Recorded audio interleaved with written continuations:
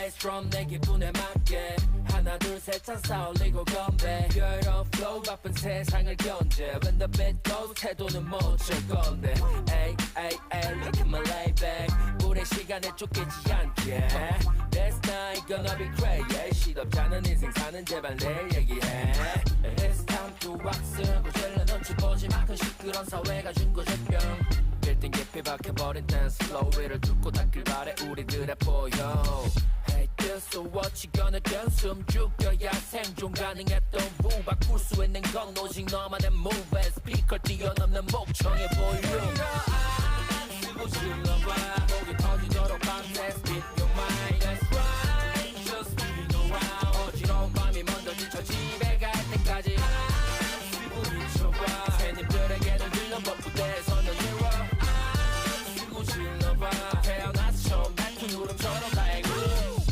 Hit the bass drum again 분위기에 맞게 하나 둘 셋 찬사 올리고 건배 오늘 밤은 one take 되돌릴 수 없게 my friend You know we got no time for hesitate Then now take that red pills Feel like living in the mattress 마저 즐겨 춤을 추는 객기 yelling 뿌리는 champagne Let us get funky Hey this so what you gonna do 숨 죽여야 생존 가능했던 무 바꿀 수 있는 건 오직 너만의 move 스피커 뛰어넘는 목청의 볼륨 To the left, to the right 이쁜이들은 좀 더 흔들어봐 To the left, to the right 목소린 더 높였어 You know what 안 쓰고 질러봐 목이 터지도록 밤새 Speak your mind That's right Just spin around 어지러운 밤이 먼저 지쳐 집에 갈 때까지 안 쓰고 미쳐봐 새님들에게는 들려 버프대에서는 미워 안 쓰고 질러봐 태어나서 처음 뱉은 울음처럼 나의 groove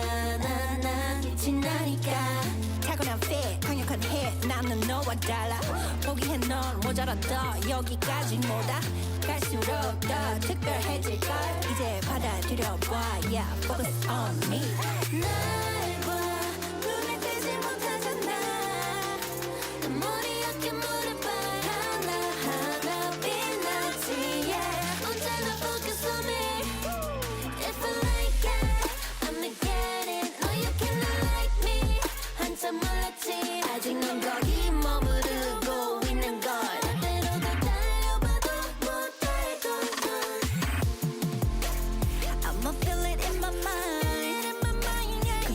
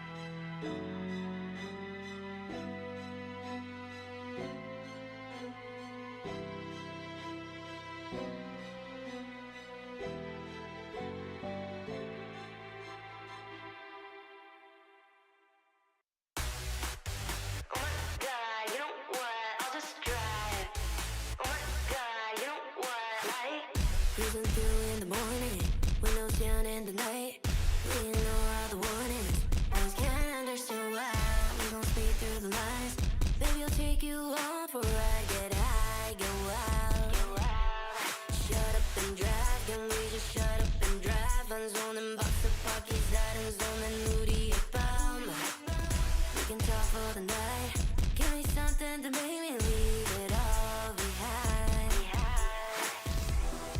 My heart is racing for you on this road 또 터져가 차분했던 너의 미소를 다시 번지고 You and I Oh baby can't you see Oh my god, you know what? I'll just try Oh my god, you know what? Like 우리 맨날 봐 너와 함께 가 Oh my god, you know what? Like can't you see my beaming lights? Yeah, it cuts through Baby, we're on the highway now Yeah, this our life 파리에 Louis, 필요 없지 Westside, 살지 따라하지마 License required LAX to ICM back in July 뜨겁지 sound, I don't go back No rewind 난 한번 보여 pedal to the metal till the yellow lines blur I'm speeding through time and it doesn't matter where we go It doesn't matter where we go My heart is racing for you on this road 또 터져가 차분했던 너의 미소는 다시 번지고 You and I Oh baby can't you see Oh my god, you know what? I'll just try Oh my god, you know what? Like 우리 맨날 봐 너와 함께 가 Oh my god, you know what? Like 내게로 달려갔던 그 밤 절대로 잊을 수 없는 날 너와 함께하는 모든 순간 빛이 나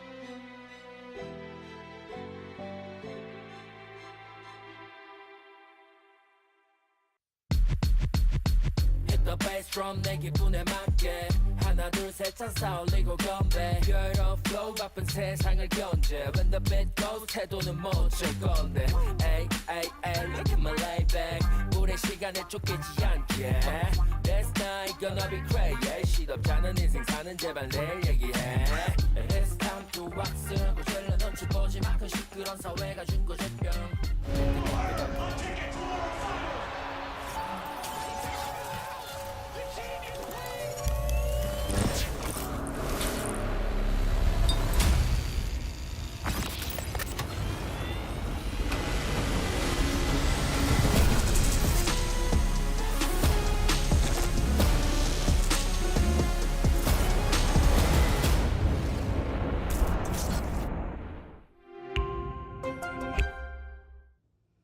So slow.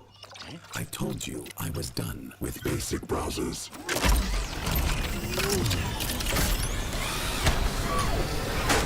Your setup wants Opera GX, and you're holding it back.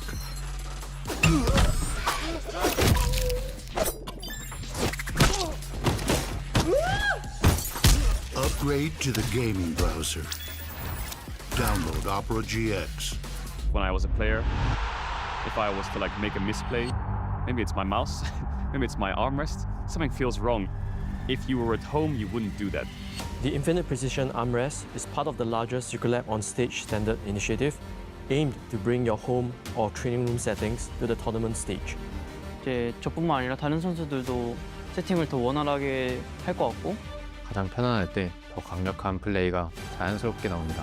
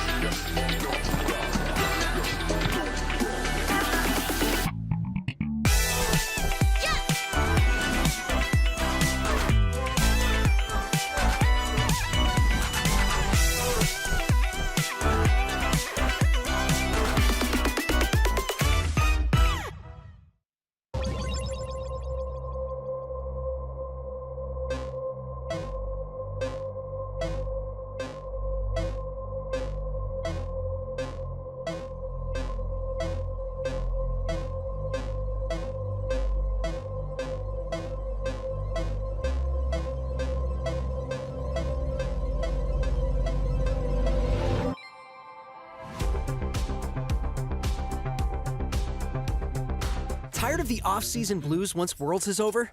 Fear not, because League of Legends is coming to the very first Esports Nations Cup, where players split from their clubs and compete for national pride. Will China test every limit imaginable? Will South Korea turn every game into a macro masterclass? Will EU and NA actually play in the correct lanes? The final event of the year is not to be missed. Esports Nations Cup 2026. See you in Riyadh.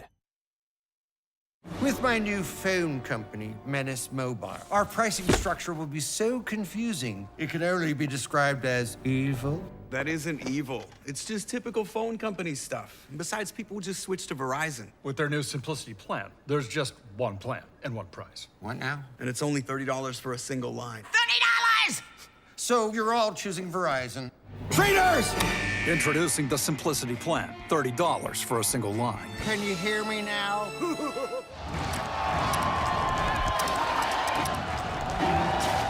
Red Bull gives you wings. Times like this are where star players shine and new legends step up, where legacies are built and dreams are either realized or ripped apart. He still doesn't die! You cannot step the Vega and expect to live to talk about tomorrow! He dropped it well with the Arcane Storm, doing so much work in Genji! They are just going to ace them! In esports, legendary moments demand speed, scale, and soul. Players and fans bring the heart. Technology brings it to life. Every frame, every stat, every decisive play.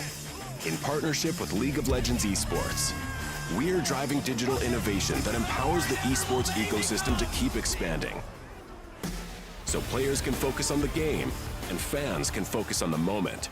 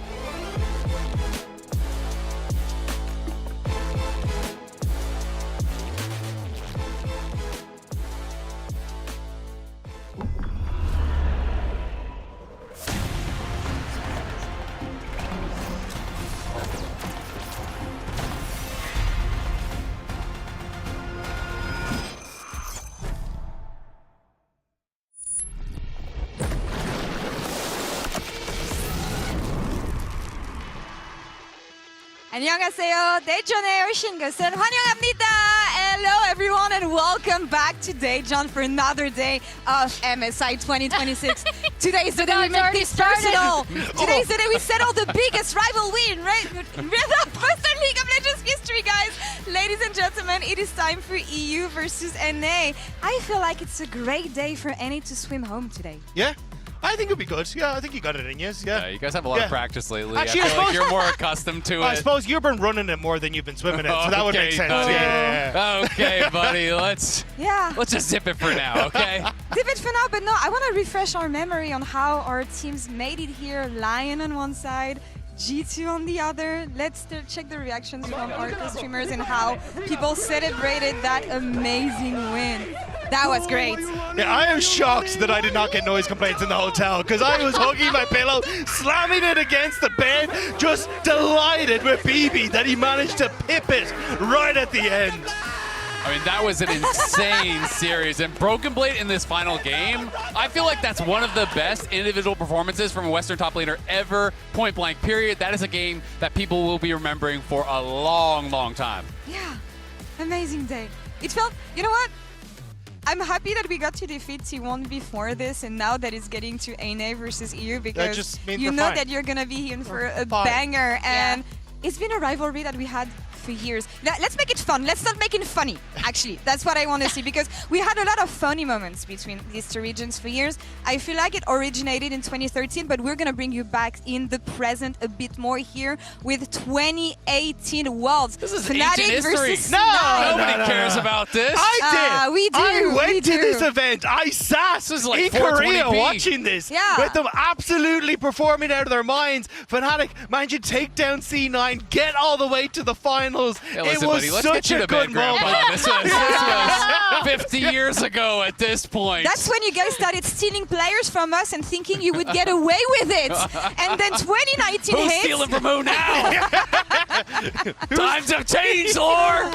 I feel like this one was peak though, because Liquid thought they were doing well, and then they realized what peak European Legends was about. Yeah, this is where it really solidifies. Korean killers, caps, Yeah. collapse. It was nearly the golden road for the squad, one series away. It felt like this was the moment where the hope for Europe really solidified for us. But what about this? Welcome to the modern era, buddy. There you go.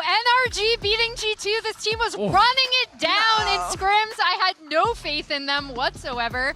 And then they just removed G2. Easy 2-0 there. Look. And then, last year. Just last It year. was- What tournament was that at? It was a restructure. I think it was at MSI. We're That's moving through some nothing. things. G2? You know, we had to swap it up a little bit. How many games did they get? It doesn't matter. I don't know, Mo. Was I that don't zero? have the memory for Yeah. these things. Was that 0 games? I think it was 0 It was 0 games, buddy. Memory is a bit hazy from this one. It doesn't matter. We got you when it mattered. Okay, semifinals and MSI finals, and that's what matters here today. We're aiming for top 3. And if you look at the all-time score line between NA and EU, actually it goes in our favor. No, okay, it's not as good as I thought it was going to be. Never mind, forget about this Interesting. fight. Like I said, you have to go pretty far back to find some relevant wins for EU. It's interesting, you know?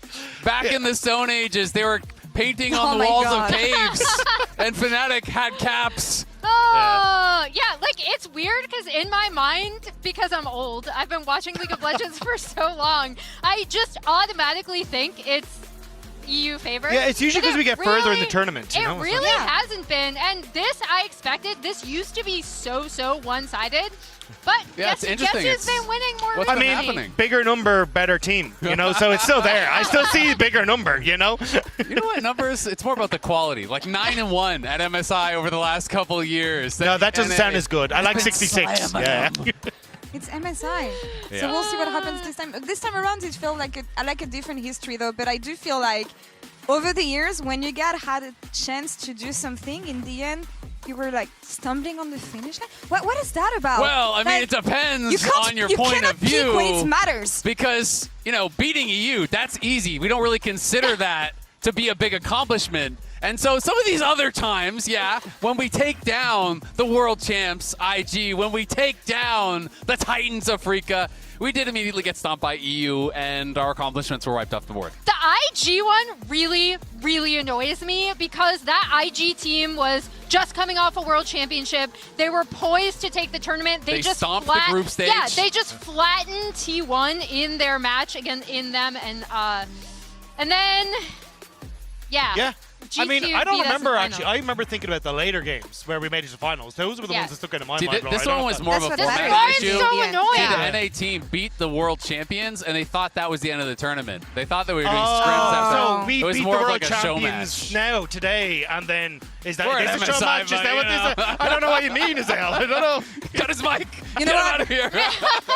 One thing that I will give you though, because we have to give you freebies, that's all you're gonna get today, is the fact that over the years, Like I G2. feel like 3-0. Freebies. Thank I you. feel like G2 were the ones bringing it to the finish line when you guys had more diversity when it comes to teams that stepped up in the Rise occasion. Mm-hmm. You had the NRG, you had C9, you had Team Liquid, so proud of your region in this sense. Yeah, no, I am. I forget about FlyQuest, but of course. Yeah, it's been fun to see. I mean, and Inspired has been a big part of that, right? You know, changing through different rosters, and he's joining a bunch of rosters. He's not always joining teams that are already winning championships. He is making them into championship contenders. He did it with EG, he did it with FlyQuest, he did it with LYON. All orgs that did not have an LCS title brought an LCS title after Inspired joined. You know, he has been someone who has really been leveling up his teams, and I think as a result, leveling up the region too. Talking about Inspired and LYON and what we have today, how do we feel like LYON evolved throughout the tournament so far? I mean, I just want to it's not about how they evolved, but it's about how they continue to play their style against Team Secret Whales. So I want to take a look at some of their heralds and just overall how they seed objectives on purpose, right? So if you look at where we're at, LYON do have a slight gold lead, but both early Drakes are to TSW, and they are immediately on this Herald at spawn. However, LYON are just like, we're not going to contest this at all. We're just going to push in mid. Dokla has already been pushing in bot. And this is something that we see LYON do so frequently back home in the LCS, is they know when it's much better to take objectives on the map as opposed to contesting either a Herald or Drake. So once we get to the point where TSW are using the Herald, LYON has actually already increased their plate goal lead, and this is only going to get one plate off this mid turret. So what ends up happening is TSW get one plate to LYON's 2 plates and a top tier 2 in this entire run of play. So LYON ends up coming ridiculously ahead despite the fact that they didn't even contest the objective at all. Now here, we're going to have a soft contest where LYON are going to kind of act like they're going to contest TSW at this Herald. We get the TP coming in from Dire. And then additionally, again, look at the map. Berserker has TP'd in here, which means he's going to be able to easily rotate and take this tier 1 when they're only doing a soft contest. And again, my boy Dokla is already pushing in the bot lane. So as we play this through again, it is kind of a soft contest here. They get the TP. Dokla is still pushing on this bot side. And at the end of this run of play, again, TSW are not going to get much off of this because even though they stun up Berserker here with the Bard ult, the Rift Herald is going to get 2 plates here, so a little bit better. But the entire end of this run of play, it's 2 plates to TSW for 2 tier 1s and plays off tier 2 bot for LYON. They end up with a 4K gold lead after this. And something we see, this was like classic LYON on the international stage. Absolutely, and regionally as well. It has been one of their big strengths, being able to play the map, knowing when they are strong, when they are not, and avoiding taking fights that they know are going to be losing fights, playing the map and playing for that gold so they can be strong later. And it's something that that Dokla was telling me as well, especially after that BLG series, the fact that they need to pre-plan a bit more and be more conscious of where and how they want to play on the map. On the side of G2 though, I feel like what we're looking at came down to preparation, how they managed to bounce back after this horrendous HLE series and what they showcased against T1. Yeah, in my honor, my boy BB, take notes here, folks, all right? Because what we're seeing is that coming into the series against T1, Game 4, down to the wire, 2K goal behind, Dragon Soul on the cards. It was the objective setup from G2 that made the difference. So, coming into this, I want to highlight 2 things. What we've got is BB, who's been spotted on a ward just here, and in just a moment you're going to see that Doran ends up running up into position to try and get a flank on towards G2 as well. But the way G2 play this out is spectacular, because what's happening as we start to go through this is Doran steps up and is essentially trying to use this trap line to keep him safe, so he can always look for a flank. G2 decide, okay, if that's going to be the case, we're going to shift up into this position. Skewmon is going to hold the fort here to make sure that both Owner and Doran are kept out of the fight. And there's also the constant threat here of BB, because T1 know the main person in this fight is going to be Paze. Yep. If Paze stays alive, they can win. If Paze goes down, they're in a whole heap of trouble, and BB is constantly threatening this flank. But it's the patience that pays off dividends, because as they turn on towards Faker, what we see is that T1 go, right, we need to deal with BB. BB gets the hell out of dodge. He wants nothing to do with this. He hides and seeks so well, whereas it's Doran who ends up getting caught. The reason is these 2 traps.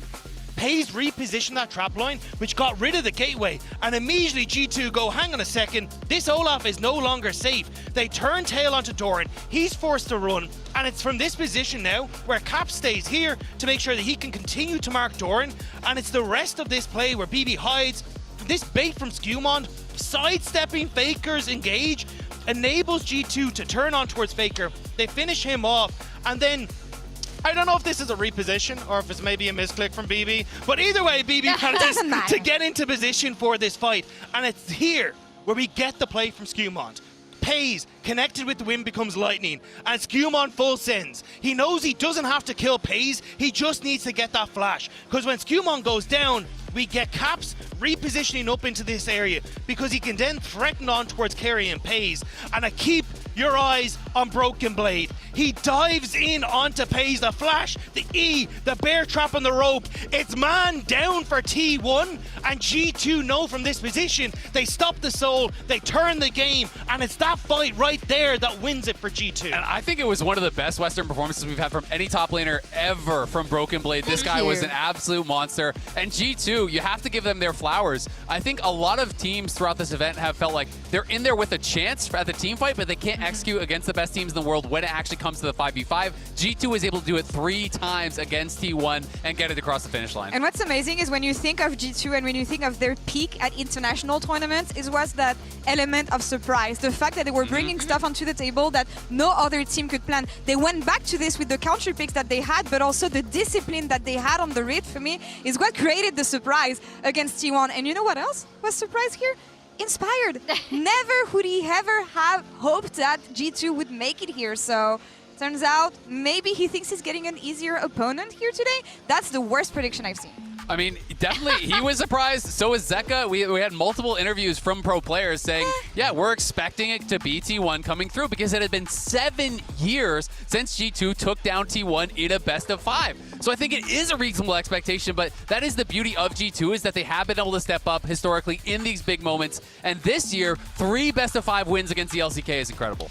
Yeah, and here he is on today's match facing G2. It'll be a really fun game. Just an ego battle for both teams. I wish I could underline that with the yellow marker we have, because I ran, when we had Caps on the desk, I wanted to ask him, okay, how did those G2 LYON scrims go? And he's like, oh man, there were a lot of remakes, they were kind of crazy.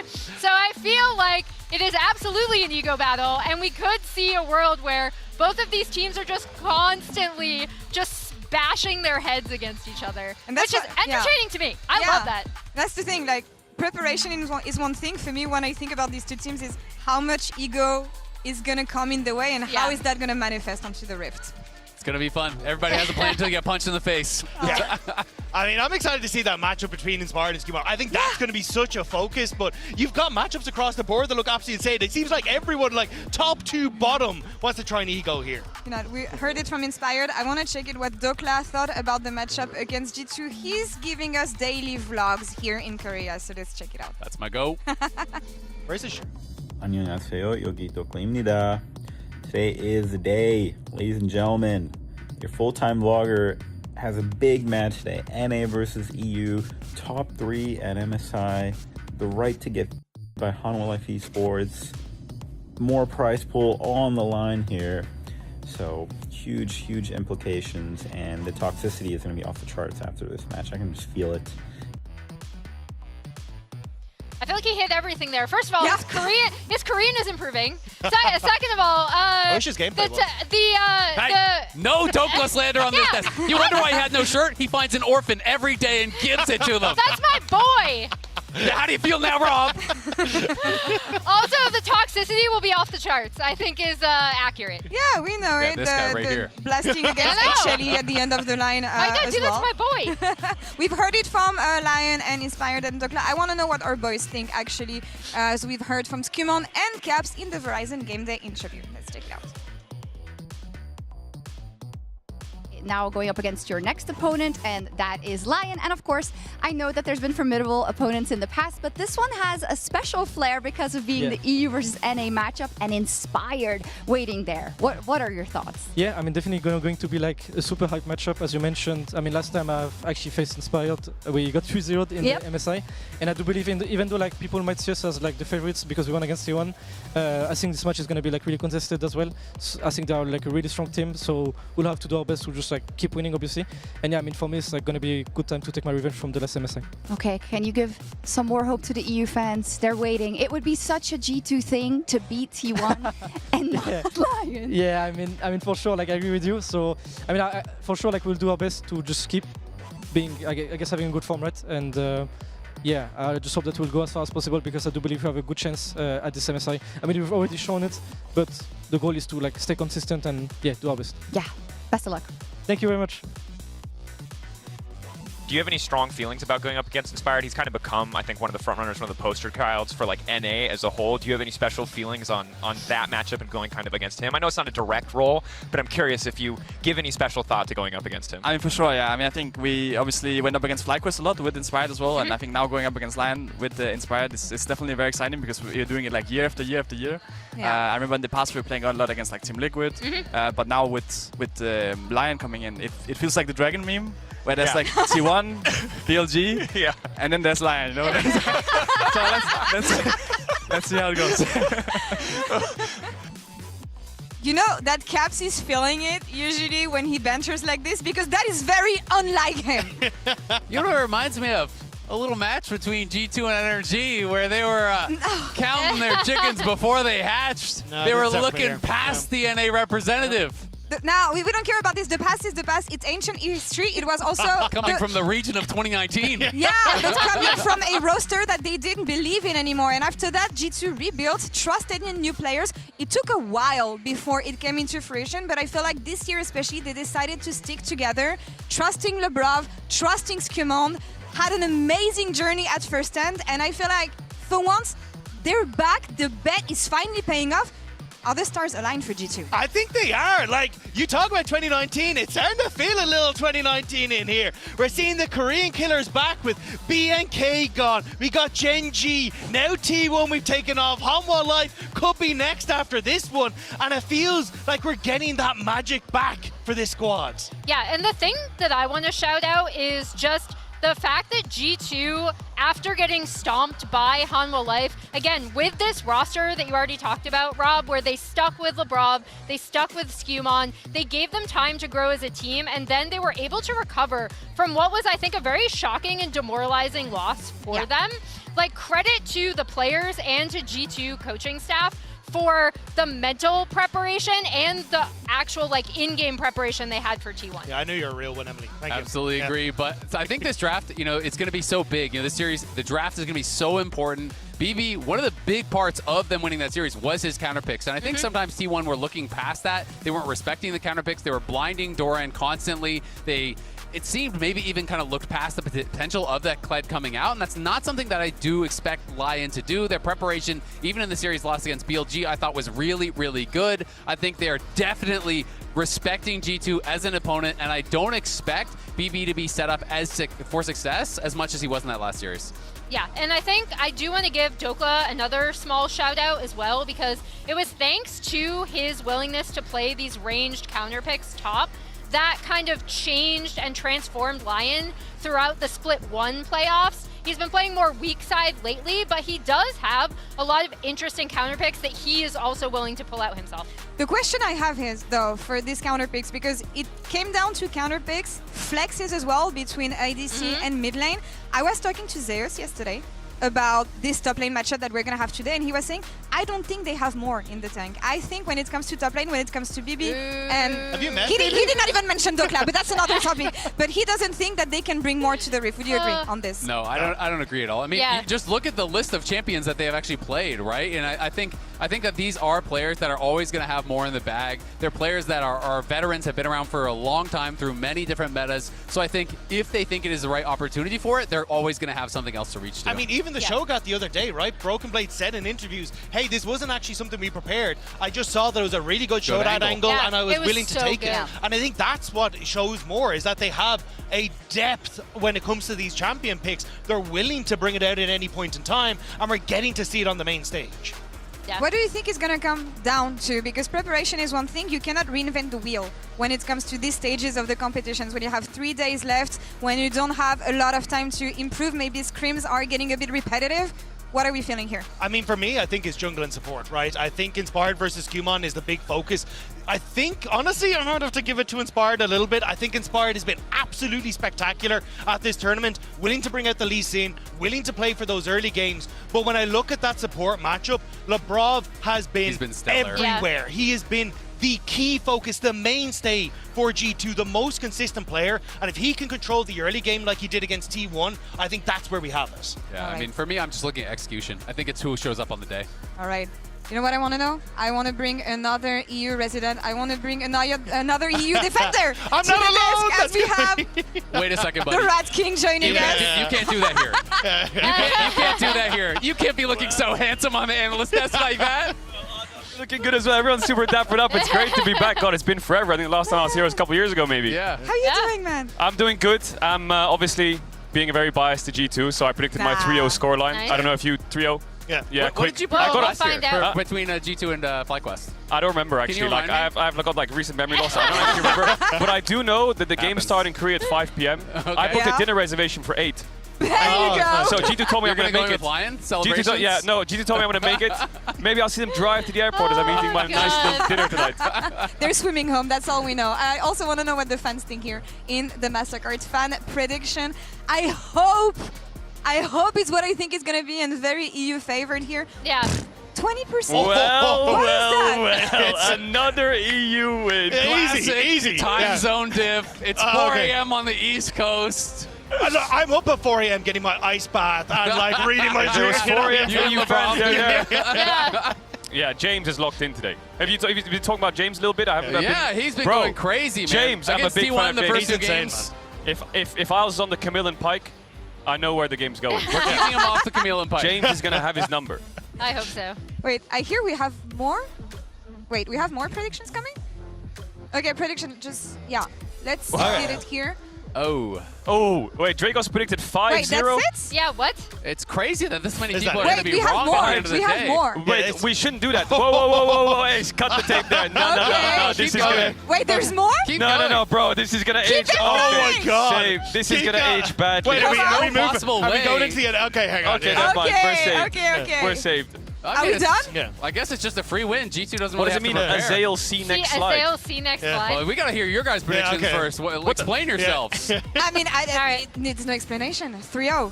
And I think if it could be 5-0, I would put 5-0 here. Like, just know no that chance. everything rests on this. Yeah. Everything. This is the best team in NA versus the best team in EU. Okay. This will live among history for years to come. This is the defining series of who's better. Unless you lose. Unless we lose, then G2 chokes. If G2 lose, they choke. Give me a real prediction. Just like last Give me year. a real prediction. They had bad drafts and they choked a little bit. Okay. Emily, what do you have? I'm just going to go through mine because I feel like Isaac's going to call me traitor. However, this is an analytical prediction. I think this has potential to be an absolute bloodbath because these two teams are demons against each other. And that's why I said 3-2. But I do give the edge to G2 in team fights and team fights. Despicable. I'm She surrounded doesn't even believe in you. by G2 members. Well, the thing is, I wanted to bring maths into mine. I wanted to bring some algorithms into mine. Okay. So I was looking this But morning unfortunately, not at the very good at global math. power rankings, powered by AWS this morning. Guess who's number 2 in the world, baby? G2! Wait, overtaking Hanwha where's to Lion? get top 2. I don't They're not see- even top 10. I don't see They're Lion. not even there. Wait, is that the second seed from Europe in on there. Yeah. That was the one that got 3-0'd by TL? Yeah, but apparently Yeah, that's still the 7th best in the world. No, they must have choked. They must have choked. There's no TL, there's no line, there's no NA at all to speak of in the top 10 in the world. So I don't know. I'm This just feels like surrounded it should be 3-0. by a bunch of ridiculousness. You guys are just predicting purely off emotion, right? It's clear to see there's no analysis going on. What? We're going to have to bring some facts into it Yeah, you had and another straighten slide. this thing out. This What is is it? ridiculous. Bring it up. I want the first slide. So I'm just going to give you some facts. I'm just going to lay it out. G2, 0-3 versus FlyQuest last year at MSI. Who was on that team? Inspired. He 3-0'd them, and it was easy too. And this guy watched, and he probably cried a little bit afterwards. Let's bring up the next point here. Some more facts for you, if that wasn't enough. G2. Wait, what? Completely fraudulent What path. are you saying, man? Completely fraudulent path to top 4. Yeah. LYON, extremely hard. Credibility gone. Let's What expand are you on that. on, man? Let's expand on that. Actually, I suppose it would be hard for you. If G2 had that one, it'd probably be easier. G2, Yeah. 0 wins versus #1 seeds. Interesting how they just slipped by in the bracket. Very, very curious. LYON, 6 wins versus #1 seeds. G2, barely squeaked by top. They needed 5 games for that. We 3-0'd the team that 3-1'd top. Nope, Transit It probably was doesn't exist in this completely tournament. easy. This is We didn't even have to amazing. try. G2, they call it G2 because they can only scrape up 2 LCS titles from their entire roster. Are you kidding me, man? LYON has 18 LCS titles. Caps has 17 by himself. How What are many you teams on was that about? Region B? They can only get 2 in NA? G2, knocked out from MSI 6 times. Dokla, not once. He's never been knocked out of MSI. Not a single time. Caps, 0 wins versus Faker. And Inspired has 10 wins versus Faker. You wouldn't have Inspired if it wasn't for us, man. Well, Also, thank you where's- very much. Where's and now the we got MSI him. titles on us? Don't need it. Skewmon. Against your GOAT. Let's Come compare against the What GOAT. are you s- He doesn't have a single win versus Caps. Well, Inspired has actually beat Caps 10 times. Skewmon plays in the same region. He can't even beat him once. Are you kidding me? Which cherries are we picking from these? Like, which tree are we picking these The most cherries from? delicious cherries. I can't tell if I'm being gaslit or lied to. I don't know what's happening you know anymore. What? If this doesn't Honestly, convince this you, is amazing. roll the clip.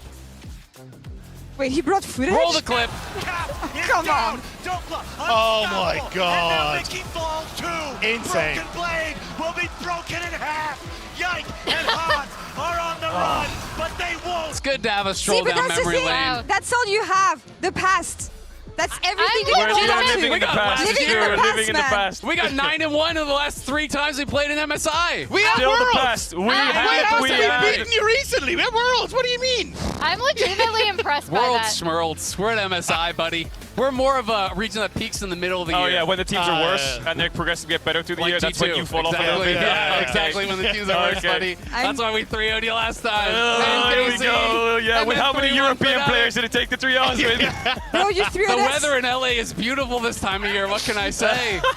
Threw at us and couldn't Come even join stick us. together as a team. I'll like, take you come around. on. We'll go to the beach. We'll be taking more of your NA players, buddy. If Dokla pops off today, well, welcome to the LEC. I like that you guys are realizing where the real talent is. Your top 3 teams, all led by NA. Where are they? We got Jojo Pian, the true Is star. he in this we game? got Busio, Oh, no, the he's not. true Wait, star. sorry. Is he in And we this got game? the Oh, no. mastermind. So you're telling me the one team leader, without the NA imports Dylan is Falco, performing the Dylan best? Falco, the king who famously told Caps, we have to go Vayne here. And then he told it to Broken my Blade as well. Oh, God. Yeah, Broken Blade, we just didn't play those comms yet, but he was the one who called for the Kled pick. This is going to be everything. To me, I really feel like my main just viewing point is Caps. Like, I feel like you get a feel for Caps in the first couple minutes of the game. Yep. Against Hammerlife, you could see something was off. But I think when you can see he's like really on against T1 in the first game, that's when I think the belief comes in. Caps, how is he going to do in the first game in the first 10 minutes? Where does the belief come in for you? The belief comes from the fact that we're going to 3-0. Bro, this guy. I don't need belief. I know we're going to win 3-0. No need belief. I know we got a 3-0. I think the only people who need belief here are going to be the NA fans. If they're even up, it's the middle of the night for you guys. I think you're not even going to be watching this. You're going to wake up. It's going to be over. EU, it is your time to shine. It's the best of 5 to settle it all here. Get your memes ready. Get your t-shirts ready. Get whatever social media is going to be an absolute fire here at the end of today because it is one best of 5 to prove it all. One best of 5 for either region to gain bragging rights until the end of time. The biggest ego battle in the West It's go big or swim home. Here is that it is time for the lower bracket semifinals with LYON Gaming versus G2 Esports. Let's hit it!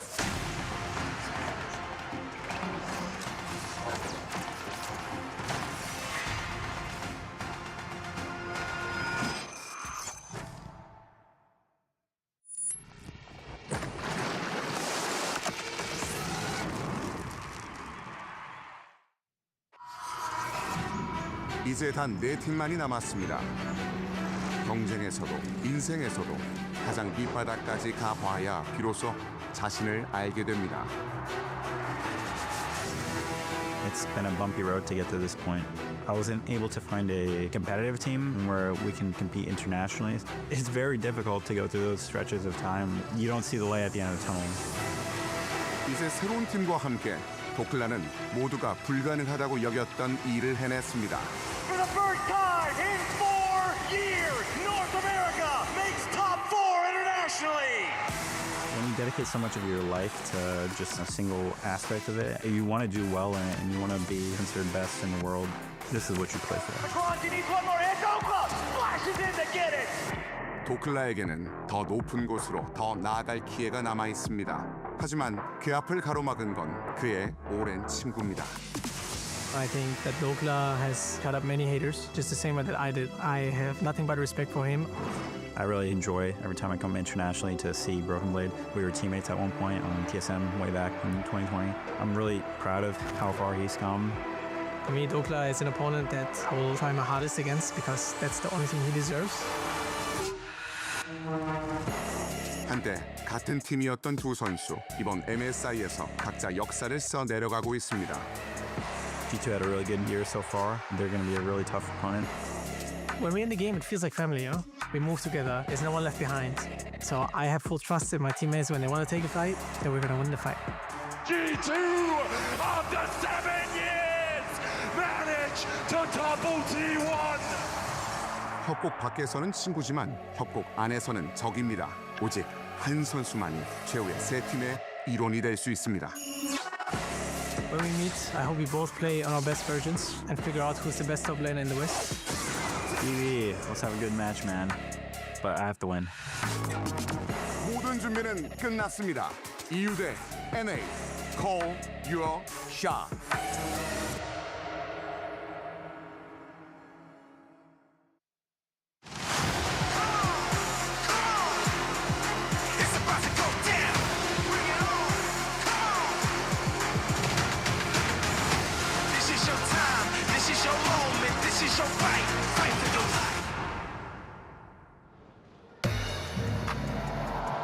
Welcome everyone to the caster desk for this EU versus NA clash. G2 taken to the stage, LYON not far behind them. I'm Dracos, joined by Kobe and Jat for what will no doubt be the greatest and most anxiety-inducing best of 5 in the history of the sport.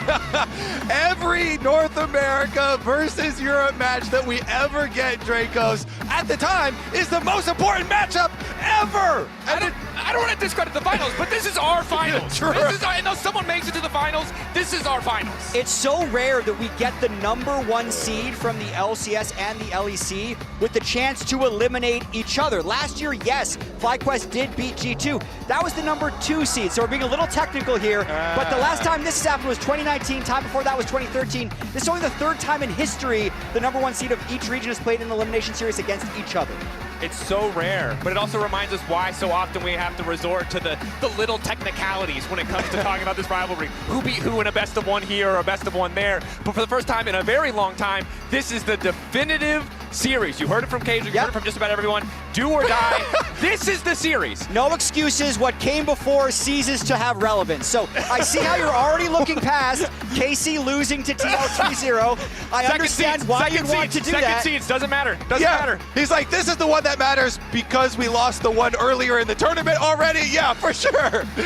Okay, fair. But you haven't played T1. Like, do we can start slinging mud. No. What's your record against T1? Should we check? Do we want to look into that? You know, honestly, I'm very nervous about this. So I'm hoping that we have a good, clean game out there on the Rift. This is actually anxiety-inducing. So what I'm going to do is just talk about how great G2 is.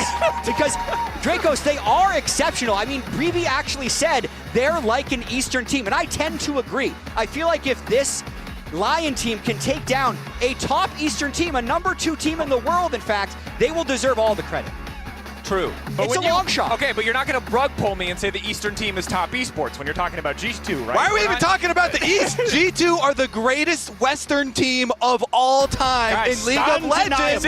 No, stop. Undeniable. They're literally the best. Guys, this is some it all starts with success voodoo. Okay. You need to take it down a notch. LYON are also a good team. Let's not count the Tell me more. The chickens before they hatch. Tell me why LYON is good. It's going to be a banger. Saint very good mechanically, as is Berserker. Inspired, look, took down Skewmont well at MSI last year. Worlds we kind of gloss over, given that FlyQuest was falling apart, but that's a different story for a different time. As we get into picks and bans, big eyes are naturally going to be shifting towards the top side of the map because Broken Blade and his counter picks were the center of the story around G2 upsetting T1 in that series. And their draft plan in the T1 series, I think, was exceptional and was also consistent. They kept the same 3 bans in all 4 games of that series. It was Jace, Vi, and Orianna. They keep the Jace ban for Dokla, who's good at Jace, but I will be curious to see how that stays consistent throughout the match. Are they going to leave Orianna up with just banning the Fury and Nocturne off the table? I mean, they're hesitating quite a while on this last ban. And Orianna has been devastating at the tournament. Still very early on in the series as well, so. I'll say that if they leave it up, I think Saint just goes Cassio. It's a matchup that they've been pretty willing to take against other teams. Now I remember that back from NA Finals when they did that against Quid, who's not the strongest Orianna. Caps is one of the best Oriannas ever, and it's actually ignored for now. And that would be an exceptional Orianna combo, and it's a good pick into Orianna. So very interesting first pick. They're putting the pressure back on LYON now. Now they're like, okay, if you want to pick the Orianna, we have one of the champions that is best at punishing low mobility carries. Or Jarvan, perfect Cataclysm options there. And if you don't pick it, as you said, very good synergy with the champion as well. So nice little move here from G2 to get a pivot point with the Jarvan. And now kind of avoiding the issue by just saying, hey, we're going to slam Ezreal and perhaps a jungler as well. Let the mid pick go later and later, prioritizing mobility to get around the Jarvan rather than worrying about securing a very contested mid lane champ. And we'll see how traditional the bot lane picks stay in this series. I know this has been a very mage-heavy MSI meta, but Hans Sama, not a great mage player historically. Berserker has looked good on Ziggs, but otherwise great on 80 carries. And LYON stays very standard here. The Ezreal good into Jarvan, the Zenith standard counter matchup, and the Orianna game of chicken continues. Yeah, let's see. Is Saint thinking, oh, I'm going to play Ahri or Yone or something else into it? With a Kali ban, like that's the go-to one where you put lots of pressure onto the Orianna, but there are other possible options for him in his pool, and Inspired with the Xin is going to look for the early scraps. So the early Anivia pick here, okay. It's still flexible. Doesn't tell you anything. Caps is very good at it. They could put it top. They could still put it bottom, even though we haven't done support Anivia in a while. And so now we're looking at top for sure. That tells us a little bit more. So it could still technically be support Anivia if they really want to get spicy, but it's probably Anivia top and Orianna mid. That's too spicy. I would just like to say, as the G2 representative of this cast, that's too spicy. No Anivia. Keep the Anivia out of the bottom support? lane. No, please, no. Still, the thing I care about more is how are they going to punish this Orianna that they have left up and let paired with a Jarvan here. Yeah. So, number one, they're going to pick up the Bard here before... Okay. I don't know. The Bard would be quite good at trying to get through Orianna Flash and put kill pressure on her, but they want the strong poke lane here with the Karma Ezreal. And really what LYON are saying is, hey, we're going to set up our 2v2 so well, we can ban away anything else that can stop us. And the cost is you now have this Orianna that's going to be tough to contend with in terms of composition, and some of the options that Dokla might have into this Anivia, which is expected to go top, may get whittled away by G2, making his job that much harder. And they're kind of daring G2 to play a mage bottom lane because it doesn't fit within the current composition. Like Anivia Orianna is already a lot of magic damage. They have to play an 80 bot lane. Back when we were in the kind of 2v2 range support meta, I'd say in split one during first stand, Ezreal Karma, that was the king combo of that bot lane meta, and Isles Karma, he was on the train before others. So this is a very, very comfortable first 3 picks for LYON here in this game 1. And I am definitely not expecting G2 to do any mages bottom lane. They already have so much AP. They just can't do it. It doesn't 0% chance that it happens. Plus, Hansama has also not, invested very heavily in those types of champions. So I do like the Bard ban and trying to take away from possible Bard Caitlyn combination. Yeah. limiting the potential to have a champion like Bard who can kind of match some of Karma's early levels, but also can just get really active on the map. A comfortable pick for Lebrov too. Do G2 want to match a range support option? Are they willing to concede the bot lane 2v2 just so that Lebrov can maybe play something with a bit more engage? Nautilus going to get taken away. Again, I think the most standard, most reliable engage support. Pretty much, it feels like forever. Maybe dropped out of the meta once or twice, but that's the priority. G2 now get one final ban here to maybe limit what Dokla can bring out up against Broken Blood. They already took the Gnar away, which was one of his best individual performers in their previous series. Yeah, and a lot of the top laners, have been so frustrated with Anivia top because they're like, well, there's not really something where you're going to pick and you're going to win. So you pick and you have these other options like the Gnar and like the Cassante where you're still going to be useful to your team and not lose too much is kind of the goal there. So let's see what LYON decide to reveal first here. I mean, I'm still on the edge of my seat for this answer into the Orianna from Saint. Again, he has all these options for looking for pressure. They had the Xin early, so they want to see if they can add on one of these Saint specials. He is very good, Dracos. This is a very, very good champion for Saint. He has had some all-star plays with it, and it got buffed since he had some really big carry performances in the LCS with it. Agreed, but the ego here is insane. Like, to give over Orion game 1, say, we don't care what you ban in phase 2. They end up not throwing any bans because G2 is so comfortable with the Orianna matchup. And he picks it with, like, not even incredible ults so far. And they'll probably go into Ashe Seraphine, which will be good ults. Yeah, I mean, it's going to depend a lot around how much pressure they can have mid. I mean, that's interesting because I know Berserker now is very comfortable in the Ezreal Karma matchup into Ashe Seraphine specifically. And they've been able to get the push, land all their poke, and try and get that advantage early on over the Ashe Seraphine. But the G2 comp scales like an absolute freaking monster death ball. This is a crazy death ball team. And it's going to depend a lot on, can LYON get their pressure points on these lanes, mid and bottom specifically. I want to see how Inspired controls the jungle to be able to affect the mid and the bottom lane. Because if not, I am very, very scared of the G2 ball comp. My skepticism is high at the moment because I don't see the Sylas or the Renekton getting push in either of those solo lanes. So everything will fall on that bottom lane, and Inspired is going to have to find some way to get his solo lanes out of jail in an early skirmish. But the story of the tournament thus far for LYON, the last series felt like a team effort, but a lot of series before that, it was Inspired and Berserker back-to-back holding the line, making those wins come together. But as you've highlighted, the good news is that early Sylas pick, or that late Sylas 4, did set up to punish some of these ultis from G2. There are some decent options for Saint, but the early stages are going to be tough. If you get ahead with this LYON comp, you can no doubt take over the map. You highlighted it so well, Kobe. If we go late, if G2 get to scale, if you have to fight into them, God forbid, it feels like an impossible task. And the early jungle passes around mid lane can affect it so heavily, because even if you don't kill the Sylas, if you pass through and you chunk him or you get a summoner spell, Sylas has to lane by trading his health at all times, and so it makes it very difficult then to continue to keep your CS up and continue to be able to lane. So we'll see if there are early jungle presences near the bottom triangle of the map. And if there are early jungle focus on the bottom half, that leaves Anivia alone versus Renekton, chat. I mean, it's not great, Kobe. We'll see. My anxiety is high, but my hope is also medium.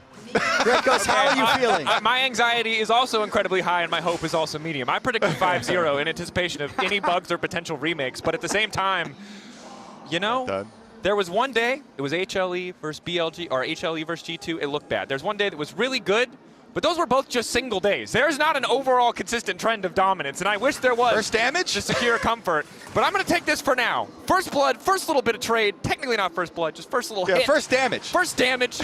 First damage and bot traded back. It's an even game. And that was a big chunk out of Douglas' health bar. I mean, honestly, the full electrocute trade from Broken Blade, really nicely done from him in the brush. So already getting health advantage here over Renekton.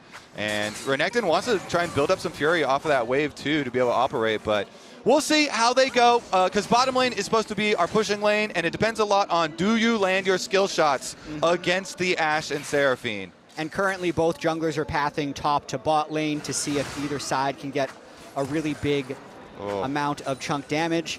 Dokla is going to be in pain for a lot of this lane phase. You almost need to find a window to gank to make that lane better. Otherwise, Dokla's going to have a really tough time. Yeah, the thing is, I think you have to tell him, Dokla, you're going to have a tough time. I mean, is he already dead? He's getting walked down now. Went in for a bit of extra healing off the Cold Meek. Slice and Dice already used, but Broken Blade, long cooldowns, but a lot of auto attacks for free when the Renekton is forced to back away. Because at least for me, the vision to win the game for LYON is around the mid lane and the bottom lane. And so sometimes you just have to tell Dokla, hey, it's going to be a tough time. But we'll see. We'll see if they actually invest because it's a tough time already. Level 3 does make things a bit better, but obviously there's a reason we're so excited about this matchup. And it is not only natural regional rivalries over the year. We're going back. But the constant back and forth, the absolute destruction of hope for one region or another. We're always vying to take down the LCK or LPL. In pursuit of that, we're usually knocking each other out of tournaments. Why are we only including the EU wins? These are painful years. The early years were very bad for us. Hey, we found one. We found one, yeah. We found one. The EU early years were bad, chat. There's not good tape from the early years, my guy. I'm sorry It to has say. been trending upwards. Another one. Look at this. Another good one. Oh my God, the memory lane On here. Independence Day, the graphics are devious. That is... Dude, we even skipped a lot of the number 2 seed stuff that was happening, or even the Worlds playing, but there were so many giant moments back then. I mean, even the first one, Hans Sama on that Misfits team were considered such underdogs against that 2017 TSM team. And that's when TSM decided they had to go all in on Sven and Mithy. And I mean, it changed the outlook of LoL Esports history, actually, the beginning of these rivalries. So the course of our lives altered, honestly. And it goes even further back. Like my first NA-EU memory, I mean, Kobe beat EU at WCG 2010. 2010, baby. Yeah, that was 16 years ago. So we did start good. They skipped that. You did. You guys did. I don't remember any of that, but good for you guys. Staying strong. Who won Season 1 Worlds, by the way? I can't remember. I do want to focus on the game because we're going to get our first gank, and their ping's in mid, and they're going to go mid. Uh-oh. Already used the abscond. Q flash. Skumon thought he had the angle just to finish him off, but a nice response comes out from Saint. A bit of an overestimation of his individual damage. Yeah, I mean, big mind game there, right? Because Skumon could have EQ'd and flash followed, but he was trying to not commit to the turret completely. Saint able to get his life out of there. I mean, Saint had actually died to an early gank in multiple games last series, so I think really fortunate he's able to survive that one. And that was one of the early steps that we brought up from Champion Select. Can you get an early gank pass through mid to take away some cooldowns from Sylas? And they do trade their flash. It is worth for jungler to trade their flash with the Sylas mid, because now Sylas is going to have to call for jungle support to get vision around his lane. Playing into the Orianna without vision around you would be very, very difficult, and so I do like that Isles on his first reset there for the Karma went immediately get the control ward and get the vision through River. An opportunity now for the next few minutes to maybe capitalize on that missing summoner spell in the mid lane, especially as Caps gets closer to level 6. Skumon, as well as Inspired, both really just ticking over to level 5, so it's going to be a bit more time before we get those jungler ultis online and available. Similar story for top, though, where Dokla has done pretty well for himself. Broken Blade trying to set up a bit of a freeze here, but once you get past those first 3-4 levels, you're not winning the lane, but at least you can step up, get some CS, and threaten a little bit.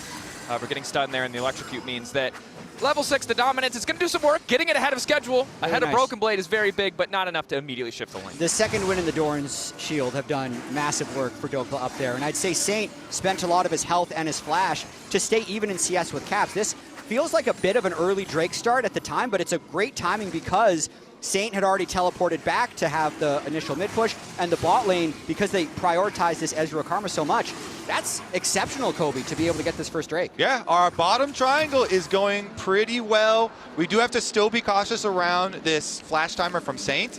That is an area to punish, and Skumon is making another visit from his side where he has the control ward. But honestly, with Scuttle Crab spawning on that top side too, I think he maybe does a little wrap around here. Now they're going to test Dokla. Looks like he actually cancels it, and they're going to secure the Crab first. Get that level 6 for the Jarvan. When you have Cataclysm, then you for sure return to that mid lane and see if you can get some more out of Sylas. Root connecting. Exchange for Root, as Ash already had procced the slow onto Isles, but neither side able to find 100-0 all in. And of course, Berserker packing the cleanse means it's going to be tough to find kill pressure in the isolated 2v2 here in bottom lane. This is a pace of game that LYON is very comfortable with. I'd say when they were at their best in the LCS, they had the types of games where they just make sure their farm stays up, they keep the goal close. There'd actually be a bunch of games, even against the mid-tier competition, where they would give over early Drakes just to keep the gold even, because by far and away the strength of this LYON team is their late-game team fighting. So they're probably quite happy with how these first 6 minutes have gone. Dominus burn top lane, Ruthless Predator to keep the stun going. Broken Blade the ulti, finds the slow, trying to keep Dokla in that trade, but a very positive trade from Dokla as we see a potential 2v2 breaking out in the bottom lane. So a lot of posturing, a lot of cooldowns traded for lane priority, but nobody has died yet. It was, importantly, the fastest first strike of MSI 26 so far. So very important, really good. I like that stat. Nice stat, appreciate it. We had Caps on the desk after his T1 series, and he talked a bit about the scrim set they played against LYON. He said that was extremely bloody, a bunch of remakes, the opposite of what we're seeing here. Roam from Saint. Nice angle to connect on LeBron. Hansom's going to need to body block a bit here, but Saint's already on the way in. Good sidestep on the Hipscond of Duct. Flash out from LeBron. Arrow body blocked by Berserker. Both sides somehow walking away. Okay, so it is cleanse and heal for flash and heal off of LeBron, and with the roam timer there from Saint, used to get the extra summoner spell. See about that that dragon, because the summoners for LeBron, at least the flash, won't be up for that big team fight. And we have seen Seraphine ult flashes have been crazy in turning some of these dragon fights. So maybe LYON will get to keep their dragon stacking going. And we do see the Grub's about to spawn, already reset, potentially a look towards the top side of the map. Berserker is still going to go pop, but Isles is at least posturing up there. And crucially, Isles level 6, not big for Karma, but what is important is that LeBron is not level 6. We'll make it that much harder if they want to try and contest. And LeBron, even without his flash, feels confident to go up to the Raptor Pit to get that ward, and they're pinging. They're tracking because of the camps that they saw down already. That Inspired is on the bomb side of the map, so they feel confident. He's re-clearing, and they can get the setup for themselves onto Grub. So I think that is G2's. They're going to secure that one for sure. Yeah, giving it away, and Inspired's going to try and take a little bit of pressure on the bottom side here. So using this timer to maybe try and cut Lebrov off, or at the very least, clear this vision. Han's trying to backstep, gets away from the wind, becomes lightning. Root does not hit. Hans he did use his barrier there. Hansama, no arrow. They're immediately just going to follow up. Instantaneous Crescent Guard. The ulti comes in from LeBron. It's just a little bit short. LYON, clean, effortless dive. Follow-up ulti coming in from Berserker. Just a bit of chip damage, but ultimately first blood to LYON. The calculation from LYON. You go for grubs, we go for cross-map play. Now Dokla's under attack, though. He should know his weak side. Wall coming in behind. No way to escape, no slice and dice, but still chasing down Broken Blade. Broken Blade has to be careful here. Dokla hoping he can flash out to safety, gets him a little bit closer, but Broken Blade takes him down.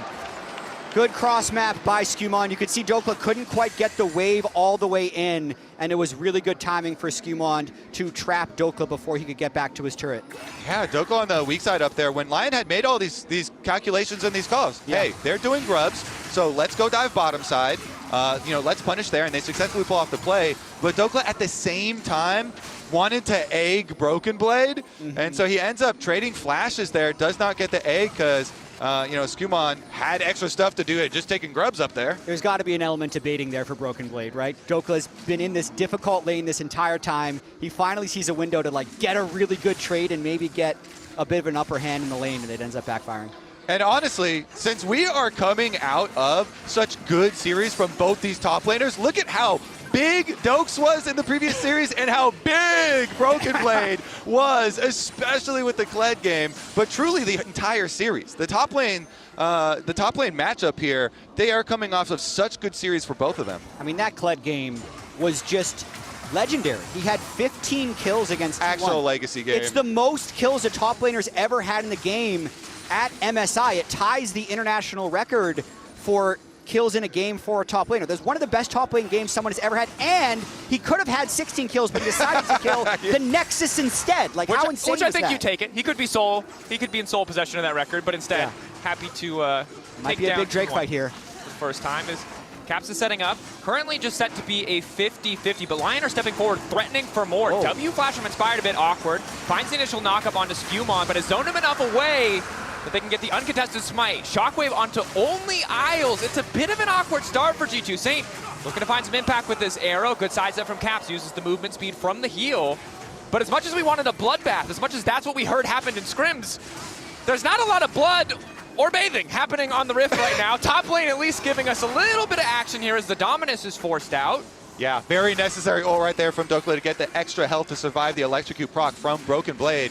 on bottom side too, you know, Isles soaks up that the shockwave from Caps. He does not flinch. He does not flash out of it. He's like, yeah, I'm fine with just the heal. He soaks it, and then Berserker, after the shockwave is used, can go in and they push their way right back out after taking the dragon. So LYON, everything is still going according to plan. You know, they're trying to play off the bottom triangle, as we said, keep those dragons stacking, play towards their soul. But I think the good news for LYON is oftentimes when you see topside objectives like the Grubs traded for Dragons, usually the topside objectives also come with a gold lead. But Berserker, 20 CS up over Hans, single-handedly ensuring that they not only have started to stack the Drakes on a Hextech Soul nonetheless, but they've also got this gold lead, which, while small, is significant because it's the difference of having this Trinity Force Ezreal, a very expensive first spike in the next fight, and not having it. I mean, we look at the gold, not only does it line up with who we think the top performers on LYON are, it also lines up with what should be happening. Like, these are tough solo lane matchups that Dokla and Saint are playing. And look at the map right now. So they've got the extra teleport for LYON, so they're keeping the split push on bottom side while G2 are overloading top. And LYON have the choice. All right, are we just going to trade and keep Saint on bottom side? It looks like that's the call, and G2 will make the push for the first turret bonus. So here's the question. We know that LYON likes generally slower games, but I also don't feel like this G2 composition loves to play fast. Like the Orianna, Jarvan, Anivia, and the Death Ball that we talked about in draft, they should also be comfortable in a slow pace of game. And I think LYON really prefer, if Inspired's like, you know what, our approach to this fight has, you know, like a 5% chance lower success rate than like a normal fight. Take the next fight. Let's not do it. Yeah, it's like, you know what? Let's just keep on focusing bottom of the map. The dragons, the dragons, the dragons. And so they do trade, yes, first turret bonus for, you know, for G2, and they do increase that lead. Broken Blade is the highest goal difference, of course, with his Anivia matchup. Very nice for him, of course, with the extra, you know, kill to his name. And we did say how Broken Blade is coming into this match as the literal hero of Europe with their previous series. Usually it's Caps, and you're like, international Caps. But Broken Blade, you know, really shining through. And in this game on the Anivia, he could be a menace. Yeah, but it's not enough to have that gold advantage, right? We see this so often in top lane. 600, 700 gold. If you can't turn it into a greater advantage for the team, it might not matter much. And the Anivia is not the Kled. It can't single-handedly start fights. It needs that setup. It needs to have the team around oftentimes. So G2, a lot of pressure on them for the next Drake. 2 minutes before they're going to have to fight for that. 1 minute until the Herald spawns, and we'll see if that's the kind of fight that LYON are looking for. Yeah, it's going to be quite interesting because G2's comp is very well set up to handle a lot of the melees on LYON, but LYON also have the Ezreal and Karma poke. So yes, the Ashen, Seraphine, and Anivia are very, very difficult for like Xin, Sylas, and Renekton to have a, you know, fun team fight in. But they also have some poke there with Berserker and Isles to try and work off beforehand. And if they can get a flank, it can be devastating. Saint here, if he steals away one of those big CC ults, but... So on to Berserker, Skewmont, waiting in the side brush, hoping to just fight for the Scuttle Crab. 20 seconds again till the Herald spawns. LYON sizing up their options. The battle for mid-prio pretty even so far. Now, Caps has been sent bottom lane to respond to that wave pressure, but still has TP, so can join the fight if needed. Very respectful from both teams, just trying to stack up these small advantages as Skewmont is on the way. Dokla has flash and R. Wall is there, only going to get the slice. He's trying to have the dice, now has to turn back with the Dominance, hoping to find Broken Blade. Immediate TP in, TP response coming in from G2, but Dokla just going to back away. We're set up for a 5v5 on the top side of the map. It's only 1-1, 15 minutes in. Will we finally see a fight? As G2 are a bit split. LYON have all 5 members together. Caps flash away from Inspired. Inspired locked up, but it's Broken Blade isolated. Forced to flash as well. Ulti again from LeBron. Only going to hit one. Immediate Mikhail's going in. LeBron now in the midst of the entire team. They get a decent combo on the side of G2, but it's that Skewmont now caught in Saint, who steals away the Cataclysm, takes the double. He's just using G2's ultis better. Saint goes in huge at the end of that fight. You could see Inspired calculated that he wanted that fight. He kept it going on this in, and it's a 2-for-1. And it's about the team getting together, connected in the river first. Look at the early move from the bottom lane. The Ezreal Karma moving up first. So Dokla creates the space. He flashes it on Broken Blade to create the time for the arrival of the TP. And then here Inspired runs towards his bottom lane. So the chase from Caps and the rest of them get pincered. And we knew Berserker and Isles were stronger, so they're the ones that actually joined this fight first. Hans Sam and LeBron can't really become involved in this fight. And then when Inspired flies over the wall, he's really forcing this fight to happen, which keeps G2 engaged. And since Saint had the Cataclysm at the end, he can end it. Yeah, I swear, it's just such a big difference of impact attack from the bottom lanes with the Ashe Arrow hitting nobody, Dracos going wide, and the Seraphine ult only connecting on one and immediately getting cleaned off. I mean, that was immediate reactions there from LYON, and from the rest of the team. They're going to pick up the Dragon after that. It is a huge, huge fight. The domino effect for the rest of the game. Sole point now for LYON with a gold lead, a good start. And I gotta say, I love the smile I see out of Saint. The big story going into this year for LYON was how were Saint and Inspired gonna be as a duo. It's going better than anyone expected in their wildest dreams, and Saint is performing in this game. Yeah, perfect territory for the fight for them too, with Silas having that mobility in the scrap over the wall here. Nice little move from him. And Isles had the quick reaction with the Mikhails to cleanse off from Dokla, the single hit on the Seraphine ult. So now we're already looking 5 minutes again in the future, chat. I feel like this game is the History Channel meme of dragons, because the dragon soul, a Hextech soul on Ezreal Karma is insane. Here we go. Ashe Arrow. Still gonna get connect. Skewmon hit, initial knock up there, stun CC fall. Finally, Lebrov gets a good ult, but it doesn't matter because his jungler is already dead. Getting massive value from the Silas here, Kobe. Yeah, he steals another great ult. He uses it to headshot Skewmon. The EQ in line with the trajectory of the Ashe Arrow, and they find the kill anyway. This game could definitely change off of one great shockwave or one great wall, but it is a little bit difficult for G2 to force fights, in part because of LYON's itemization here. Look at this. 3 pairs of Merc Treads on the top side of the map, and then also a Mikhails from the Karma. So their triple bruisers are very difficult to hold in place, and then you have a Cleanse Ezreal and a Mikhails support, a very elusive team that LYON's become here. Very true, and of course the difficulty now is with LYON having 3 Drakes already. They're very likely to get first set up on the 4th Drake, and you can see the picture-perfect team fight for G2, but you can see the bad version. It's the version we saw before, when they're not grouped up, when they can't get all of those ultis together, hitting multiple members, whereas LYON, they can play from multiple angles. They want those little flanks. They want to split G2 up. They already did it once, and if they do it one more time, it means soul for them. Dracos, the next team fight carries so much weight in this game. Yes, it does. G2, can they get their dream set up? The previous fight is anything but that. They're split. The inside route for the Ezreal Karma means everything, and it was the perfect scenario for LYON to come out ahead. But, as you say, if G2 can utilize their vision-gaining tools to hawkshot and approach how they want to actually construct their team fight, I think it could be a completely different story, and me and Jack may end up crying. I mean, it could happen. You never know how these games are going to end. I'd say the game plan going in, though, LYON had to survive the top lane early and not give G2 advantages. G2 didn't get the advantages from the mid and top, but LYON did get their advantage from their bottom lane. So in terms of like which bets paid off for them, LYON won the bot lane bet, and the Anivia, an 11 CS lead and the 1 gank kill, probably not the edge they wanted. And really, LYON betting on themselves, giving up meta power picks like the Orianna to prioritize their 2v2 winning bot, and it has paid off. Again, the gold lead has shrank a bit. It was 1K earlier on, but we're coming into this next Drake. If anyone wants to go for early Baron, although I doubt that's going to happen, next Drake, 2-item power spike for the Ezreal. You've heard us talk about this for like a gajillion years of League of Legends, but in this game, this is the strongest point for Berserker. He already had one good fight, so as you highlighted, if G2 can get that perfect wombo combo setup, they have an edge in the fight. If they get this vision, if they can fight for it. But if not, it's easy to see how it could all fall apart. It absolutely is. G2 has the item power spikes right now, though. 2 full items for Broken Blade. Caps just completing his 2nd item as well. So they are definitely stronger in terms of taking this vision. And LYON has to cede control, which is going to make it pretty difficult to get back. The strengths of these Ashe Seraphine comps when they were really in vogue was if they're first to a spot, it's really hard to walk in through the Seraphine poke and the Ashe volleys. Yep, Saint gonna collect the rest of the gold off the top side of the map, pushing while G2 get this setup that you're looking at on your screen right there around the dragon, and that is key. As we said, the setup for this fight, now that everybody is very, very, very close in power, pretty even. If Saint finishes 2nd item after getting the rest of the gold from top, which I assume he's doing right now, then there we go. We're gonna be even Stevens basically going into this team fight.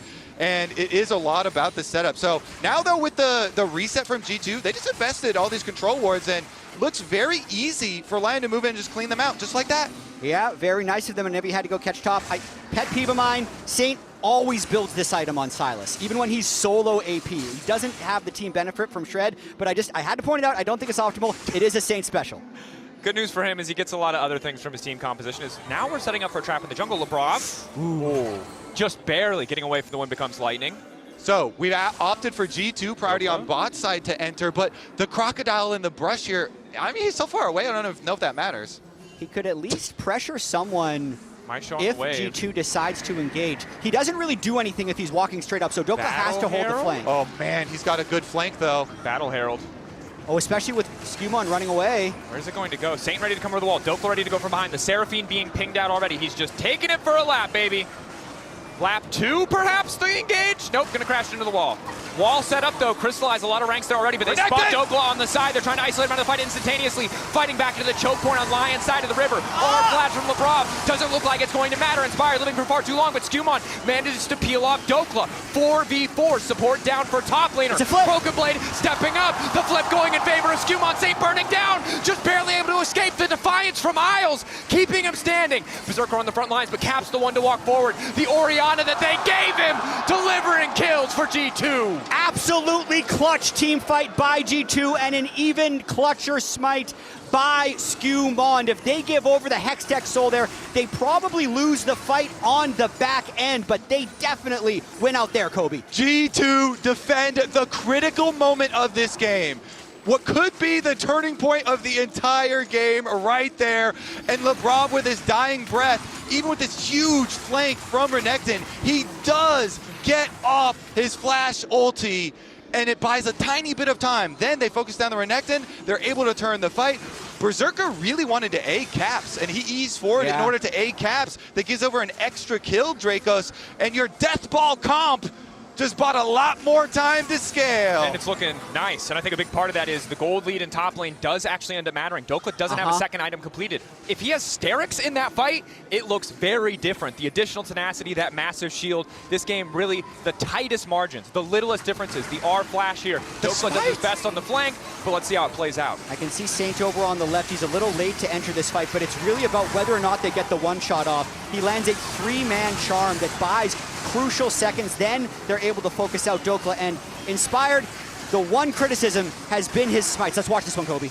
W here, and and then it's just a fair smite to be able to try and finish it with all the extra damage taking. And Berserker, as we said, he wanted to go for the egg. Walked very aggressively towards Orianna's zone right there, and Caps punishes nicely. Saint couldn't re-enter the fight. Inspired had no ultimate. Everyone had to retreat. Berserker needed to let that one go. And of course, we did see the stolen Orianna ultimate immediately flashed away from it. Does mean that Hansama is also going to be down a flash in the next fight. We'll see how quickly these teams want to potentially contest a Baron, as it's 4 members on the top side from LYON. And we had talked about Knight being undefeated on Orianna, Caps as well with a good record on Orianna right there. Well, they did get his egg. Broken Blade. Egg already gone. Yeah. They're looking for a full breakfast here on the top side. Down goes the bird. Little fried chicken for LYON. Let's see how aggressive they want to get here. They don't have an extremely fast Baron here, and Saint doesn't have a great ultimate yet, but LYON, if they start this, would likely look to turn to create a fight. Watch the Dokla flank. Dokla on the flank, hoping to bait G2 in. Knowing their man advantage should mean a net win, but again, the AoE ultis from G2. Count how many members they hit, and you will know the fate of the fight. Their Baron is just so slow. This is so obviously a bait from them. Let's see if G2 is waiting for the fight. Okay, Inspired is Saint moving. And a little bit lower. Saint on the flank should have access to the Cataclysm if he wants it, but taking his time to pick an option. Does now grab it. Cap solo, zoning Dokla. The Baron is very, very slow. Yeah, they can't do Berserker's this. health bar is also just getting chipped away. So G2 buying a lot of time very well, not overplaying into their hands, as now Dokla's been caught out. Dominus on the side. LYON looking for a bit of re-engage onto Skumon, hoping to split this fight. Instantaneous engage from Saint, but now Lebrov multi-man ultimate. Hansama already dead, but it might not matter because the ball is there. Just in time, pass to Skumon, but LYON, they don't hesitate. Isles on the chase for Skumon. Perhaps LYON can turn back to the Baron. It's a scrappy exchange. Caps is still there. Hexgate keeping Skumon alive means there's no play left for LYON. They're forced to back away. What an escape from Skumon. He flashes to break the tether, then goes all the way around to the Hex Gate. Crazy fight. I need to shout out Caps though, because in the previous fight, he also zoned off the Silas in the flank, and this time around, he found Dokla for the flank. But here goes the big engage. Again, Seraphine ultimate over 2, but you got the immediate cleanse on the Berserker from Isles using the Mikhails. Skumon deletes him though, going in and assisting with the Shockwave. And punishing the cooldowns from the last fight. LYON doesn't win big, but you can see why they're such respected team fighters. No egg on Broken Blade at the start, no flash on Hans Sama when Saint goes in to finish it. But I also want to shout out Skumon's team fighting. He's been exceptional this game. Certainly has, and making the nice escape there, using his flash to be able to get around back to the Hex Gate. Have to say, giving over the Orianna to Caps, you know, a lot of people flamed giving over the Orianna to Knight, but Caps, the little things that he did, again, counting and marking those flankers. The last time you saw him spacing Saint, and Saint not being able to get good ult and being able to connect at the same time as Dokka's flank was critical, and then this time being able to start it out as well through the lane. Also very nice for where they started it. But 30 seconds until the next Drake. 3 full items for Berserker. He is at a massive power spike here, but G2 have the inside track to the river. No flash quite yet. Won't have cleanse in the fight either, so needs to play flawlessly. The Mikhails will be up shortly as well, giving it a little bit more leeway to get aggressive, to get up in the faces of G2. But we've highlighted it so well. If you have to fight into this G2 composition, you see why this is a nightmare. Inspired, forced to pull the trigger, recognizing he has to go now. Ulti, isolating Broken Blade, locked up by the Cataclysm, and it's a flank from Saint. Flashed away from the arrow, though. It's Hans Sama and Caps retreating, pulling away. Dokka into their back line, though. You've gone, you've ducked, the follow-up is there. Caps isolated and alone, hoping to find the command attack, but he times it wrong. He doesn't have the space, so Saint survives. And in the meantime, Berserker is dishing out damage. G2 on the ropes. 3 members still standing, though. It's an extended fight. St. Lo has access to the healing, but he has to go in to get it, so instead, opting to recall. No TP available means G2 desperate to get the Drake in the meantime. Flag over the wall. Dokka there. Command protect. The dissonance to back up the additional movement speed. Both sides blinking health bars. Saint doesn't have teleport, but he does have Hex Gates to try and return to the fight if they keep the scramble going.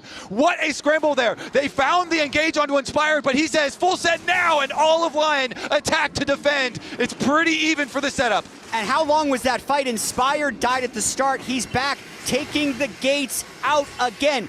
Who can remember the summoner spells? Hans, no flash. Lebrov, no flash. Berserker, no summoners. Drake started again. Seeker down for Saint as well.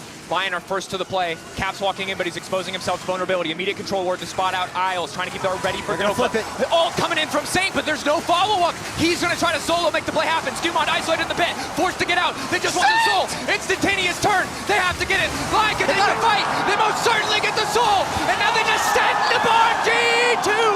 The Lions tearing them to pieces. Jay Silas is crazy with it! He goes in, he makes the play onto Lebrov, and LYON are gonna take the soul! They're gonna take the Baron as well! Stacking advantages throughout the game. Peaking in game 1, Kobe. This is insane. This team fighting from LYON. Oh my goodness, it was so close too. G2, constant fights back and forth, pushing them. The previous one was so even with just the 2 kills each.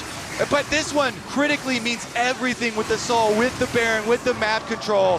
G2, they need to go into damage control now. They have to defend very safely your jungle income and at your towers. I mean, this was crazy how much time Saint bought. He gets the charm onto Hans, but crucially pushes everyone on the fight to the left so that Dokka and Inspired can push Skumon out of the pit and buy them time. And then the craziest thing is they still have the re-engage after it.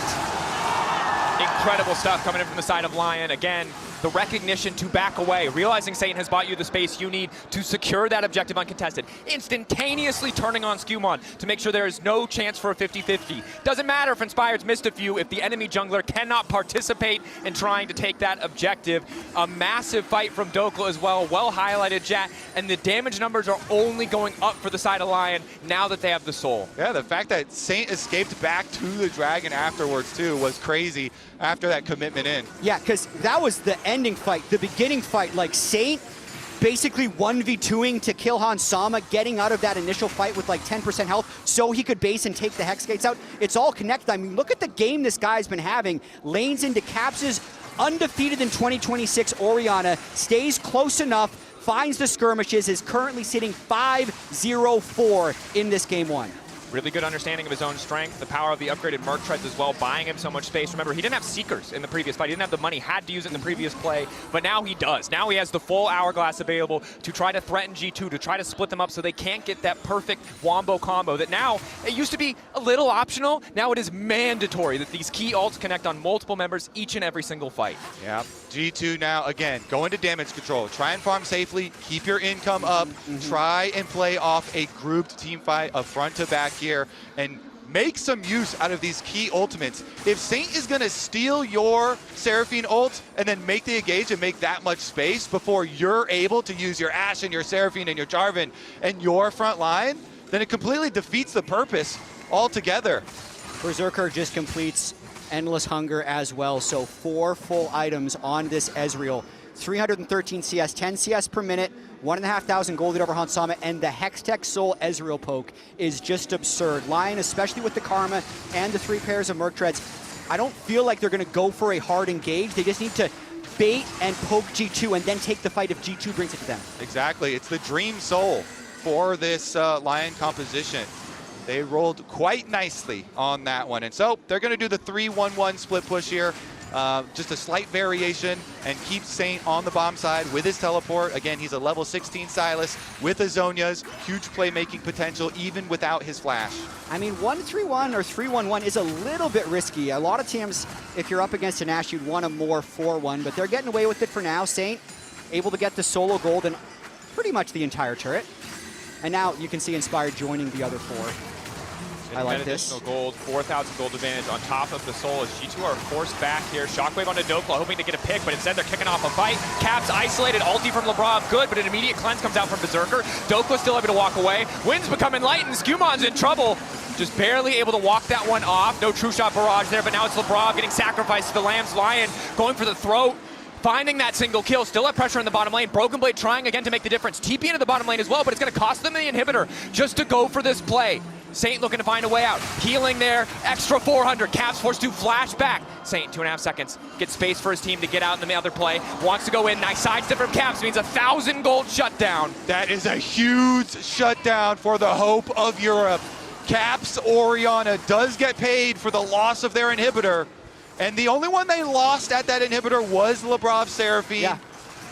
That's a really good play by G2 to be able to have the 1-for-1. I actually credit most of that to Broken Blade for trading so aggressively on the 1-for-1 as they're losing the fight on the other side, because that 1,100 gold is going to be usable at this Elder fight. It's the window back into the game. They're with the Anivia, they can likely push that wave out far enough to give them an opportunity to 5v5 at the Elder. Skumond and Caps as a duo, this synergy when delivering shockwaves have been incredible with it in key moments.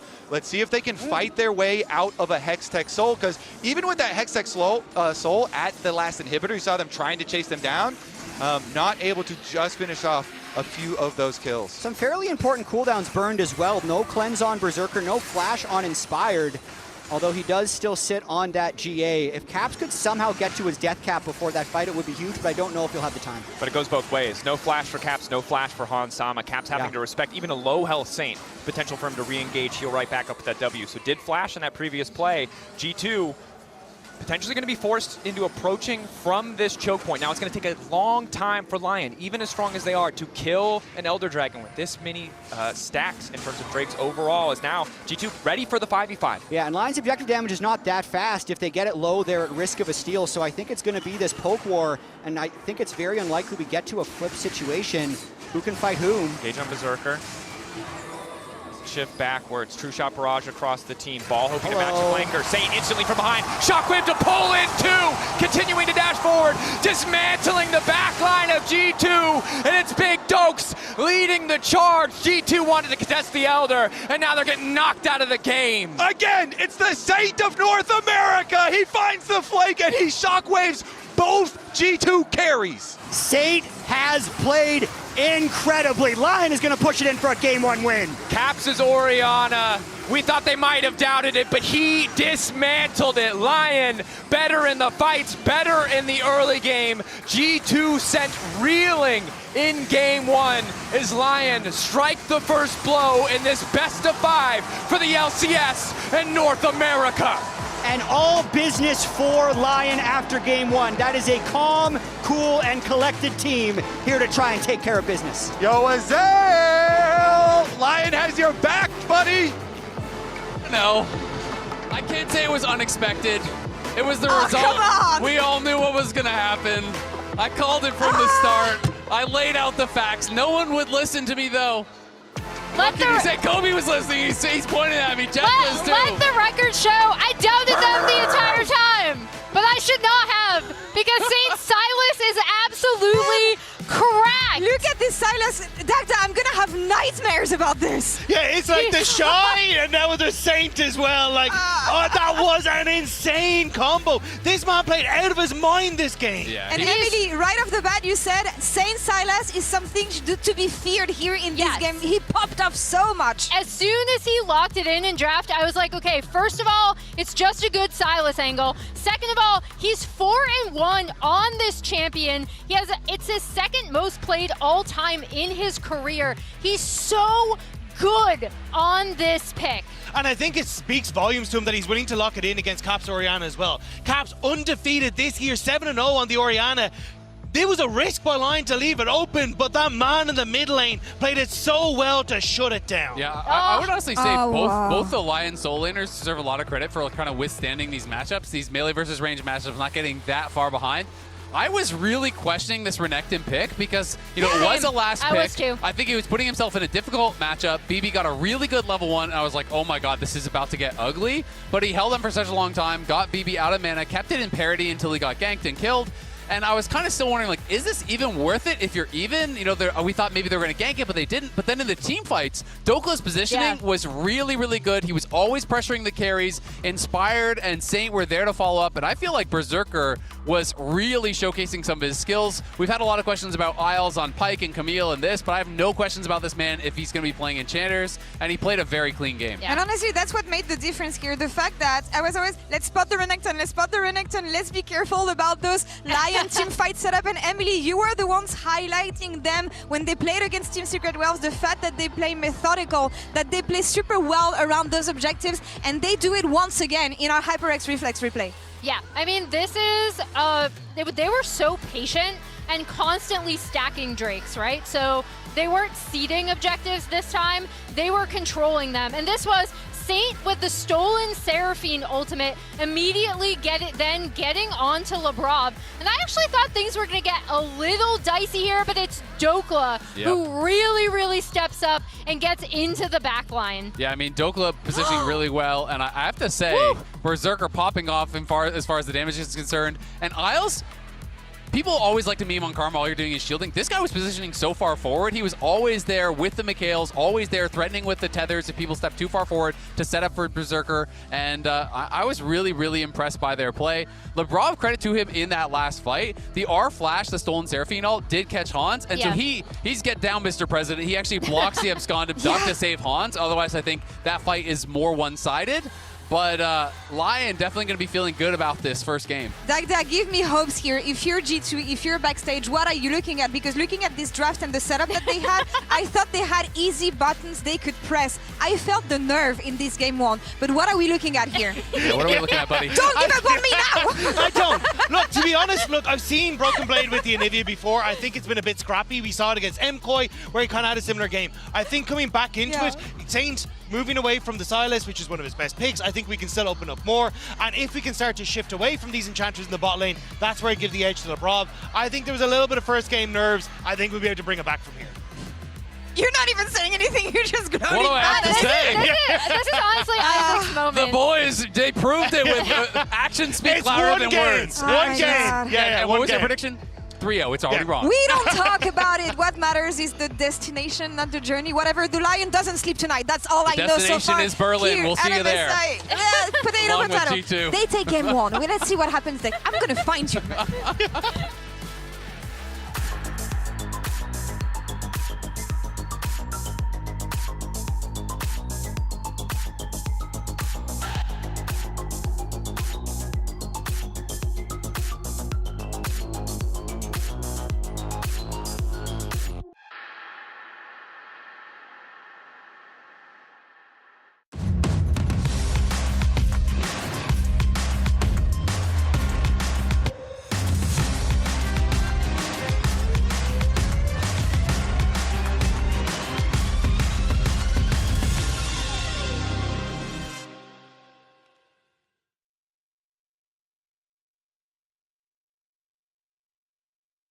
Tired of the off-season blues once Worlds is over? Fear not, because League of Legends is coming to the very first Esports Nations Cup, where players split from their clubs and compete for national pride. Will China test every limit imaginable? Will South Korea turn every game into a macro masterclass? Will EU and NA actually play in the correct lanes? The final event of the year is not to be missed. Esports Nations Cup 2026. See you in Riyadh.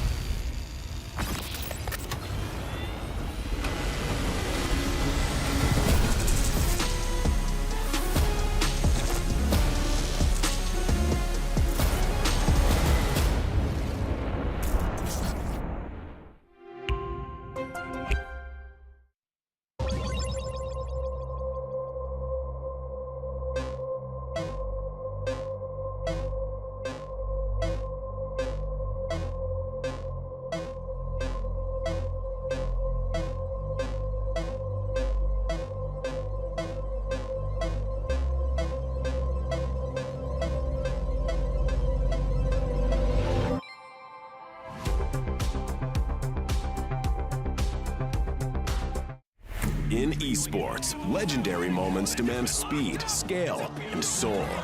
Players and fans bring the heart. Technology brings it to life. Every frame, every stat, every decisive play. In partnership with League of Legends Esports, we're driving digital innovation that empowers the esports ecosystem to keep expanding. So players can focus on the game, and fans can focus on the moment. Times like this are where star players shine and new legends step up, where legacies are built and dreams are either realized or ripped apart. He still doesn't die! You cannot step the Vega and expect to live to talk about tomorrow!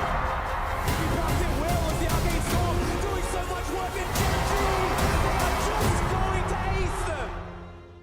When I was a player, if I was to like make a misplay, maybe it's my mouse, maybe it's my armrest, something feels wrong.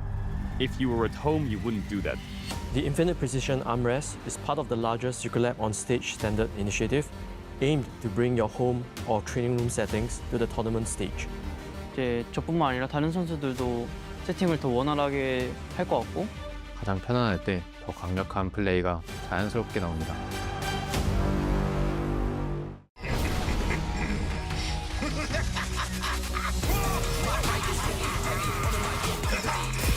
Center stage.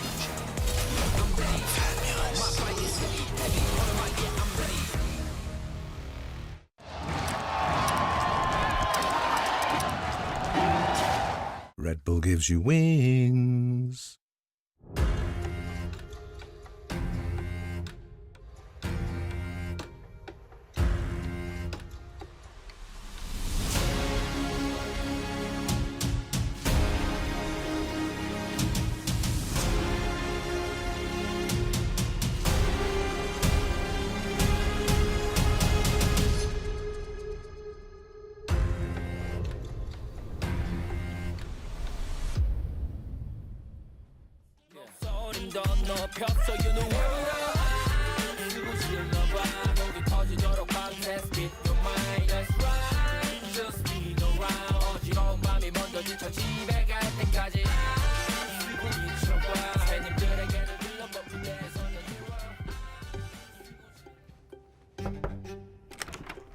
Hey, what's up, Paul?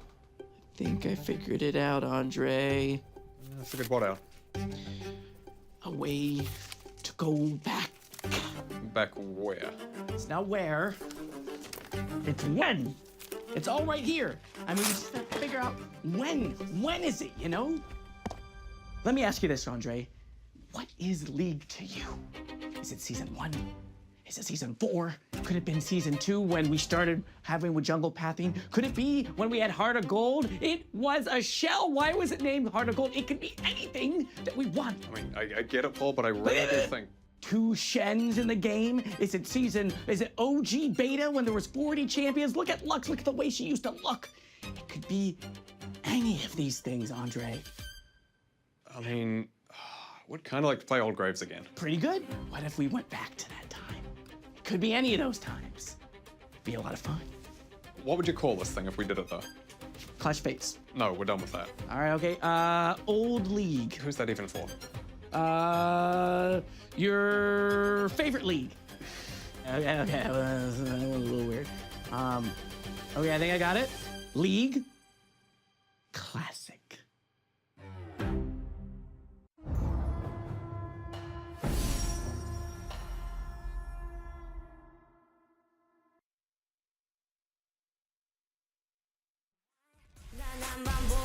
To the metal, to the yellow lines blur, I'm speeding through time, and it doesn't matter where we go.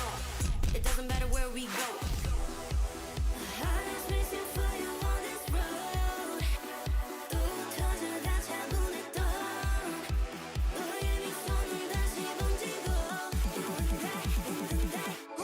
Can't you see?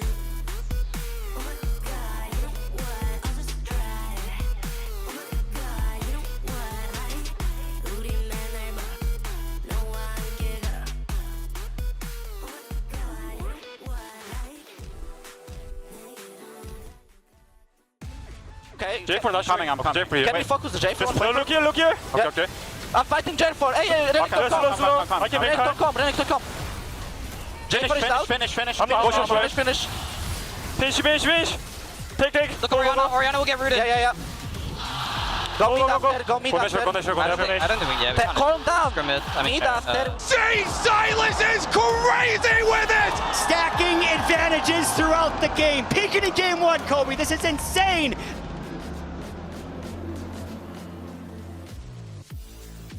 Welcome back to MSI 2026, as game 1 was well and truly insane, especially around the mid lane. And now we're going to see if LYON can replicate that success as we get ready for game 2 and head into Champion Select, powered by HyperX. Gentlemen, the nerves are out, but the fear is alive and well for the European fans, because that was an incredible game 1 from LYON. Don't be a game 1 Andy Dracos. I've been there as well. You know, G2, they've already reverse swept at this very tournament, and they're not even that far into this series anyway, so I expect some alterations from G2, especially for bottom lane. It was a bit surprising to pick that Ashe Seraphine into the Ezreal Karma, and it certainly did not perform. I think EU fans will probably already at this tournament start to have some Seraphine trauma, whether it is Hans piloting it or whether it is Lebrov highlighting it. So I do expect them to take some more proactive approach to this draft. And I'll say I'm just never been more happy to see Fearless. They can't pick it. You know, we can move on. We can move past that portion of this best of 5. I think there's a strong desire to see Lebrov on a playmaking champion. That last game really was a slow bleed through the bottom lane, and then Saint and Dokla found angles in team fights. So we'll see what direction they take here. As it appears, it's LYON with the first pick.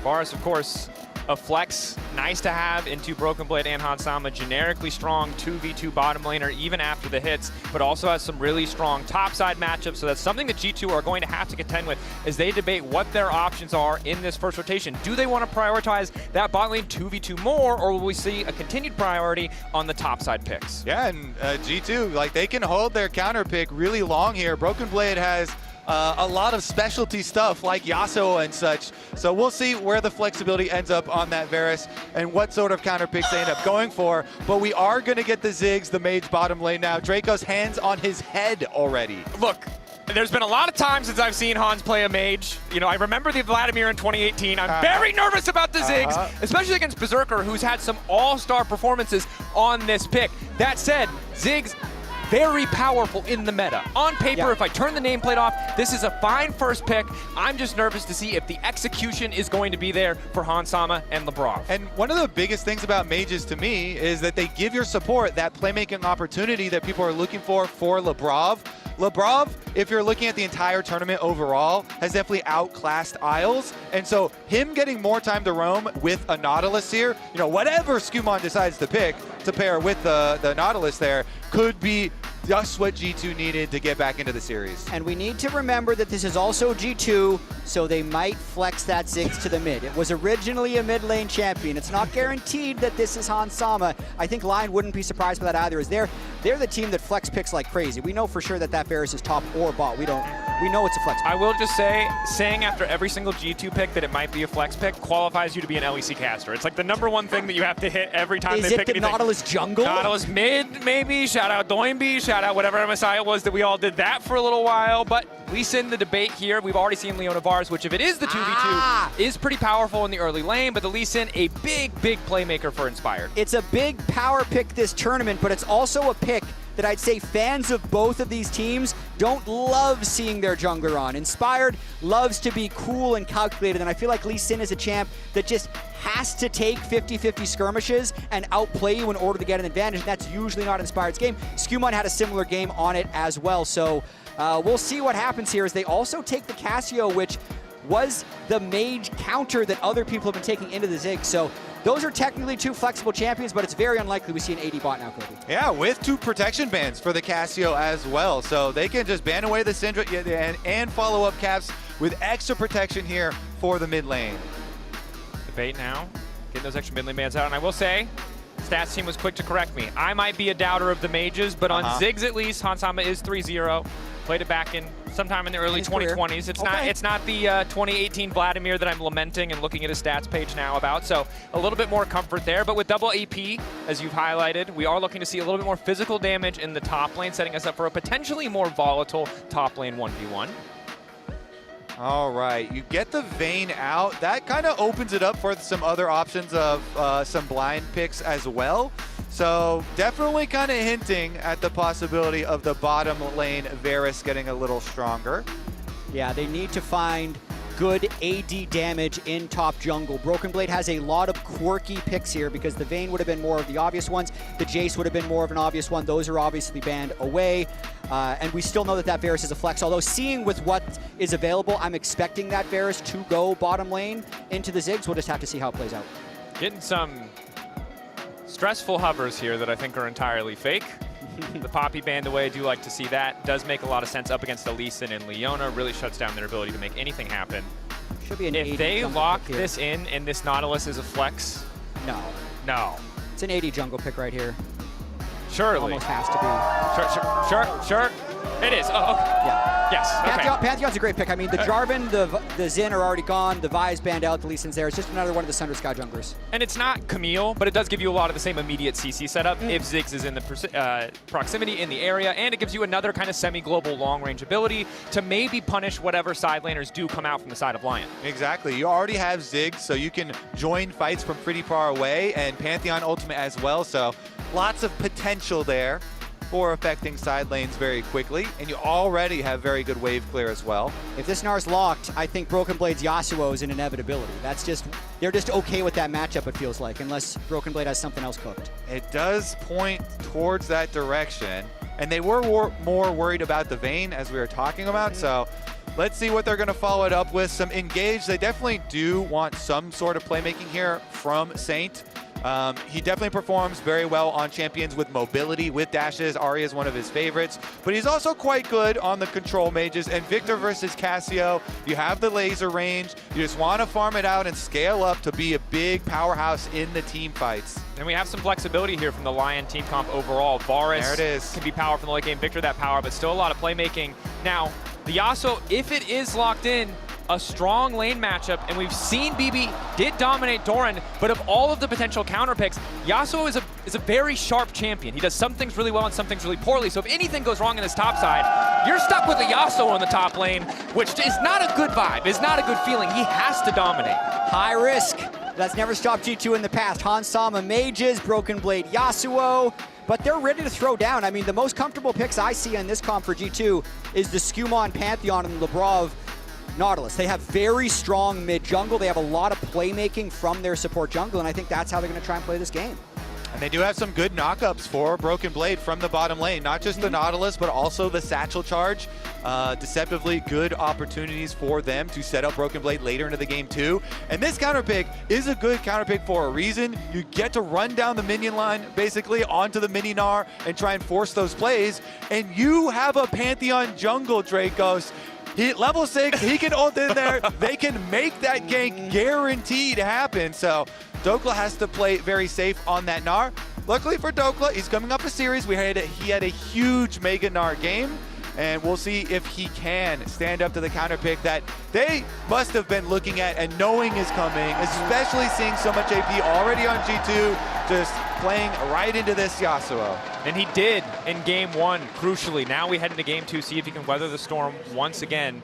Of course, Renekton wasn't a counter pick, or it was kind of the counter pick, but it was just supposed to survive. This time around, it's more of the hard counter, the Yasuo that comes out against the Gnar. But if Dokla can survive once more, doing something that Doran could not, it's an impressive feat and gives a ton of confidence for LYON in this series. Yeah, you always honor your top laners that are going into an annoying range matchup.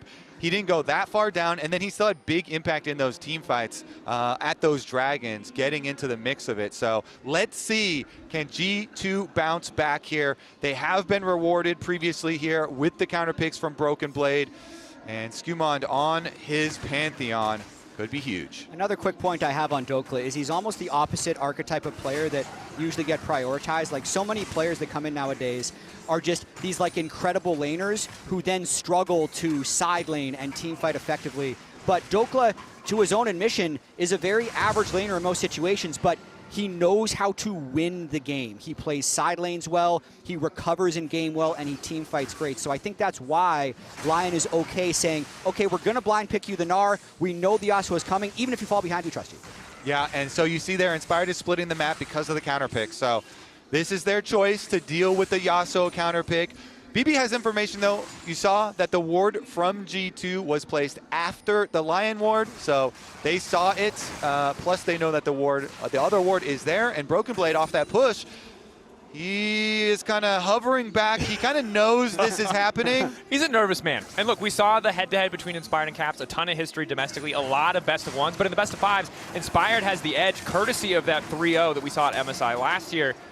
And now Isles getting things kicked off, extending the trade just a little bit. It's common for Berserker, so we know we will be seeing a bit more poke. Skumon on the way in. Aegis assault for movement speed, looking to lock up Berserker. Berserker no cleanse. Importantly, Isles trying to stop anything else from going down, but a flash isn't even going to save him. First blood for G2 Esports. Beautiful gank for G2 for Skumon with perfect information. They knew Inspired was up on the top side, counter jungling, so they had, wait a second, Re-engage on Isles.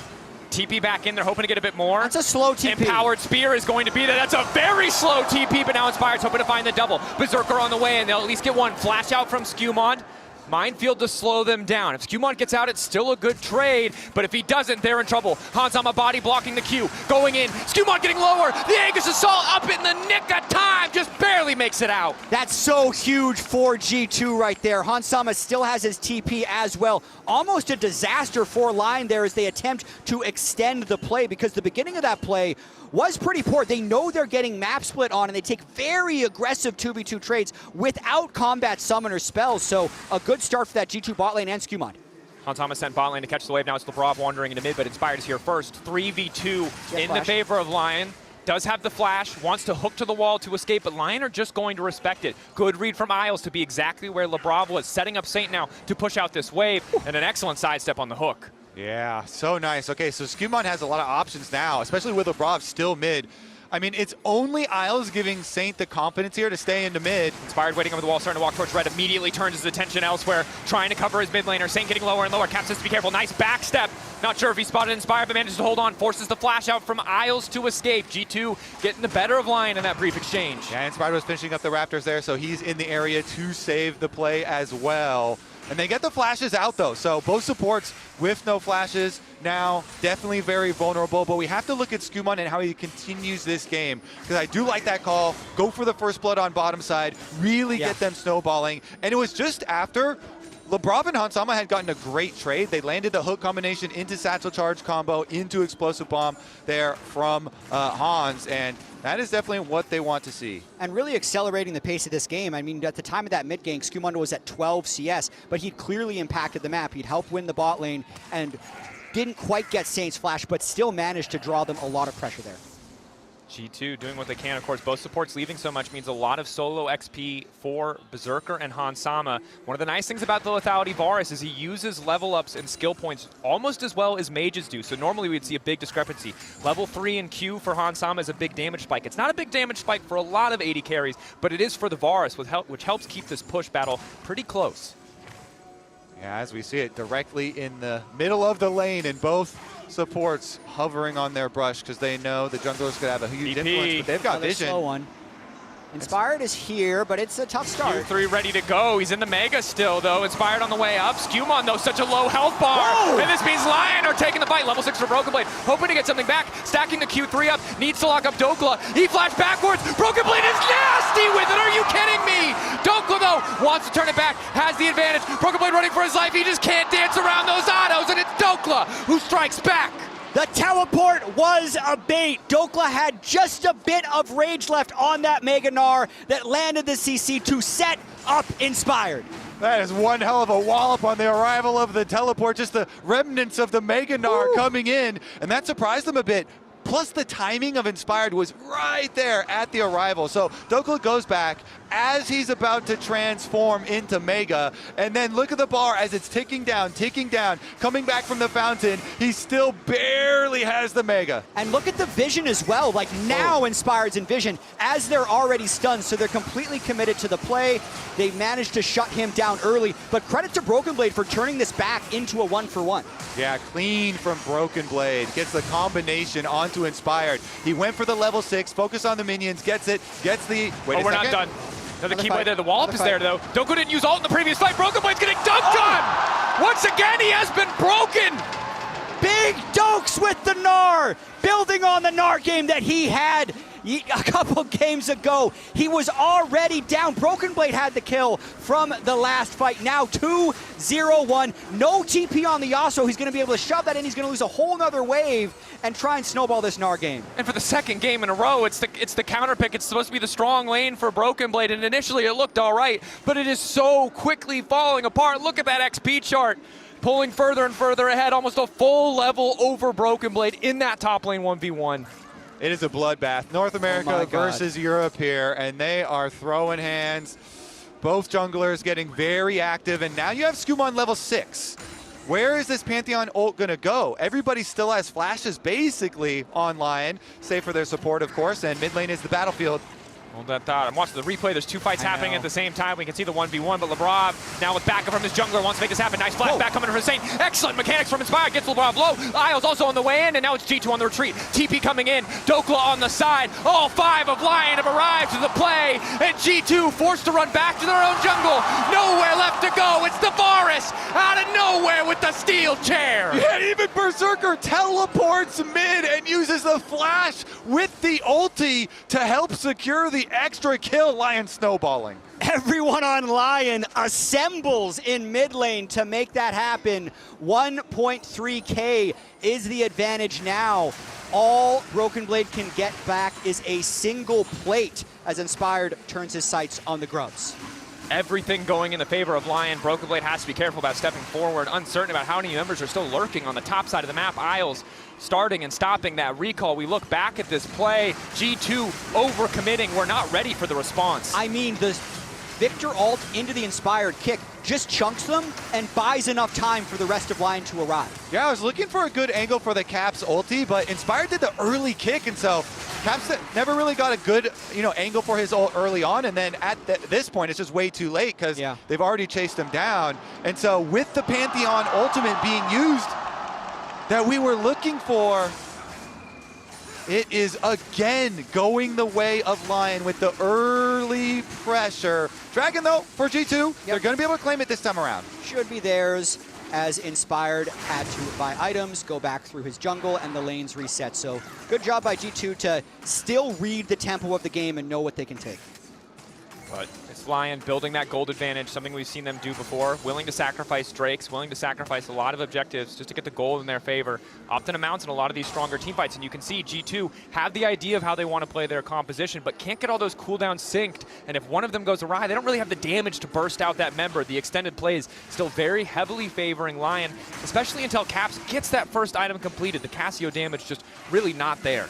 Yeah, everyone on LYON, though, does need to make sure to stay calm and play on the right timers. Just because a few fights went their way, it can just snap back, especially now that Dokla has this 250 gold bounty. If he gets a little bit crazy, he can get shut down right away when he's in Mininar. And you can even see that Lebrov is right up there looking for a fight. Dokla about to go mega. Isles in the area, though. Inspired is also on the way. It's a disaster for G2. Everybody from LYON is once again right where they need to be.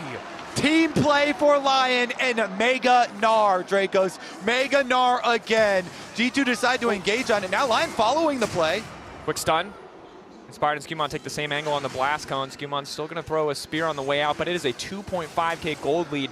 Game one felt bloodless until the late game. There was not a lot of action, but LYON have upped the pace of this game and are looking even more dominant. Absolutely. I feel like G2 were the first ones to go for that early gank, and then since then, LYON has just been matching the pace that G2 had early. Inspired now trying to get some of that experience back while pushing Skumon out of the jungle to steal his red. And the LYON map play has just been exceptional with the way they've been moving around. G2. I will say, I do like Ziggs scaling more than Lethality Varus. Yeah. Now, after Lethality Varus has been nerfed so many times, we'll see if Hansama, now getting his Blackfire Torch, on his first item here, can this Ziggs damage make one of those long follow-up plays? Yeah, and Coinbase Gold Grind, you can see 700 more gold just from kills for Dokla with that 3-0-3 score already. 900 gold lead overall. And sometimes comfort just better than counter picks. Again, yes, sir. G2 hopefully still have their head in this game. If not, they'll be thinking about that first play that went awry, the moment that counter pick fell apart. They're still trying to get active on the map, but as they fall further and further behind in gold, the angles, the options get more and more limited. And their angles are looking towards mid right now. Everybody from G2 was hovering, triple control wards from them, and Saint smells it so much he's all the way back to his secondary tower until Isles gets here to help defend him on the timer there. LYON remaining controlled. I think Inspired's timing has been quite good this game as well. Him going to follow up on these plays. Talk about timing as well, like every second counting on that topside play when Mega Gnar from Dokla had just barely, the last second of it expiring, just as Inspired also gets there for that teleport return play. These small timings have really made big differences. I mean, there's so much trust involved in that play, right? That Dokla is very confident he'll go in on Mega because Inspired is spending all that time, and we know how much he cares about efficiency. I thought it was really interesting. We heard Inspired say that he really trusts his laners at this international event. He said last year on FlyQuest there were times, especially as the team was kind of falling apart at Worlds, that every lane was on fire and he felt like he had to flip the game. But here, he feels like he can just make the right play, and we're seeing that calm play and that trust prove itself so far in this G2 series. That trust really paying off, because remember, it was difficult for these laners at a lot of the earlier stages of this tournament, a lot of those early best of fives, but now they're sitting pretty incredibly comfortable in this game too. True level Sonic advantage. Wave gonna contest.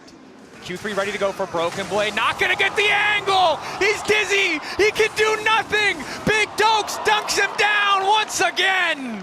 That's beautiful. That was perfect. Dokla and Inspired. Who cares about the win wall? Another one for Dokes.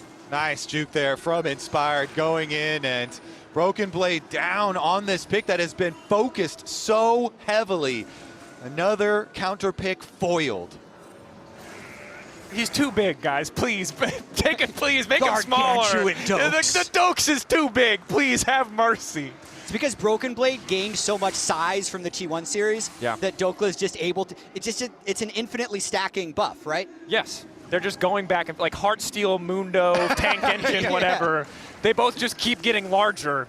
But unfortunately, Dokla very far ahead, looking like the much bigger Dokes on this particular one. As G2 still setting up for these picks, looking for these angles. You guys highlighted it well in draft. You have the Pantheon. You have Lebrov on the Nautilus. There is a world where you can find these quick picks, but it's really a credit to LYON that they haven't given any of those angles to G2. Yeah, and I think if we think about the way this game will scale, Saint is actually a very important player in this game because it's very heavy physical damage for LYON. So if we just forecasted out to late game.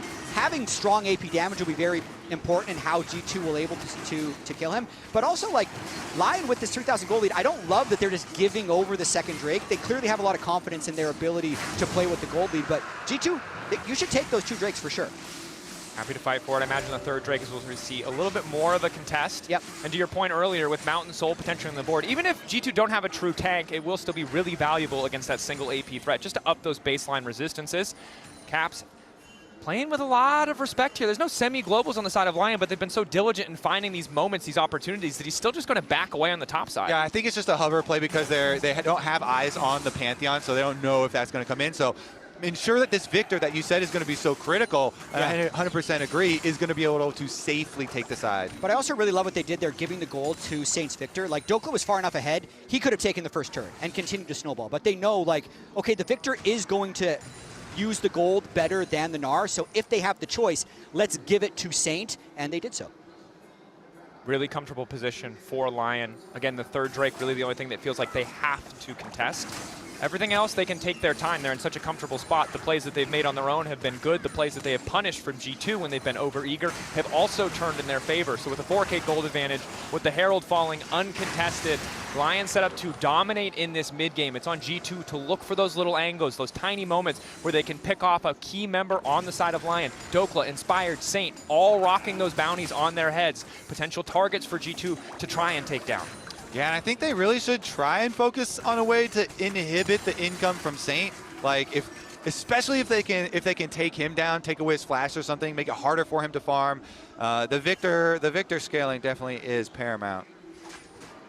Yeah, they're also not even pushing that aggressively yet. LYON really just trying to play on the right timers. Dokla knows he can kind of zone Broken Blade off. And even in the LCS, LYON would freeze more waves than kind of any other team. There'd be a lot of games where they would just intentionally slow the pace of the game down, even if they had a gold advantage. So, like you said earlier, Dracos, I really expect them to fight that third Drake, but they don't need to continue to make crazy plays because they're confident in their ability to win team fights. No, and happy to potentially expose G2 to risk by forcing them to come up and respond to these waves. You see Isles already on the way down.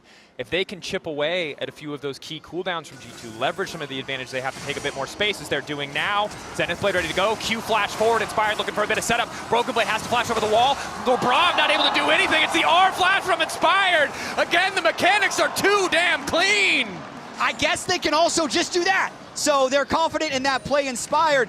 I'm sorry, I wasn't familiar with your Lee Sin game. He is playing. Where's the apology for him, chat? Print it out, I'll sign it, I'll give him my social security number, credit card number, take what you want. I'll accept the fine. Inspired, you're popping off.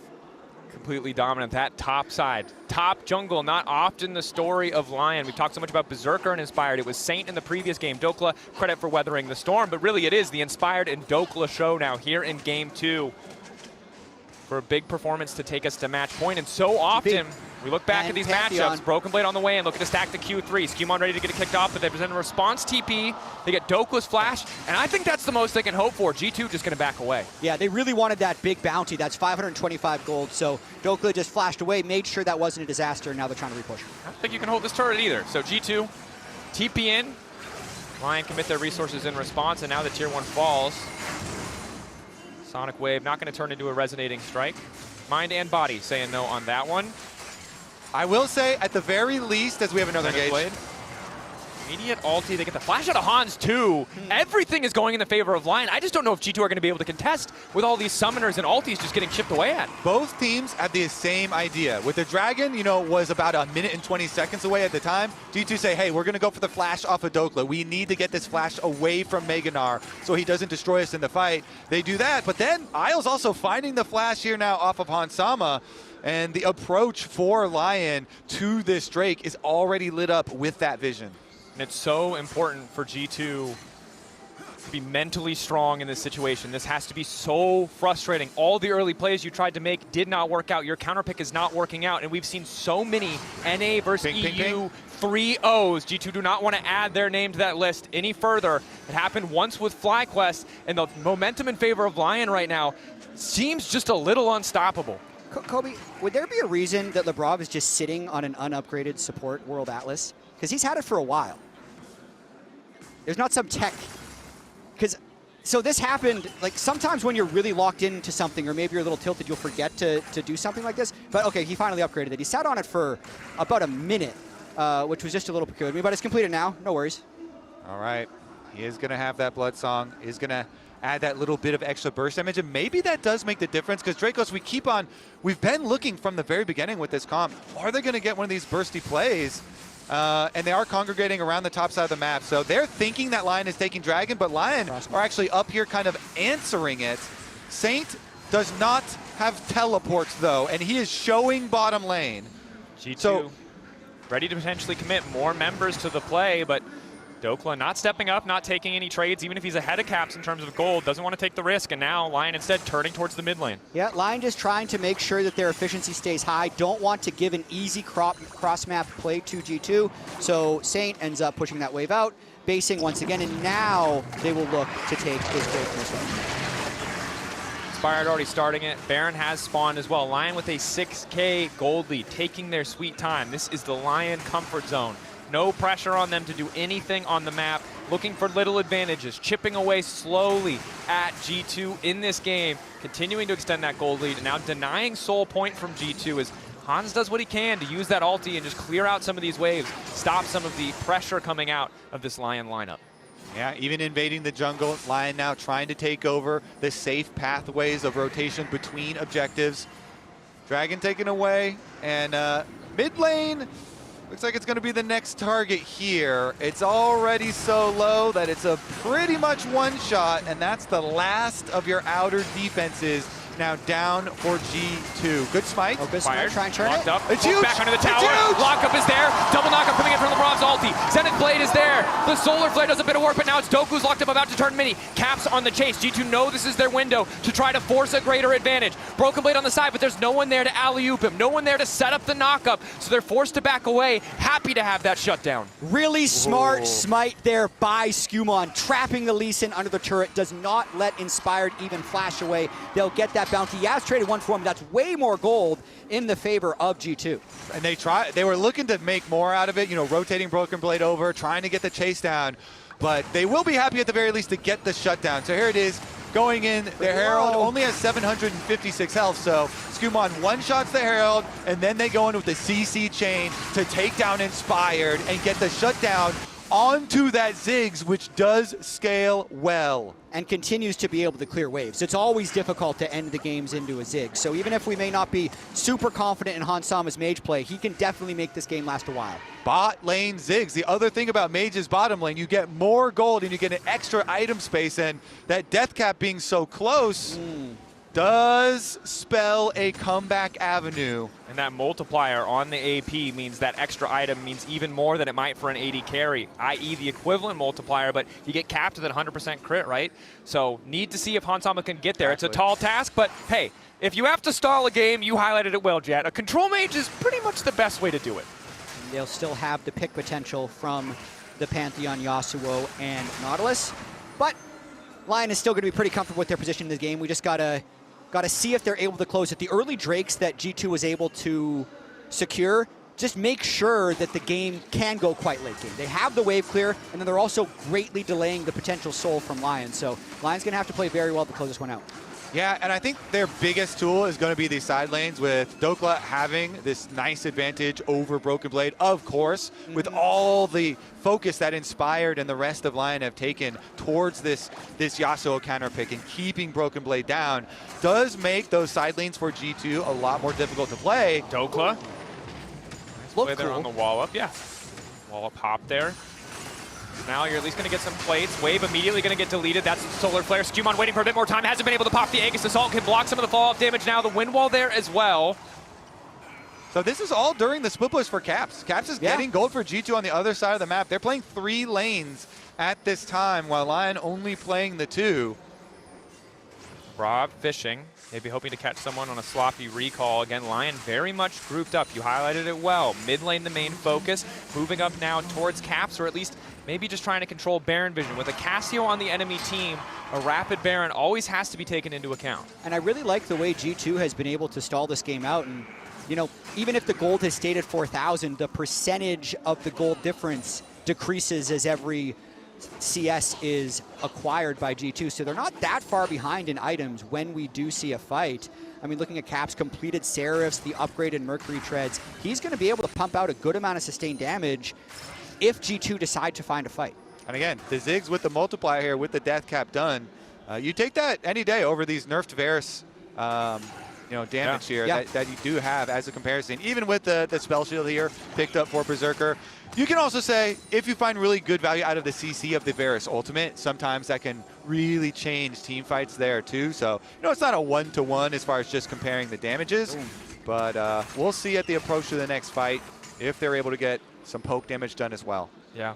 Of course, max rank, base damage, still okay on that Varus Q, but as we get later, it is the bonus AD scaling that was hit. Full charge used to be 150% of that bonus AD, now it's only 120. And those numbers start to add up in an extended fight. So often lethality Varus is kind of determined but if he can hit those abilities or not. Pantheon coming down under Berserker, immediate Ghost Blade to take him away. Saint now following. They're looking for a disengage, but Isles is recommitted to the fight. The Miasma there to stop him getting out. Broken Blade up on the side, trying to make the difference. Windwall to stop any potential follow-up. Now able to retreat as well. An excellent pick for G2. Down goes Isles, but Broken Blade injured. And that's with the Drake up right now, so I feel like LYON is potentially going to have to concede the Saint, and Berserker could teleport back in now that Inspired is here, and Dokla about to hit Meganar. Dokla about to hit Mega. Hooked in, wall up there. He's trying to make his way out. They're trying to burn him down so he can't get the ulti. Dokla being low, the Mega gonna fade away. LYON, it looks like gonna back off of this one, willing to concede Soul Point. They don't want to risk the fight. G2, huge fast play for them. They get the pick, they see them in the river, they do not hesitate, and they get themselves to Dragon Soul Point. That Mountain Soul Dracos is ever so close. This is just so well done by G2, using the Pantheon ultimate to create the numbers advantage, and after Saint flashes away, that means Isles is trapped in here, does decide to go back in, potentially should have flashed away, because this is a numbers advantage the entire time for G2. Exactly, it's all because Inspired was up on the top side of the map for the Lee Sin there, so he was never there, and G2, they choose their moment. They're teleport in at the same time as the Pantheon ultimate. They go for the lockup and calmly get themselves to their win con here. Mountain Soul on the table, getting tense. That should give G2 a lot of confidence with Soul Point and just the way that extended fight went. They got the flash out of Dokla, they got the flash out of Saint, they got the flash out of Isles. So now if they land another hook, or if Skumon uses his next ultimate timer, maybe they can get that one shot on an important player. And as we said before, the item gap is kind of non-existent in this game. Yeah, and I think their dream is to one-shot Saint. The Victor here with no flash had to flash out of the river in the previous one. And with a lot of the flash advantages to the side of G2, they have a lot of playmaking, but there's still a decent amount of time till that Dragon. So there is time to work with to try and make side lane picks and try and use a Pantheon ultimate and see if you can fish around for a little bit more before the full commit. Very playable situation now for G2 Esports. Again, respect still has to be paid to Inspired and Dokla. Dokla finishing up that third item, a GA for Inspired. The previous play, you highlighted it well, right? The reason it works out is Dokla doesn't get to have that Dream Gnar moment where you're knocking 4 people into the wall, and that's what can happen if G2 get to start a fight on their terms. But again, with a lot of these side lane threats, with how powerful Dokla is now, it's difficult for G2 to find those angles without use of that Pantheon ultimate. Yeah.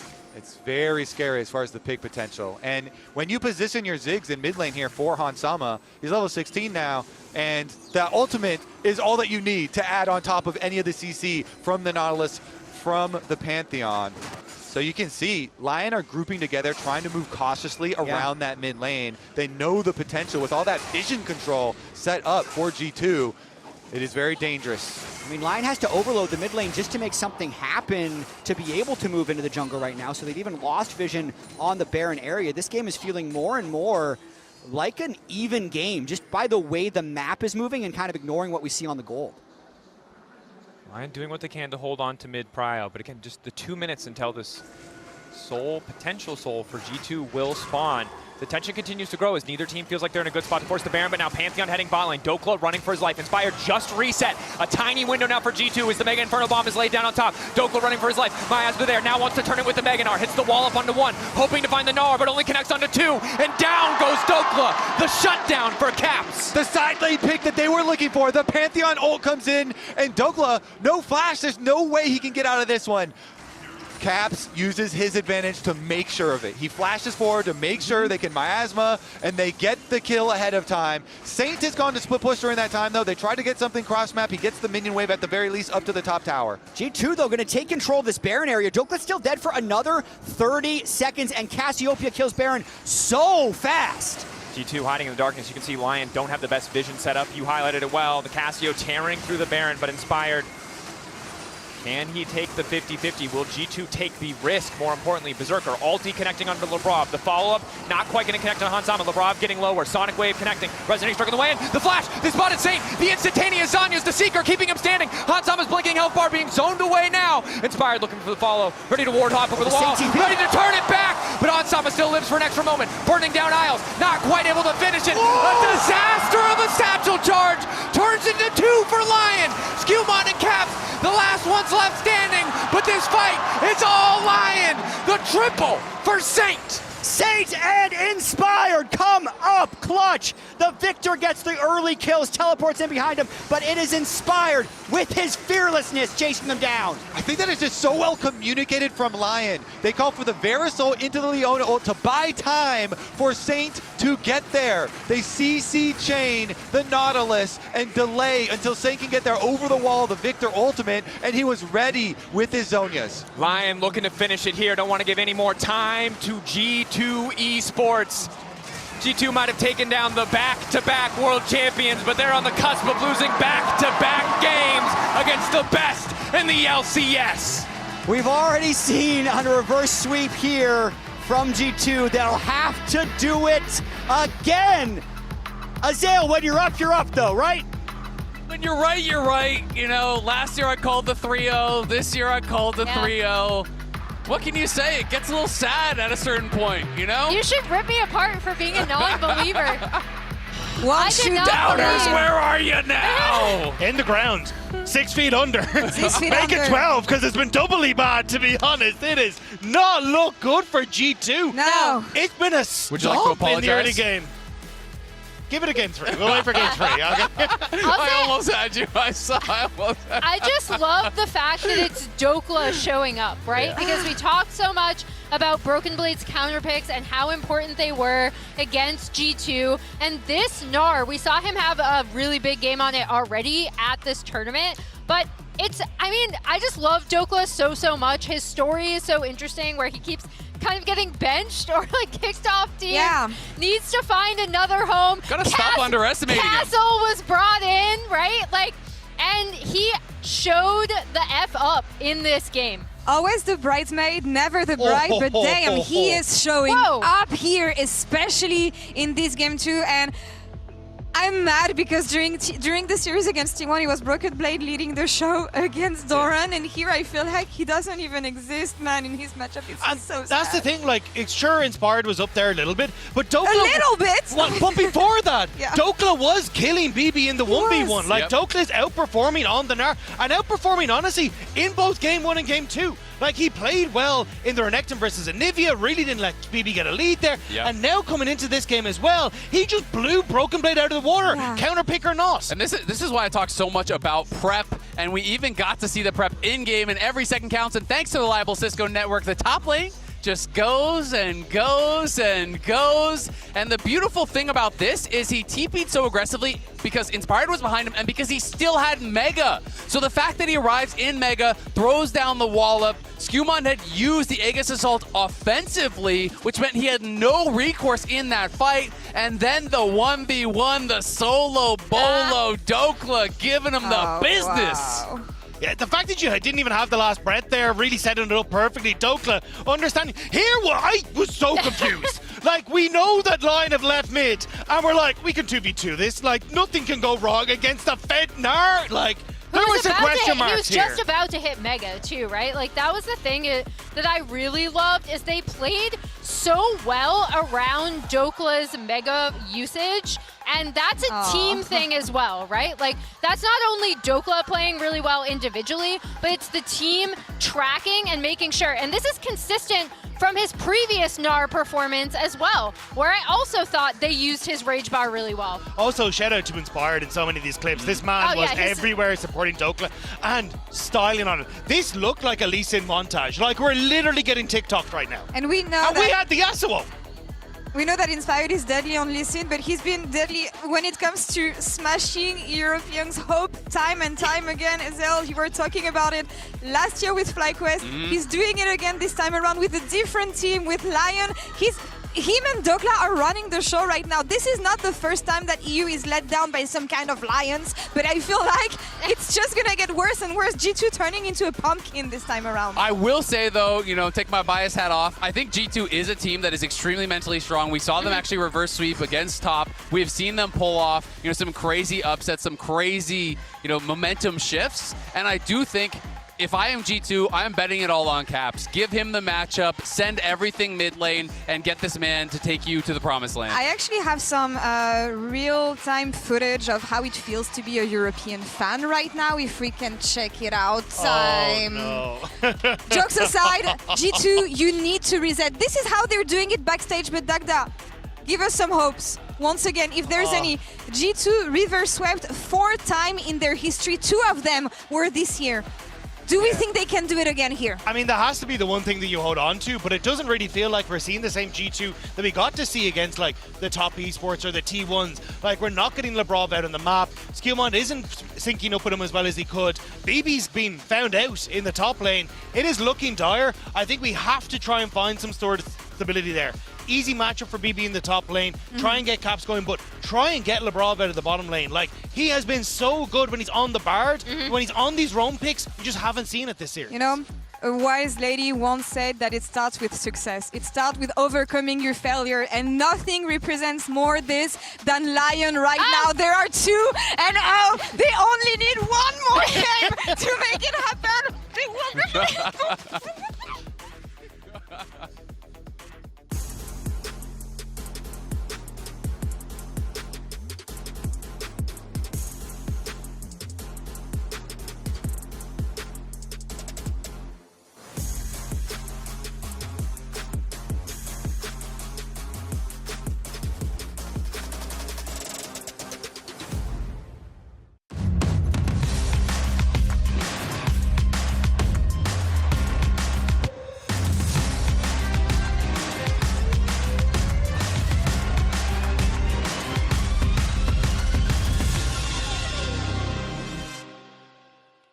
The human body was built to move. Not trapped at a desk in one singular posture for 12 hours a day. It's time your chair evolved. This is Secret Lab Titan Evo. Ergonomically engineered for you, gamers, hybrid workers, artists, backing your every move. Times like this are where star players shine and new legends step up, where legacies are built and dreams are either realized or ripped apart. He still doesn't die! You cannot step the Vega and expect to live to talk about tomorrow! He blocked it well with the Arcane Storm, doing so much work in Gen 2! They are just going to ace them!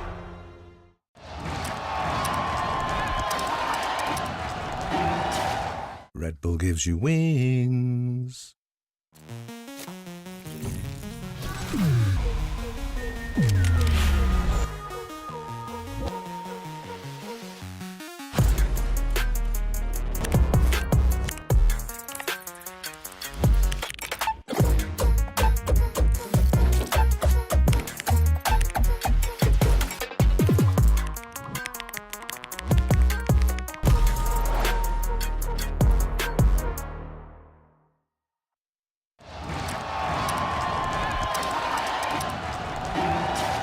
Red Bull gives you wings.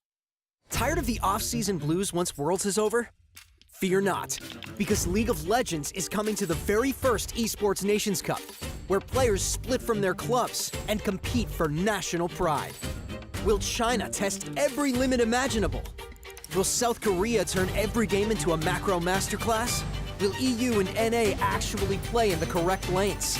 The final event of the year is not to be missed. Esports Nations Cup 2026. See you in Riyadh.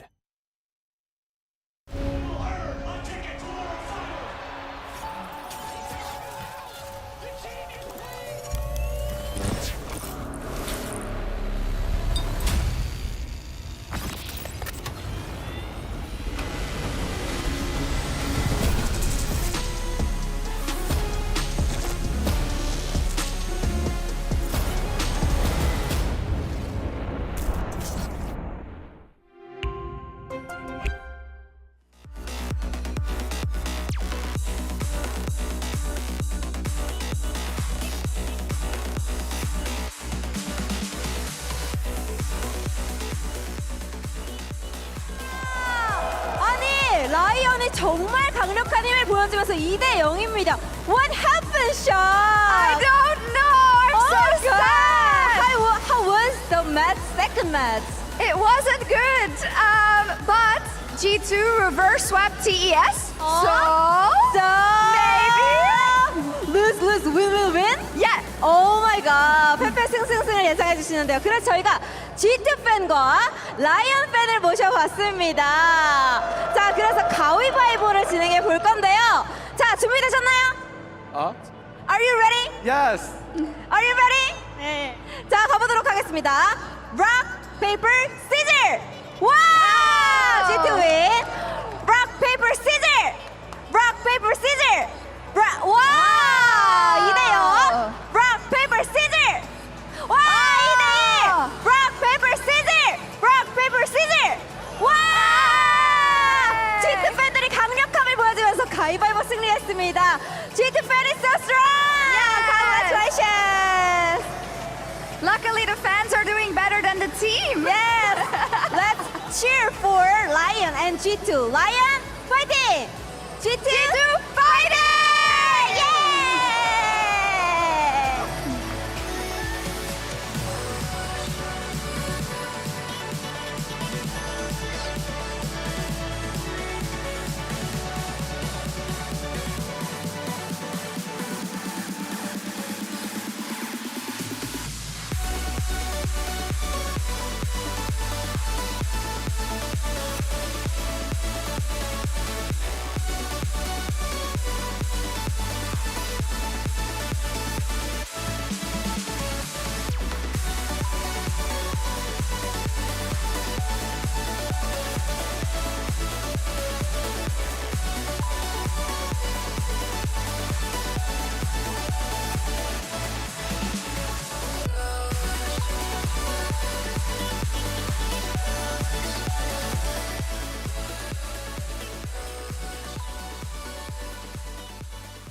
Okay.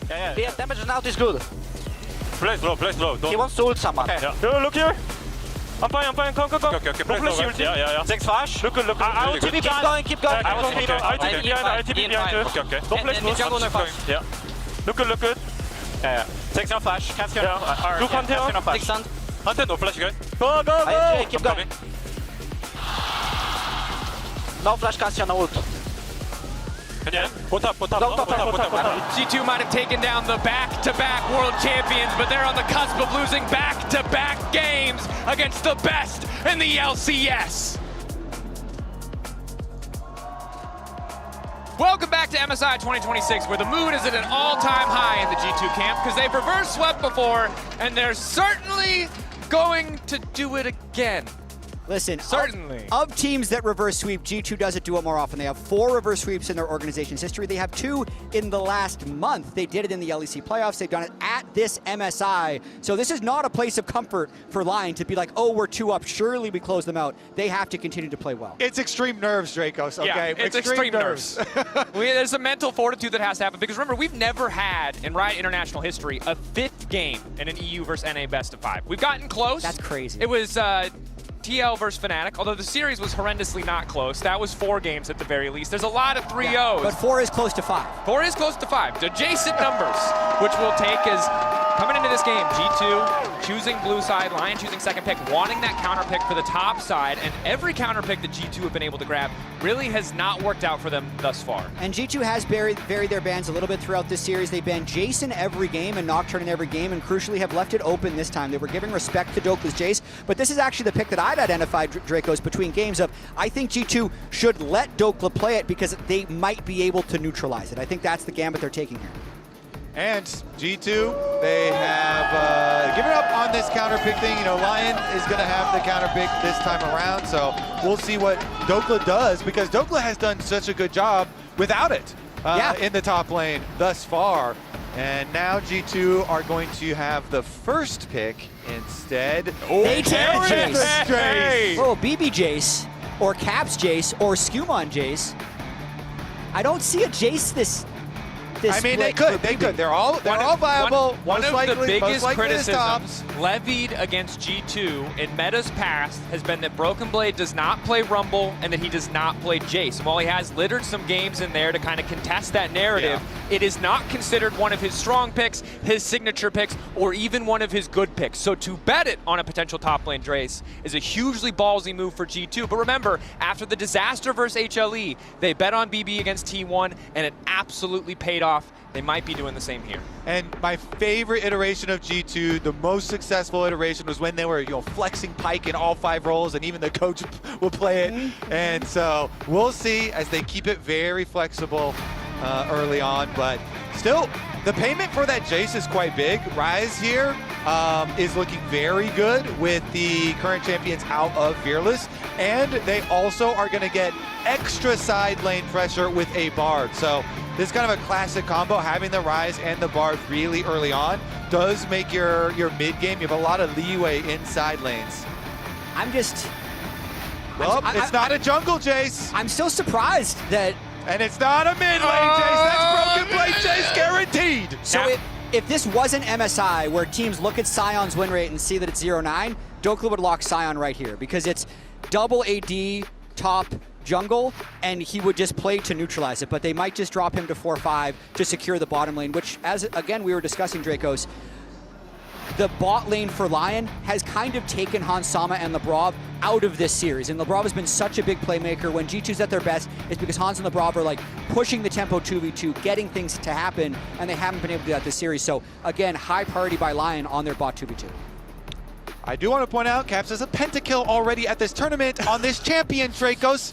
I appreciate you guys. That's got to give you something. You're giving me a lot of the silver linings. There might even be some gold linings on this particular cloud, and Caps on the Syndra is one of them. Now, with the Caitlyn locked in, I'm curious if LYON will even spend a ban on the Mel, right? Not something, again, that we associate Hans Sama with, but has been a very conventional and very powerful This answer. comp would work really well with Mel bot. That's a good call out. They have exactly the top side that you would want to have double AP mid bot. The problem is, we know these teams have scrimmed. And if Hans didn't pick Mel in those scrims, I think LYON are willing to take the gamble that he's not about to pick it on stage. I mean, the Lucian ban already blocks the Lucian Melio. Varus is already gone. He'd have like Jhin left. I kind of like the Mel ban, just to be safe, just because compositionally, like even if G2 is not their strengths, it's scary for LYON. Mel can be vulnerable to the Bard instead of They're not scared at all. They're not scared at all. Not scared after the previous Mage game they faced down. And they feel it's more adequate to take away playmaking from Lebrov, that Rakan into the Bard option. So is another good denial. Really don't want to give Inspired the Kiana a champion who can really pull off a lot of those early ganks, maybe contest at a time where Skumon would still really prefer to farm until 6. Debate now from LYON, what do they want to lock in? Pretty comfortable with their bot lane 2v2. And the top side wide open for them. They know what they're playing against in that regard. Trundle against the double immobile champions of the Syndra and the Jace. You can get a lot of value out of the pillar. High pillar value. It's an okay pick into the Wukong, not incredible, but and they're just going with hyperscaling bot lane. Okay. Yeah, no mages. No, they don't want to see mages again. They're not going to go out of this tournament playing Ziggs Mel, that's for sure. Yunara Lulu, the lock-in for Hans and Lebrov at match point. And pre-6, they have to be careful because post-6, Yunara has some play against the Trundle pillar, but pre-6 it can be really tricky if Inspired gets active early on. That said, Labrov looked fantastic on the slew the last time we saw it. Yorick would be an angle if he wants to. Dokla has played Yorick in the past. The Olaf hover it's just in. It's Olaf. Olaf does so well into all this CC. The Lulu polymorph, don't care. The spinning Wukong, gonna run right past him. Dokla, they're putting all their faith in Big Dokes. He has had the advantage in the top lane matchup this series, and they're gonna say it will continue. No Olaf this year for Dokla. One Olaf game in his 480 career games we have on record. So he's definitely pulling for this, but he will have definitely played it in solo queue, be comfortable with the pick, and it fits the comp. And what LYON has done this year with Dokla, in Split 1 playoffs for LCS Lock-In and in Split 2, they're very comfortable throwing him on any counter pick, and they trust him to execute. And Inspired is on Trundle, a very strong duelist. Before Wukong gets to level 6, I want to see where Inspired goes, how he wants to put some pressure here, because jungle can really make the difference in these matchups. You know, picking the Olaf into the Jace, if your jungle is constantly invading, marking this Wukong, chasing this Wukong away, then you can have a lot more pressure and threaten all-ins yourself. Game 1, a slow pace relatively. Game 2 was getting faster and faster, more in favor of LYON. Game 3 with this Trundle early on, potentially with this Olaf looking towards topside. Might get even faster. RG2 ready for that pace of play. We talked about the scaling of the Yunara is there. Syndra strong early, has a good setup, but you got a Wukong who wants to farm. G2 gonna have a tough time in navigating this early game as we load into game 3. LYON up 2-0. Looking for the clean sweep against the G2 who just took down T1. And if I think about the way that G2 could win this game, it would be Caps getting mid-prio over Saint with the rage advantage, but more importantly, it's Hans Sama getting fed. If they can just corner this bot lane through mid-prio jungle and permanent push, and Hans Sama gets strong enough, he could shred through the front line. Caps and Saint trading. Immediate ghost coming out from Saint, looking to extend his advantage. Nice ward placed, giving information, and we'll just back away. Happy to potentially chip away at those pots or maybe get even an early TP. Also spot Skewmon. So much information in favor of LYON. Caps gets theirs for the minions, though. He gets back for all 3 melees. So even though he gets chased around, the timing is okay for him. Meanwhile, bottom lane. Bottom lane all in. Hans Sama fully stacked on the Q. Nice interrupt coming in for the Cosmic Binding on Isles. Really saves that exchange. Extremely important stun and lethal tempo on both 80 carries. So these extended trades can be very powerful. Exactly. The level 1 of Yunara is where you really have to worry about. When everybody's on one ability and she can stack her Q, the chase down is terrifying. So Inspired, we were looking at what's he going to do with this early Trundle, and the answer is bot. Level 1. Just now going to take over to level 2. They're going to notice it, but it might be too late. Q flash goes completely wide. LeBron still has access to the flash. They're trying to finish him out. First blood is there. It's okay, Isles. They still got the kill. Even with the attempt. Zoning Q. If he doesn't sidestep it, he's going to die anyway. Totally fine. It goes over to Isles, unfortunately, though. You'd love to have that kill on a Berserker. And Jack, what was it that you said just a minute ago? Was it that if G2 wanted to win this game, they had to get their bot lane ahead? Unfortunately, that is the exact opposite of what has happened. Inspired a level 2 gank on this Trundle, recognizing that window, recognizing what G2 might want to play for, and shutting it down. And this is one of the reasons that Inspired has owned the region, whether he's on EG, FlyQuest, or LYON. He identifies the win condition of the game faster than anybody else, and he will change his game for that. In regular season, he's just the full clear guy, not really letting you know his plans, but when it matters, that's when he's going to pull off the 2-camp gank, right? That's not even a 3-camp gank. That's way faster than anyone expected. He's probably never done that gank all year, but he pulls it out in this moment because he knows that's what the game requires. And for the first time in the series, not playing towards the top side of the map, not worried about it, saying, Dokla, we expect you to lose this one, but it's fine because it's been fine in every game prior to this. 1-6-1 versus 5-1-7, a massive discrepancy. And, okay, all right, but we're already scared. LCS official. That is definitely a large bicep on your screen right there. Dokla has been massive bot side, though. Hans Sama still trying to fight here. Rob trying to get a little bit more. Broken Blade low mana as Dokla continues to trade. Is it a curse? Skewmon on the way up. Has it been the caster curse? Skewmon Go in for a little bit more poke damage, but Dokla managing to live. Concedes both sums, but happy to walk away with his life. No TP though, so he's definitely going to lose a significant portion from that and now be kind of stuck under his turret for quite a while. So doesn't get the kill, but a nice gank by Skumon. Yeah, large value there for Skumon. The answer, or the question is going to be then, what is Inspire going to do after Crab? Can he actually get there to contest the Raptors? Because they have mid lane moved. They're actually going to full send bot again. That's the portal. Lebrov and Hans are going to be in trouble again. Lebrov still has flash from the previous play, as does Hans. He's going to be forced to burn it now, and the damage is still coming in, and it's going to be enough. Isles taking the kill as Inspired flashes forward. Isles, I mean, yeah, you kind of want to get a little bit like. Guys, this is a my steak too buttery, my lobster too juicy moment. He's fine. It's fine. They need this one. They need to get the kill under tower. Flash from Inspired goes back in. We'll see about the ramifications of that as well, though, because Caitlyn, Bard, constant pushing, constant pressure. Now into the Yunara Lulu will keep them down for the mid game. Yeah, the kills would be better on Berserker, but Hans Sama being on 25 CS, no flash, 4.5 minutes into this game is the point of those ganks by Inspired. And I'd even rather have them on Inspired too, because he is sacrificing camps to do these. You know, he's investing in bot lane, and he invested his flash there as well to go back under tower to get the job done. And, you know, the Trundle, they do want him to have a good economy still in this game. Yes, a lot of it is, hey, we're going to focus our Caitlyn Bard, get them to have some very oppressive pushing and open up some roam timers for the Bard. But you still also, as Trundle, you always got to keep your own economy good as well. Gentlemen, one of the lanes that's looking good in terms of trade is mid lane, but unfortunately because bot lane is going so well for LYON, it means Isles has this extra free time to roam in here and disrupt this power point. We talked about the pentakill for Caps. No doubt the most clutch player on this G2 lineup. Might not matter if he's not able to find that 1v1 in lane. Dokla just now ticking over to level 6. The trades thus far have been favoring Broken Blade, but now that he can't use the Thundering Smash to knock back the Olaf, it's going to get a lot more difficult. Yeah, still waiting on that Flash and Ghost to come back up to be able to show real threat towards Broken Blade's Jace. Also a much different game that we're going to be seeing here in terms of overall map plays. 0 TPs from anybody online. Last game we had 3, so they were really flying all over the place. Now they're going to be a lot more isolated in their own lanes. Back to the top lane now, Inspired. Walking up desperately, wants that one auto onto the plate.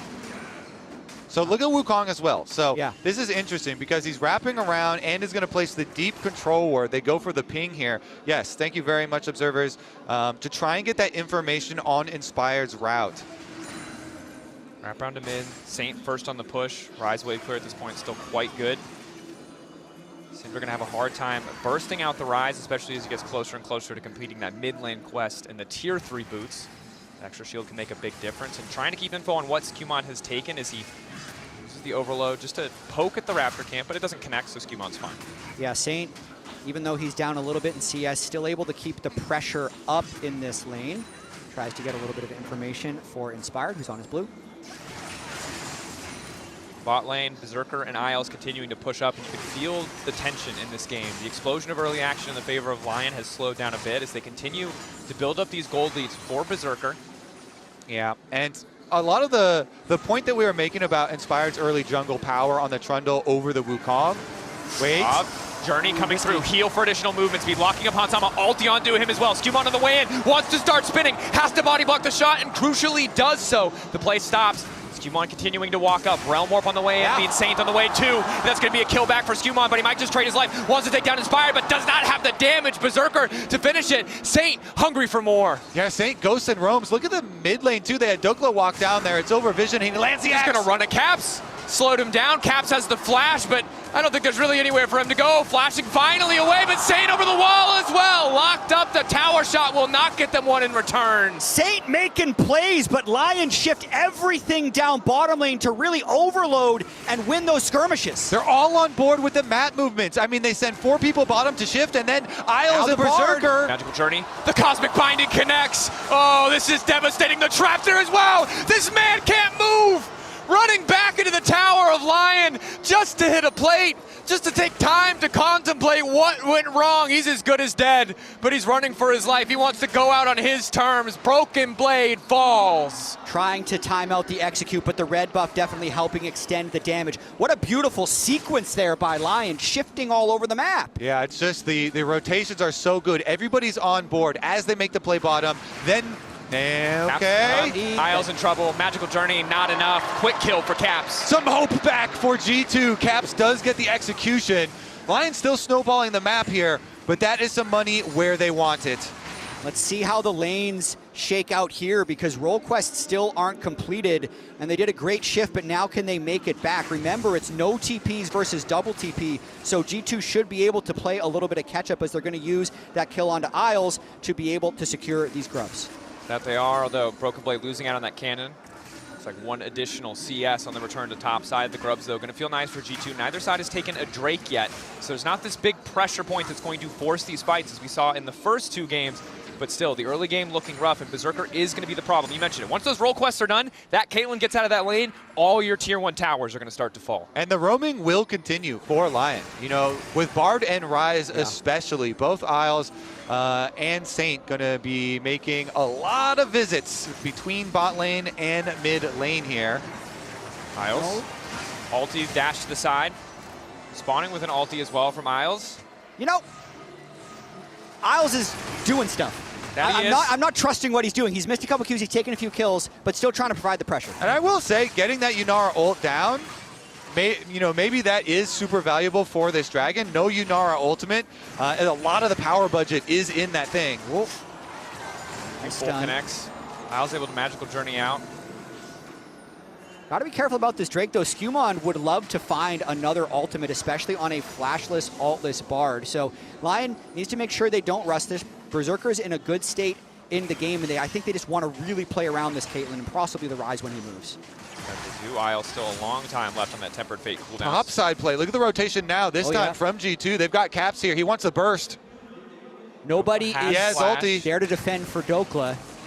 Yeah, Shockwave goes wide. There's not really much of a play there. Caps relatively low on mana as well. Definitely could have gotten the full combo, but hoping Dokla would overextend into the 1-for-1 and fight with his flash available. Big Dokes with the weak side play, not overcommitting, not face checking, managing to find Caps and then just kind of cheat this next wave as well in the top lane. So surviving this early laning phase against the Jace as he's trying to scale up on the Olaf.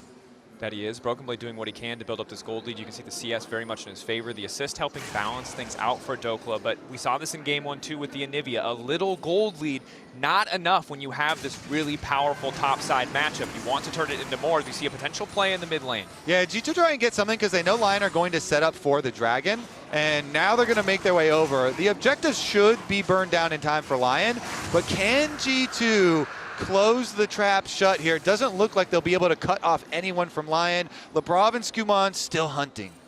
Maybe Inspired will overcommit for a jungle camp, looking for an exit kill. Berserker under the tower here. Do they want to go for the dive? They don't have a wave to do it, but they're still trying to jail Berserker under this tower. Likely Inspired will cancel the recall. It's the cue to do it in the end. Yeah, Isles on the way to defend as well, making sure they keep vision on Lockdown onto Skumon connects. Forced to move out with the Playful Trickster, and there's the ulti right when they need it.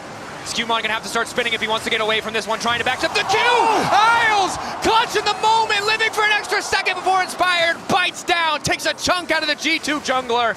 The ace in the hole, Saint on the way. Lebrov moving in a different direction just because he knows he's a dead man walking. A beautiful play for LYON and for Isles. Isles hits the Cosmic Binding to keep the play going, and LYON strike again in the bottom lane. They're going to finish the first tower of the game on top of it. I'm just going to fill out another apology for him. Isles, your Bard, I wasn't familiar with your game, but I love just the patience from LYON right there. Inspired, staying extra just in case there was a dive, then cautiously checking the bush to see if Skumon was still there. So Berserker goes for the Q off of that stun, and then he tries to net over the wall here, but doesn't get it. So I was like, oh, okay, maybe Q can run away. But Isles says no way. He's going to be able to take them down. The immediate flash follow from Inspired and the chase down. Caps trying to make a difference in the bottom lane, but that's most of his damage. Flashback from Saint, respecting that there could be more members for G2 there, and indeed they are. Spoton Sama on the wave. It feels like when a play goes good for LYON, that's when we pan back to Caps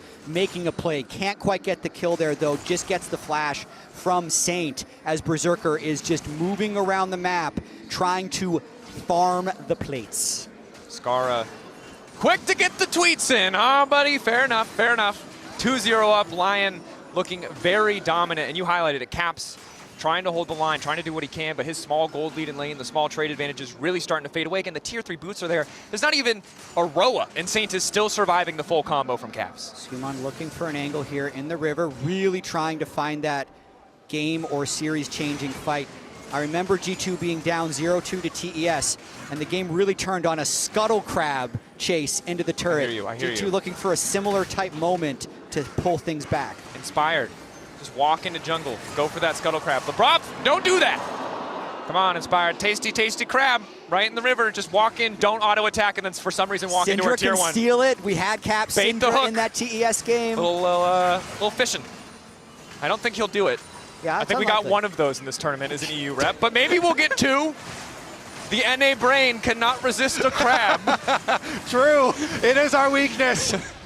We love our crabs. Dokla has been very patient in this bush. I don't think it's... The Broloff versus the Broken Blade is especially powerful. Wants to get that cannon. Okay, a bit of poke.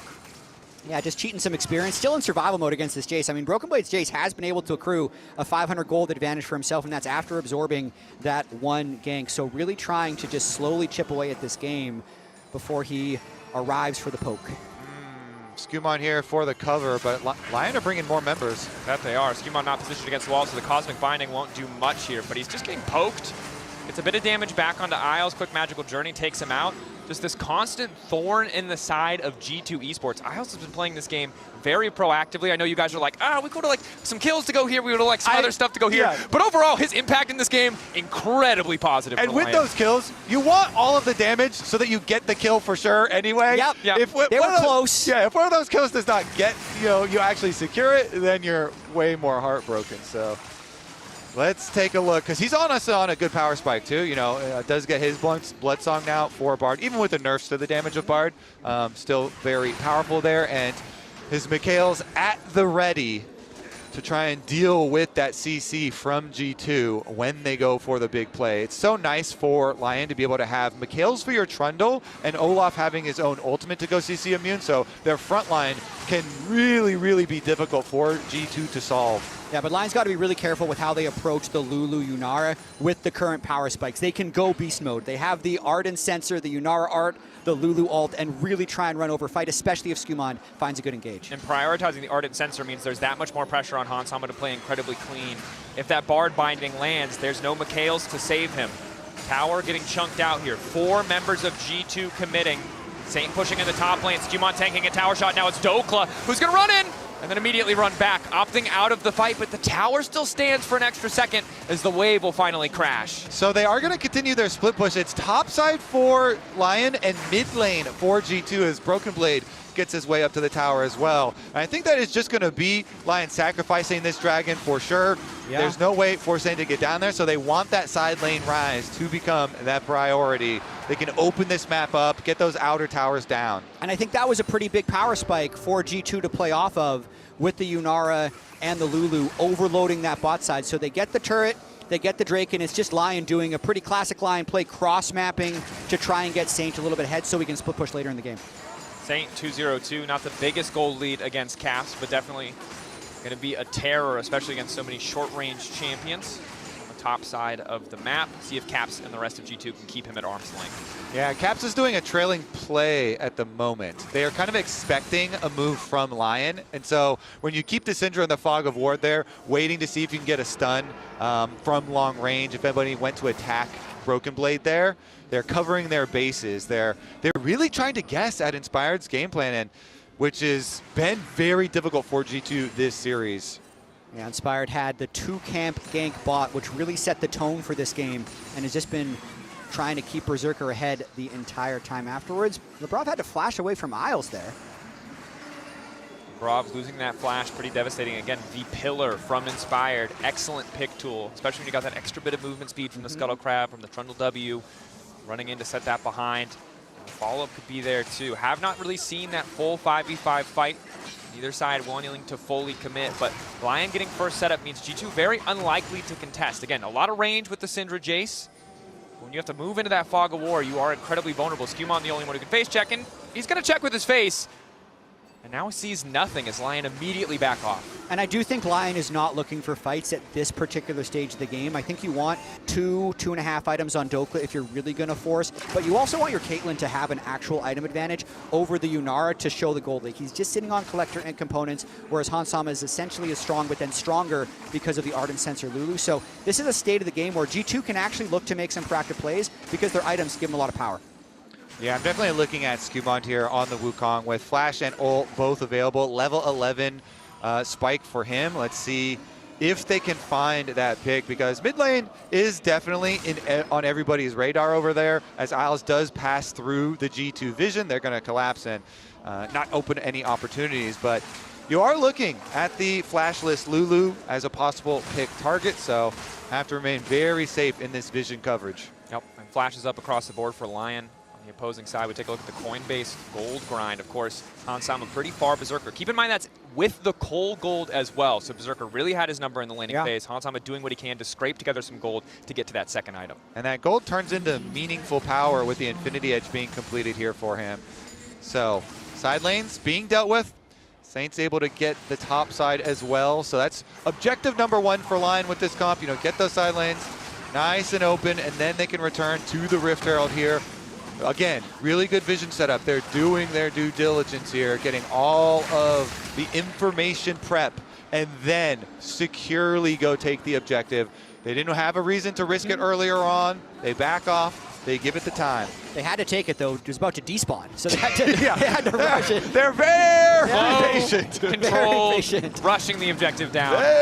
LYON very much in their comfort zone here. Again, we highlighted how important Hansama can be when we get into the later points of the game. Has the Fiend Hunter Bolt a second item. Certainly not as powerful when you look at raw value as an IE, but when he ults, he is going to get that immediate burst, that ability to potentially shred through a target.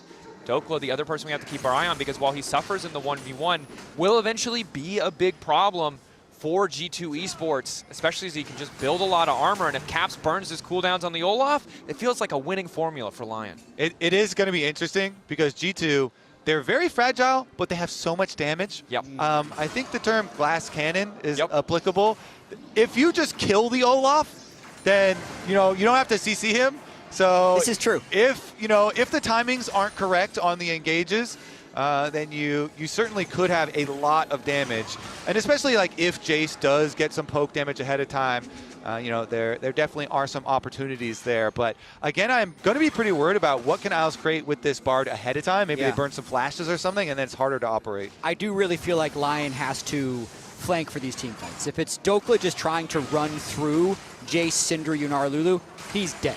I don't think that's the approach to team fights. But LYON historically has been really good at finding flanks on team fights, so it's Saint finding an angle most likely, and then once they distract them, that's when I feel like Dokla will try and Saint is on the flank now. Mid lane tower potentially in trouble. Saint coming around the corner. G2 realize they have to back away. Good play from LYON, breaking open mid lane tier 1, opens up so much more of the map. As Skumond is so quick to jump in and stop anyone from riding on the Herald. He smites it though, so if LYON tries to burst this dragon, they might just go for it. At the very least, G2 would have to approach through these Caitlyn traps. They're not going to rush it though. They'd love to try and find a fight if G2 moves in. G2 playing for mid prio. They've already lost bot prio. So trying to take control of mid before they start to phase check. Ultimate going to connect on LeBron. Inspired moving in, a nice pillar to isolate Cap. Dokla, instantaneous flash over the wall. Ragnarok into the back line. They can't quite pass the DPS check, and he manages to make it out. Saint in pursuit, as is Inspired. G2 being pushed back. 4 members still standing. Support traded for jungler, but it favors LYON. Incredibly close there. Just the 1-for-1, with that starting with LeBron literally stepping on a trap, getting Bard ultimated into a trap combination. And so if you get hit with the Bard ultimate, it's guaranteed Caitlyn trap. Look, Berserker puts it down now, so there's gonna be so much damage. Pillar to separate, Inspired's gonna give him a bite, and they think, probably going to be able to finish that kill, but he survives, and then the counter on the other side. I'm really shocked that LeBron was able to win, but it's because the counter engage there by Skumond, who ends up giving his life, just pulled the attention of the fight to him. They end up with a 1-for-1 Dracos. The dragon taken beforehand for LYON. It's a good spot to be in. Realm up to the top side. They're not satisfied with a 1-for-1. Cap's now in trouble. Tries to get away. The magical journey is there. Wants to get some damage down before he drops. G2 now feel like they have to make this play happen. Skumond thinks better of it. Starts to back away, but it might be too late. LYON pushing in this top wave, poised to take down the tier 2 tower. Probably just the kill onto Caps. LYON does have 5 people here, but they've used most of their crucial cooldowns. I wonder if they think about the Baron here. They have Ragnarok, they have Tempered Fate. Caitlyn is strong. It still might feel like too tall of a task, but if Lebrov gets caught, it certainly won't. Lockdown is there. Doka ready to go to the back line. He's got the Ragnarok ready to go, and he's starting to run back to the remaining members of G2. Skewmon down. Jungler out of the equation, but the low health bars likely mean LYON cannot start the Baron. Another successful hit there for LYON. They pick another kill. The first one onto Caps. He had to flash because Skewmon in the fight had focused him, had Trundle pillared and gotten the flash early. They get that pick. They turn to one more inside the jungle. Slowly but surely, they're adding little bits of extra gold to their coffers. Yeah, LYON throwing lots of jabs here. You can see, knowing that he's flashless, they get Lebrov. But Skewmon finds a good angle. It's just no one is there to follow up. Caps was dead, so they didn't have that last bit of damage to cut through either Isles or Dokla. Then they have to retreat afterwards. I'm still going to say it's a very tense game, because if LYON's getting these like single kill fights, but if the Yunara Lulu get going, they could run through a team fight on the back end. Does get a bit scary. Isles playing with fire. More damage on the opposing team, the more risky that kind of play gets. But I think what's going to make it so frustrating, Jet, is that we're probably going to see a rapid fire cannon. And a single Caitlyn auto taking out half of Hansama's health before a fight even starts just does not set up G2 for success, does not set them up on the right foot. And again, the Olaf only getting scarier. He's on 1.5 items, and every time he flashes in, he demands the attention of G2. They have to try to burst him down. And it does feel like LYON is currently playing with the sense of calm. So they're taking the small wins, and they're just slowly accumulating them. 2 Drakes right now, next Drake in 2 minutes. They have the 3 items on Caitlyn, as you mentioned, and they can kind of play around. Flash cooldowns from pillars. Did they land a Bard ultimate into a trap? And they're going to take those small wins all day long. I want to see how G2 can solve their face-checking issue, because their comp is so fragile with so much damage. Vision is such a premium resource. We saw it last time around, with Lebrov trying to face-check the bush and then getting Bard ultied and being a combo target. It's even hard for Skewmon. When Skewmon is left alone there as the point man, getting burst down in a couple of these fights, they're going to need to sync up and rotate the cooldowns on their scryers from their trinkets, use everything at their disposal. And Syndra combos with long range. Isle still living. Block it there, Caps. Nice rocket belt to get out from the Tempered Fate. LYON, very positive trade of cooldowns. Yeah, man, Lockett really eats up that Syndra ultimate right there. It felt like he just stopped taking damage when he pressed it right there. And they're fighting over this mid lane. And to your point, Kobe, unless G2 is set up first, how do they really get through any of those tanks to Trundle or Olaf? The poke will kind of do nothing to them. Yeah, vision is difficult to get, but they have long-range Jace poke, and Syndra stuns can set up big comebacks. Look at this. You've got the Olaf waiting in the wings there. Dokla constantly looking for these flank angles. He's going to back off. Focus there. You can see G2 playing towards the top side of the river, because that is where they have vision. That's where they can guarantee they won't get flanked from. Now trying to push in towards the bottom side river, but playing very cautiously, knowing that someone could be lurking in the darkness. Luckily, they spot Dokla. And now it's LYON who have to be a little bit careful on the approach. Caps, once again, tries to find the Scout of the Week, but an excellent 90 caliber net from Berserker stops any potential play. Scary moment there. G2 had a good position, but they've used their cooldowns, and now LYON has retake the river a bit. They spot him. He's been seen. They saw him. They know they have to mark the flanker, but can they kill him? Dokla waiting for Broken Blade, now ulting, looking for the Ragnarok. Broken Blade running for his life. Is he going to be fast enough? Skewmon also backing away, down a level. Dokla creating so much space. Yeah, and the rest of LYON, you can see them leaking from the mid lane. They're like, we will support you. And Dokla keeps his ult up by continually auto-attacking there. He fights off Skewmon as well. Got a decent amount of damage done. Olaf ultimate will be down though, which is a big, big tool. Let's see about this. Yeah, looks like G2 are going to seed the dragon and wait. They have to give it. You can see the poke that Berserker can get down. They basically, Broken Blade was completely chunked out and burned his flash, so they have to concede the Drake after Dokla just takes on 2. Such a good position for LYON to be in. Only need Inspired to focus the Drake. The rest of them can fight for space around the Baron, and now it's Lebrov who's instantaneously forced to flash, but now he's got nothing for the Tempered Fate. G2 going to do what they can to try to peel him away, but Berserker is so damn strong! Bard ult into Caitlyn, trap into headshot, and that's another pick. That's another kill. G2, they constantly have to respect Bard ultis and Realm Warps, and now the Baron. Jace is going to TP in. I feel like they're going to have to try and stop this. Isles doing what he can to body block. Temper Journey. Skewmon ready to move in.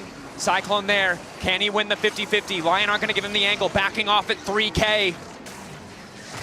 LYON holding the Baron. Isles getting lower. Berserker waiting over the wall, ready to go. A step forward, chunking out Caps. Caps is about to die. Berserker solo killing Caps. A little support from Isles. LYON determined to take the objective. Dokla ready to fight. Berserker, Hansama wants to make the difference. This might not be enough. Lockdown on the Broken Blade. Berserker sent to take over, sending G2 to Valhalla. LYON get the Baron and then get the fight. The patience from LYON on that Baron. Are you kidding me, Dracos? They keep it leashed at 3K for what seems like an eternity, and they're gonna make this series short. The trust that they have in each other to play that sequence out, and they land another Bard ult. Their fate tempered, but all they can hope for is another 2.5 seconds in this one. LeBron falls, LYON dominating. Caps is going to respawn, so I don't think this is going to be the push for the Nexus just yet. But LYON have taken a huge lead right here. Isles, my man. Woo. Pick after pick after pick after pick on this Bard.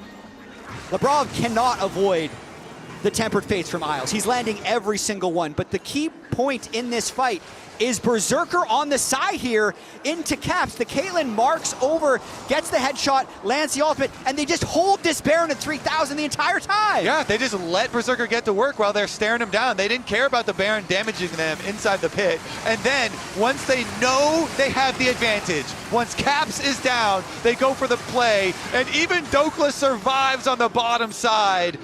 Every member of LYON there to see the triumph. Man, the passive healing from Trundle there for Inspired allows him to take so much damage and heal up at every subsequent kill. Now, 4 full item Caitlyn with the Bloodthirster to immune the poke from Broken Blade. You hit him, maybe you get the shield. If you do get the shield, he can life steal up. 9,000 gold lead. LYON gonna go in for the kill. LYON marching down the top lane. Scatter the weak going wide. Flashbacks to last year at MSI, flashback to the match versus NRG, a best of 3. Is LYON determined to break G2? Good rocket belt out from Caps. Hansama, Q stacked. Mikhail's now going to be used. Dokla threatening from the side. LYON looking to give no room to maneuver to the side of G2 Esports, who are desperate to hold on to what they can in their base. G2. Another scatter, this one connecting, but the follow-up simply isn't there. Using the Syndra range to try to zone them away, just hoping to clear these waves. 30 seconds left on the Baron. Dokla running in for Broken Blade, making it look personal. To hold on to his life, but it costs the wild growth. Yeah, no Lulu ult means it might be time to go Flash in, Skewmon trying to make a difference, it doesn't do any damage! Skewmon still running, still holding on. Flash forward from Berserker. Down he goes. Broken Blade final back, healing up off the fountain, but Inspired is unkillable. Saint may have gone too far. Caps looking to fall. The timing has to be perfect, but no, the Mikhails is there. LYON moving into the base of G2, not giving them any chance to force a fight on their terms. Double towers down. Nexus exposed, and G2 in shambles. The shock blast gives them hope at the chase. Will they try to extend the play? Broken Blade does have teleport, Caps has teleport, but they've got nowhere to use them. No flank wards. LYON are gonna make their exit. No need to rush now. They're up 17 kills to 3, 9,000 gold, and 2 Nexus turrets. Saint gets dangerously low, but Berserker continues to be exceptional in this game. Headshot after headshot. I think it would have been pretty risky for them to finish the Nexus there with how low Saint was, so they're not trying to give G2 away back in this game with the Infernal Soul coming up in 15 seconds. Exceptional bottom lane, you know, as does Isles. Isles, your boy, Isles! Your boy deserves that 2,000 gold lead that he has. Isles fell under so much criticism, spending a couple years on Dignitas, losing a bunch of games. When this roster got put together, people said, well, it's nice that they have Inspired and Berserker, but Isles, and he's done nothing but improve. Lock-in champion, spring split champion, and potentially MSI lower bracket finalist. Yeah, throughout the year in LCS, improved so much. Stumbled at the beginning of this tournament, but gets right back up there when it matters. And now LYON here trying to close the game. They have the Infernal Soul, the extra damage, and we potential caster curse. Down he goes. Well done, gentlemen. Tell me more. Tell me more. Inspired. Incredible year. Incredible player. He's so good. Okay, it's not going to work that way. He runs our region. Does. He 3-0'd Skewmon last MSI. I don't know. That was not great. That's going to delay this game for sure. And we know G2, you got to remember, they never give up. They have 2 reverse sweeps, one in the LEC playoffs, one so far here at MSI. They would need to pull a rabbit out of a hat, though, here, Dracos. That they would, and they would also need to keep their mid laner alive. His Caps now being ulted. The ace, oh my god, Berserker, legendary. I think that more than makes up for a little fumble from Isles. Mid laner down, so much of the range threat, the range engage now removed as LYON set up in the bot lane. May look to be just taking the tower. Not gonna risk it though, again. So calm, so controlled. Do not want to risk anything against G2. All right, here comes G2 though. Broken Blade on the hunt. Broken Blade going in. Hansama chunked out. Has to stay out of range of Berserker. Needs to continue to backstep. Ulti there, but it's Saint into the back line. Spinning. Shutdown. A disaster from Saint. LYON now might need to complete the play. Force a greater advantage. Temper Fate does not connect. Hansama retreating. LYON, do they want to go for the end here? I don't think so. It looked like I could see Inspired saying either calm down, fall back, because that was a very hyphy play by Saint there. He saw the victory, Rise ults in, doesn't get to press his Zonias. He had an amazing Zonias in the Victor game last game. I think it was just a CC chain, couldn't get it off. We have had many Rise Realm Warps at this tournament that have been delivering people to their deaths. If Hansama steps up here, he gets one shot. I don't know if he's still lurking. Observers, dang you are so tricky. But there is a murder machine waiting in that brush. It's a risky play. G2's He's probably recalled something here. He's recalled. Observers, please. No, he's in there, buddy. They're both in there. He's walking mid. Baron dies G2 fast. trying to force. They might give it. G2 are going to do it. They're just going to take Baron. They've just wandered in. Objective bounty claimed. And I think, EU, we take those. We'll get what we can at this point. You certainly do, Dracos. The hope, the fuel for that possibility of another reverse sweep, another comeback at MSI, it's still very far away. We talked about the TES Scuttle Crab in mid lane. It could be the Saint Realm Warp into the base. Those are the types of moments that can turn series around. LYON still has Soul, they still have the gold lead, they still have a problem in the bot lane with Berserker, but the hope is there. Giving them something. At the very least, time in this game, 2 minutes where they can certainly hold their waves, stall for this inhibitor to respawn. Won't be up as the Baron fades, but gets them closer to potentially contesting the Elder that's spawning in 3 minutes. The difficulty, of course, LYON still very far ahead. You highlighted it so well. Berserker approaching that 6th item. Boots are already there. Can sell his Doran soon. He's only getting scarier. Berserker is very strong, but Hansama has 4 full items and a Lulu in his back pocket, so Hansama very strong as well. Have to be careful. They're wandering around the traps. They will spot him out. Inspired, keep your eyes on that pillar. That'll be the go sign. Skewmon enough armor not to just get completely deleted. Death's Dance, though, you can see, stalls it a bit, but still so much damage from Berserker. LYON absolutely has to respect the team fighting here from the Unar if they stay as the unit. Dokla constantly looking for that angle. And you see Caps constantly backstacking, anticipating that Dokla can come from the flank. They know they can't step too far forward either because they don't have a tower there to defend them. Okay, I mean, Jace's poke is cool, but have you seen Berserker with a rapid fire proc? Holy, he walks up and he is doing like 400-500 damage. Let's see it. When he gets one of those with a headshot and walks up on somebody, it is devastating. And G2, again, very fragile comp, so you can't take too many of those.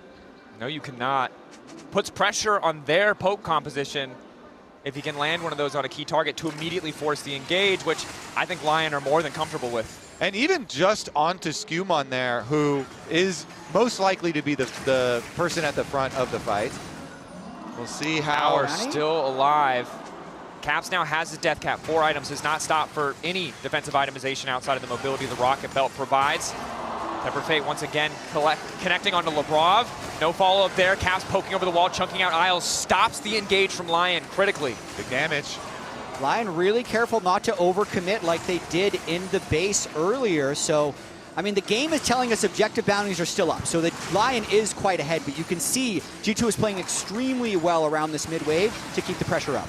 One more explosive fight could just end it in LYON's favor. G2 are going to need multiple things to go their way. 40 seconds on Elder, playing towards the top side of that river. They'll spot out Doka with a blue trinket. Berserker still standing. Flash in from Skewmon. Inspired still living. In the back line, it's Doka rampaging through and getting right back out. G2 falling apart in the fight. Hatsabi not enough. That auto from Berserker is disgusting.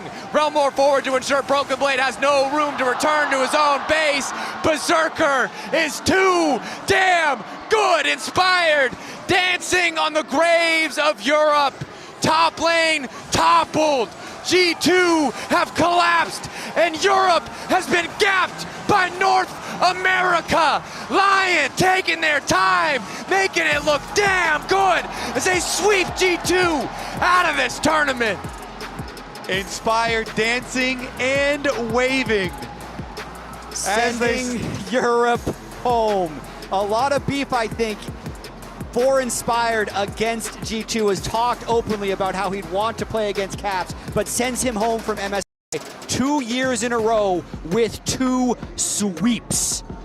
And it's just a reminder that no matter how good or how bad the previous series either of these teams played, one team can just show up on the day and make all the difference. I think every single role, it felt like there was a tangible gap between these two teams, which after that T1 series, people may not have anticipated, but the NA faithful well and truly rewarded an incredible performance from LYON.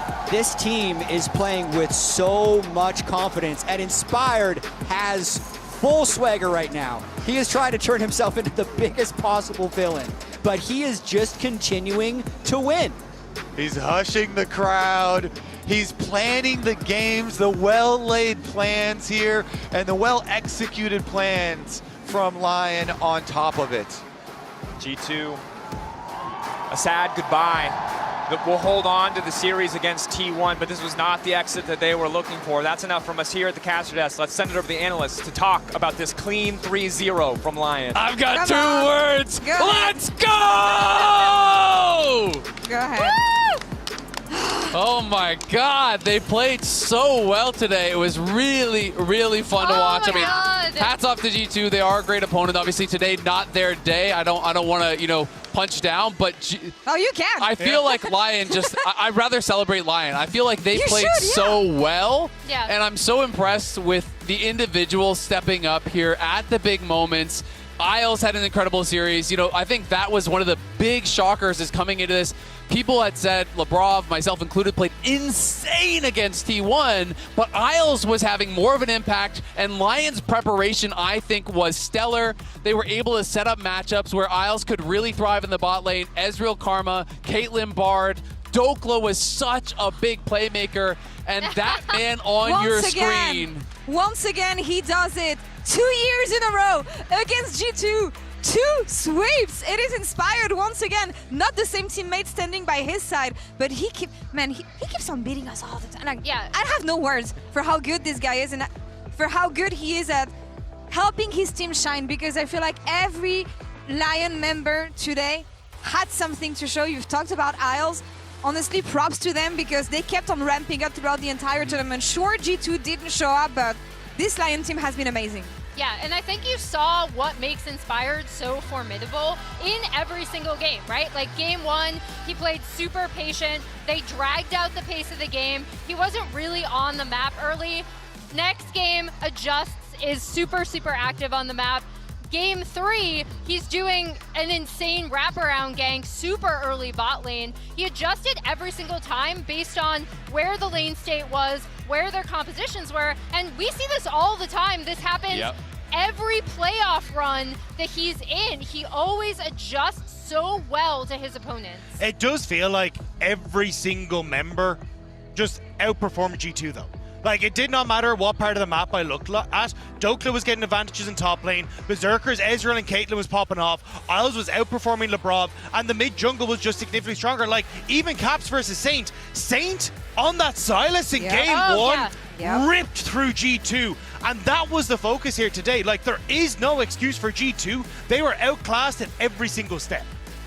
Yeah. I mean, gotta tip your hats, right? You know, there's two parts to everything. You know, people talked about it in the G2 series. Some people want to take away that series from G2 and say, oh, T1 just underperformed. You have to credit the team that plays well on the day. It does take really good play to punish a team as good as G2, just as it took incredible play from G2 to punish a team as good as T1. So I think we have to credit the victors in both series. G2, yes, they're going to be disappointed here. Yes, they wanted to go further, but they have beaten 3 LCK teams this year in best of 5s, which is absolutely incredible. Thanks for making it better, buddy. And I appreciate it. I appreciate it. I am just so excited. I mean, same. It's maybe I am living in the moment, but I do think, including formats, I think this is one of the best NA performances 100%. ever. I mean, yeah, people can talk about who they played. We beat 3 #1 seeds from regions to get here. They are now guaranteed top 3 at the tournament. It is all best of 5s. It is 3 sweeps over 3 #1 seeds here from LYON. It was a competitive series against BLG. Yeah, we did lose, but wow. It's a great day for North America here today as LYON advances its top 3, and we have Inspired on stage with Jason for the Horizon postgame interview. 승리를 가져온 라이온의 인스파이어 선수 모셨습니다. 생일 축하드립니다. Congratulations. Thank you. Please give it up for Inspired. 오늘 정말 중요했던 G2와의 대결입니다. 이렇게 3대0 승리하면서 다음 라운드에 진출하게 되었는데요. 어떤 게 더 기분이 좋으신지 여쭤보겠습니다. 북미의 희망을 이어가게 돼서 더 기쁘신지 아니면 유럽의 마지막 희망, G2를 집에 보내서 더 기쁘신지 여쭤보겠습니다. Congratulations on the huge win. Now I have to ask this question. Which one feels better?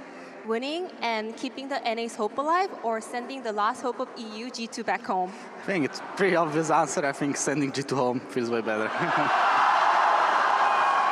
너무 당연한 답변인 것 같다고 하는데요. 당연히 G2를 집에 보내서 기분이 너무 좋다고 합니다.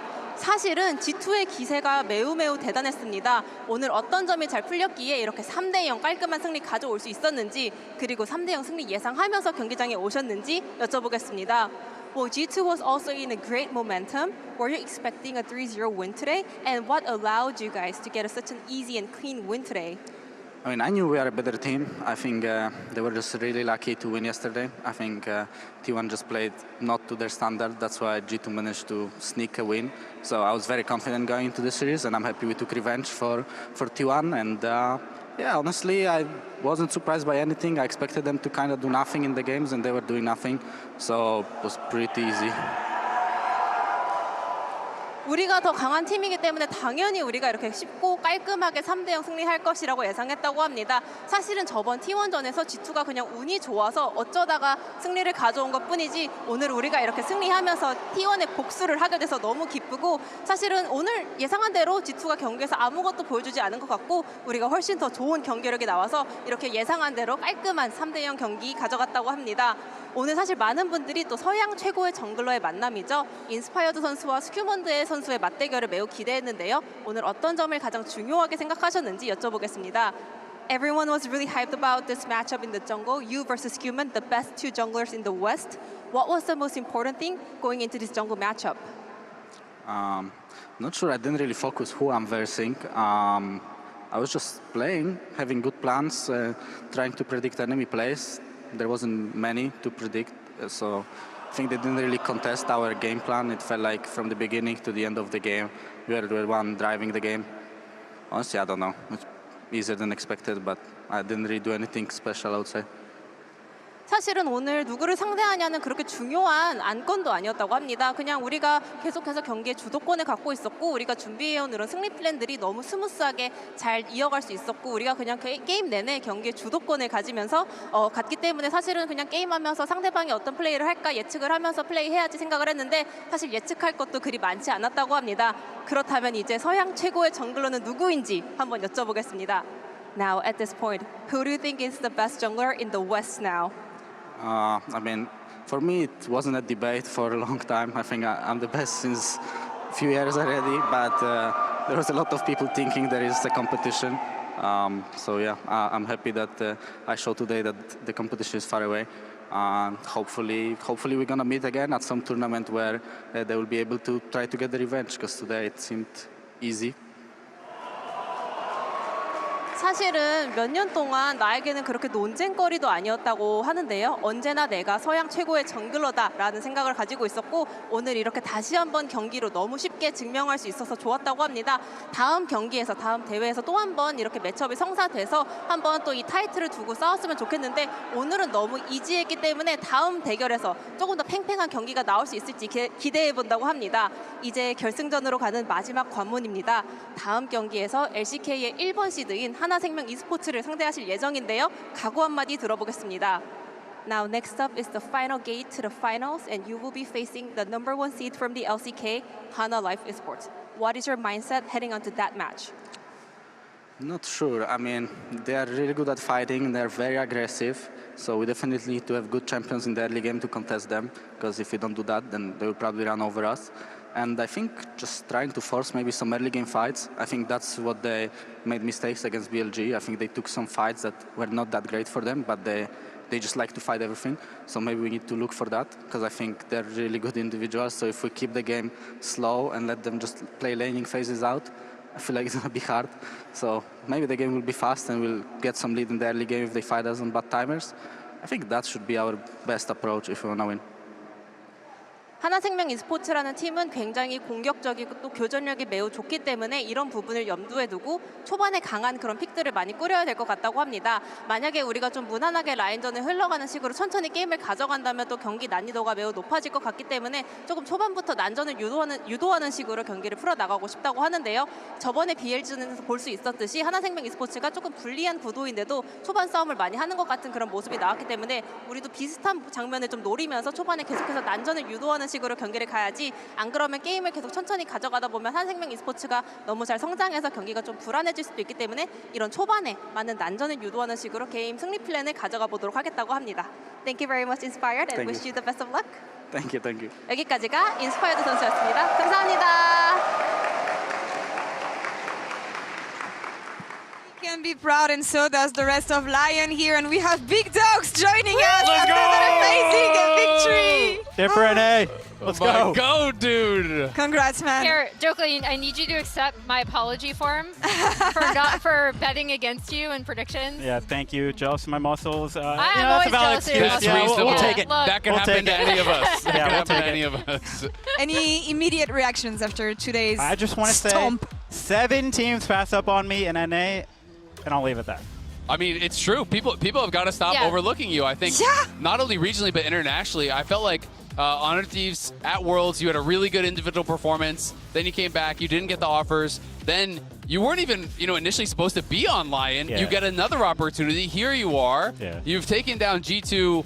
Have you ever lost a game to G2? I don't think so. We No, beat them 2-0 and now it's 3-0. You haven't. 5-0 Oh my all God. time. You have a 100% win rate against maybe GT. they'll hire me in EU now. I don't know. Wait a second. Stop that. Yeah. What are you talking about? Yeah, I'm just raising the offers from the other side. the you know? mic. Yeah. Dagda was eyeing you earlier. He was like, Nice. maybe we'll get him over here. Yeah. Talk to me about this series though. Like, how did it go on the real, expectations versus reality? Because it felt very controlled for you guys. Honestly, I don't even remember what I picked game 1. So it You was had Renekton, right? It was Renekton game Renekton. 1, yeah. So It was I felt- Renekton and Evia. Yeah. I mean, looking back into their T1 series, I thought they actually the victory that they had. Obviously, they won, but like I didn't think it was like super dominant way that they won. I think it was mainly from draft. So as long as we had a good draft, I thought we'd be playing better, and it kind of showed today. So that was my expectation going in, and I don't think I was going to get like counterpicked in lane like by a Kled, the Yasuo, nice try. I've seen it a million times. So yeah, I was pretty confident going in. We were talking about how EU versus NA, of course, is always an ego matchup, especially when you look at the two psychopaths you guys have in the jungle on your side and on G2's side. You played so methodical, controlled the entire series. How hard was it to like fight those urges, maybe to prove a point, play in their face?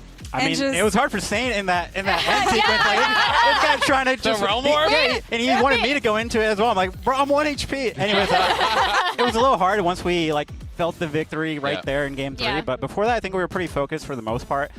I mean, that's just how we play. That's just the inspired CEO style of playing the game. So yeah, we all were really comfortable given just playing slow, trading objectives when we think we can't fight. So it was like a normal game for us. Yeah, it felt like the only 2 times watching you guys that you looked a little bit nervous was right before the series ended and then at the start of game 1. It felt like both teams looked a little bit nervous at the start of game 1. I remember this first Dragon fight where, Inspired misses W Flash, Hans shoots an Ash Arrow, he misses, Saint steals it, he misses. It was kind of like, okay, everyone's like, settle down a little bit. You could see the heart's pounding a bit. How crazy was it though in those final moments? Because you guys got this massive lead, and you have Soul, and you're up 6K, and then, okay, Oz gets picked, and then we have the Realm Warp incident. Were you guys sweating a little bit? I mean, not really, because I felt like late game we just win. Because our Caitlyn, we still had Soul at that point, and our Caitlyn's just going to slowly chip them over time. So, and we have Trundle Pillar against like relatively no mobility carries, and we found a good angle on Syndra, and after that the fight was just wrapped. So it was mainly like,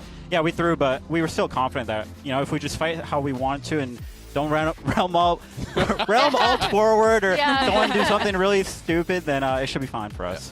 We have Inspired as the Oppo player of the series today. His listen was disgustingly good. That was a Chinese TikTok listen, honestly. But the entire series, I felt like he was pretty much in control and set you guys up as well for success. What do you think of the way he performed today?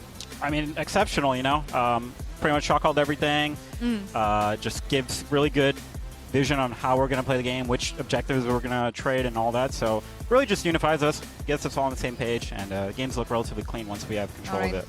For what it's worth, I think if Inspired didn't play quite so well, I think you actually would have won player of the series. I thought you were going kind of crazy. Yeah, we had the 2 of you, honestly. Oh, nice. It was a close call. It was between the 2 of you.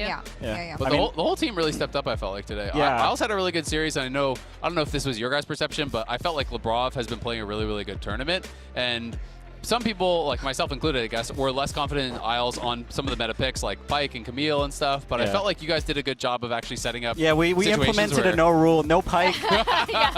No, I'm not going to say more, but we don't have player of the series, but we have a Riftbound pack for you. Oh, nice. So, there you go. Amazing. I hope Maybe I get a good pull. Go crazy if you want. I actually learned Riftbound the other day here. Oh, there you go. Right now if you want. You can do it right now if you want. No, it's too much pressure. You're going to save it. You brought up bot lane, though, because I thought it was interesting that it almost, Hans did go the Ziggs, but it almost seemed like a gentleman's agreement where teams were going to just focus on having more of like a 2v2. Was that something that you thought about in your prep going up against G2 specifically, or just something that happened on the day? I just focus on my lane, honestly. It's like, bot lane, whatever you want to draft, just make sure you pick champs that can match your roam to top or something.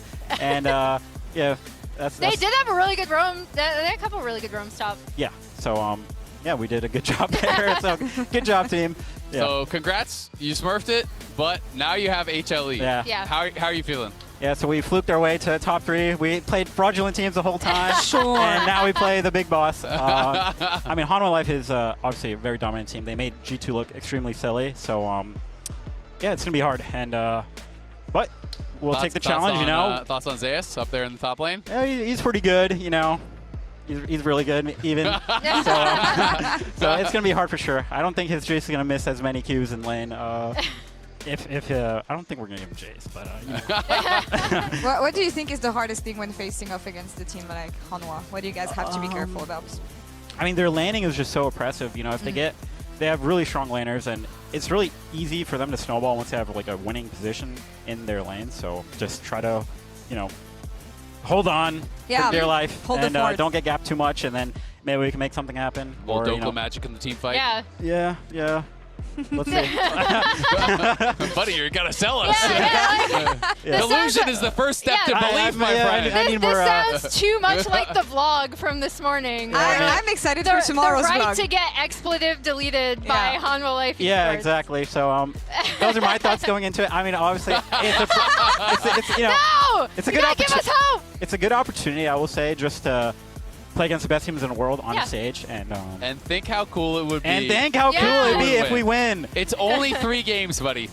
That's it. It's 3 more only nexuses. 3 nexuses. 3 more nexuses, one way or another. Yep. Either 3-0 or 3-0, one way or another. Yeah. It's gonna be a banger either way. Hopefully it goes your way and you guys can get something out of this. But for now, I'm gonna, I'm gonna let you think about this one. That's the story for tomorrow. But for now, LYON qualifying means that we have to say goodbye to G2, and Shox is standing by backstage with Broken Blade in the Verizon post-game interview. Hi, Mom. Hi, Dad. Broken Blade, it's the end of the road here. 4-2 at MSI, and I think not many European fans had seen it coming like this. So what went wrong? I mean, today a lot of things went wrong. Obviously, I think we played a very unnatural League of Legends today. This was definitely not the G2 way, and I think they definitely played the LYON way. There's nothing really I can say. I think they just played a lot better than us today, and they earned the victory.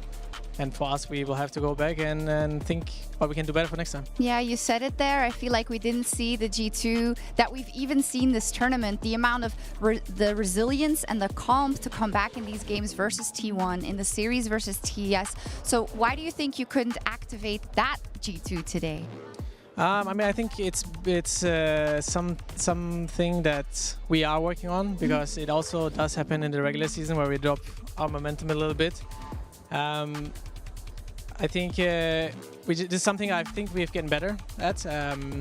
Our resilience in the team and like how we handle like unpredictable games, basically, I think is something that we want to just get like a lot better at. And I think today just was a challenge that we couldn't overcome. I think they played very good, very unpredictable. They did some weird stuff that we couldn't answer very well, and their team fought better, and it was very hard today. Yeah.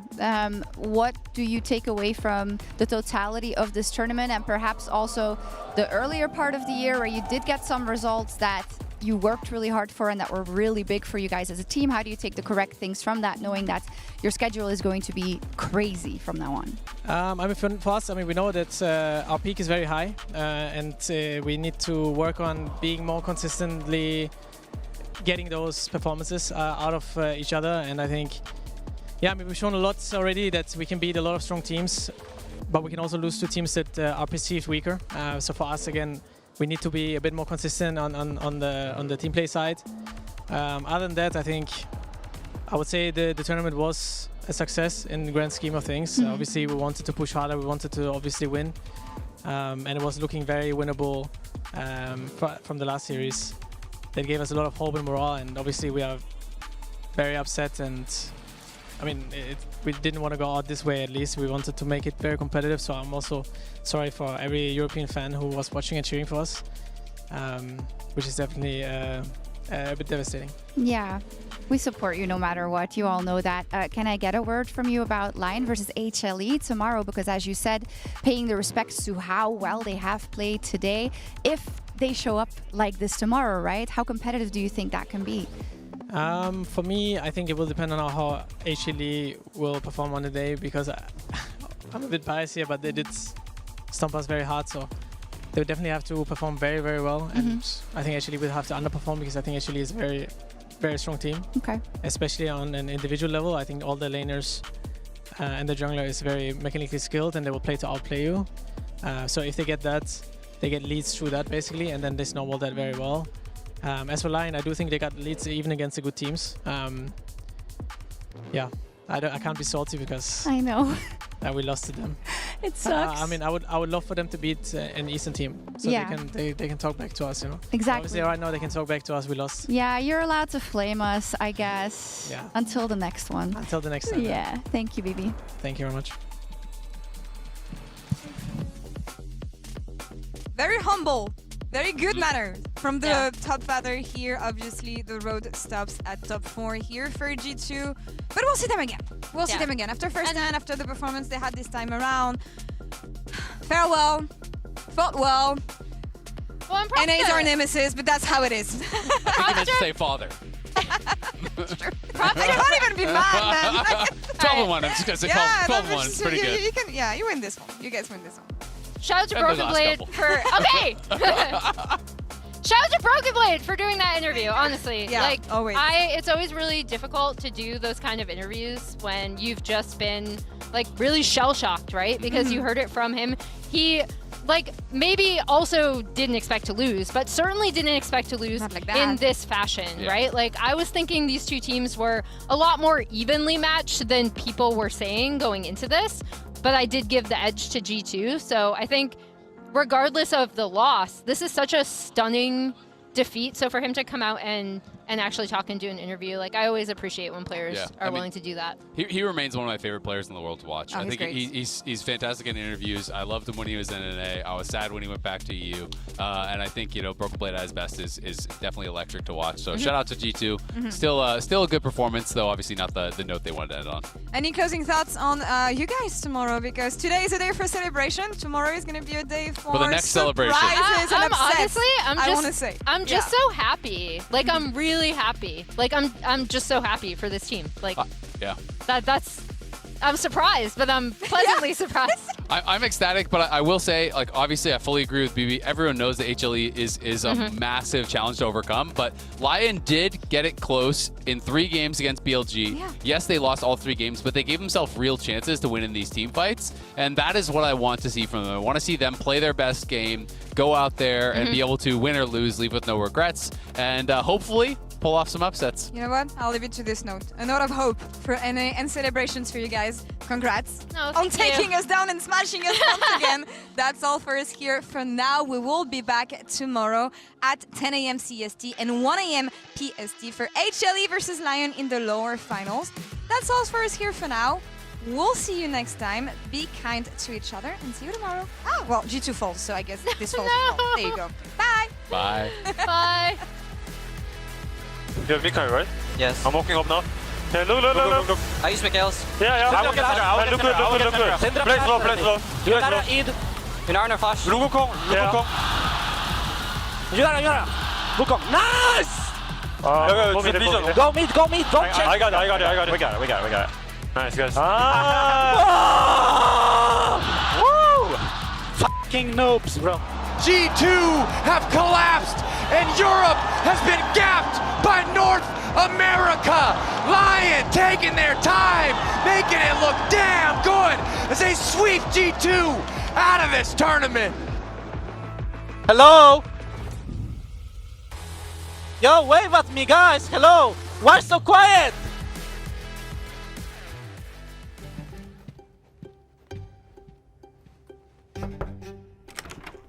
Hey, what's up, Paul? I think I figured it out, Andre. Figured what out?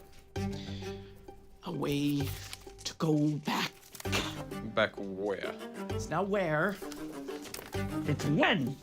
It's all right here. I mean, we just have to figure out when. When is it, you know? Let me ask you this, Andre. What is League to you? Is it season 1? Is it season 4? Could it have been season 2 when we started having with jungle pathing? Could it be when we had Heart of Gold? It was a shell. Why was it named Heart of Gold? It could be anything that we want. I mean, I get it, Paul, but I really do think...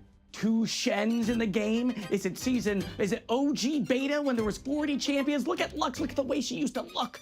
It could be any of these things, Andre. I mean, would kind of like to play Old Graves again. Pretty good. What if we went back to that time?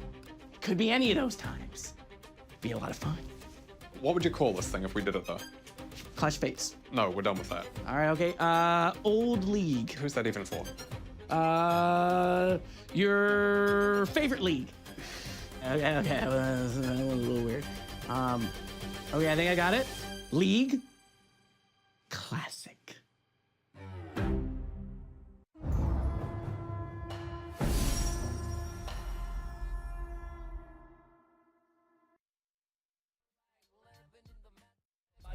춤을 추는 객기 yelling 뿌리는 champagne Let us get funky Hey this so what you gonna do 숨 죽여야 생존 가능했던 부박 불수해낸 건 오직 너만의 move 스피커를 뛰어넘는 목청의 볼륨 To the left, to the right 이끈이들은 좀 더 흔들어봐 To the left, to the right 목소리는 더 높였어 You know where we are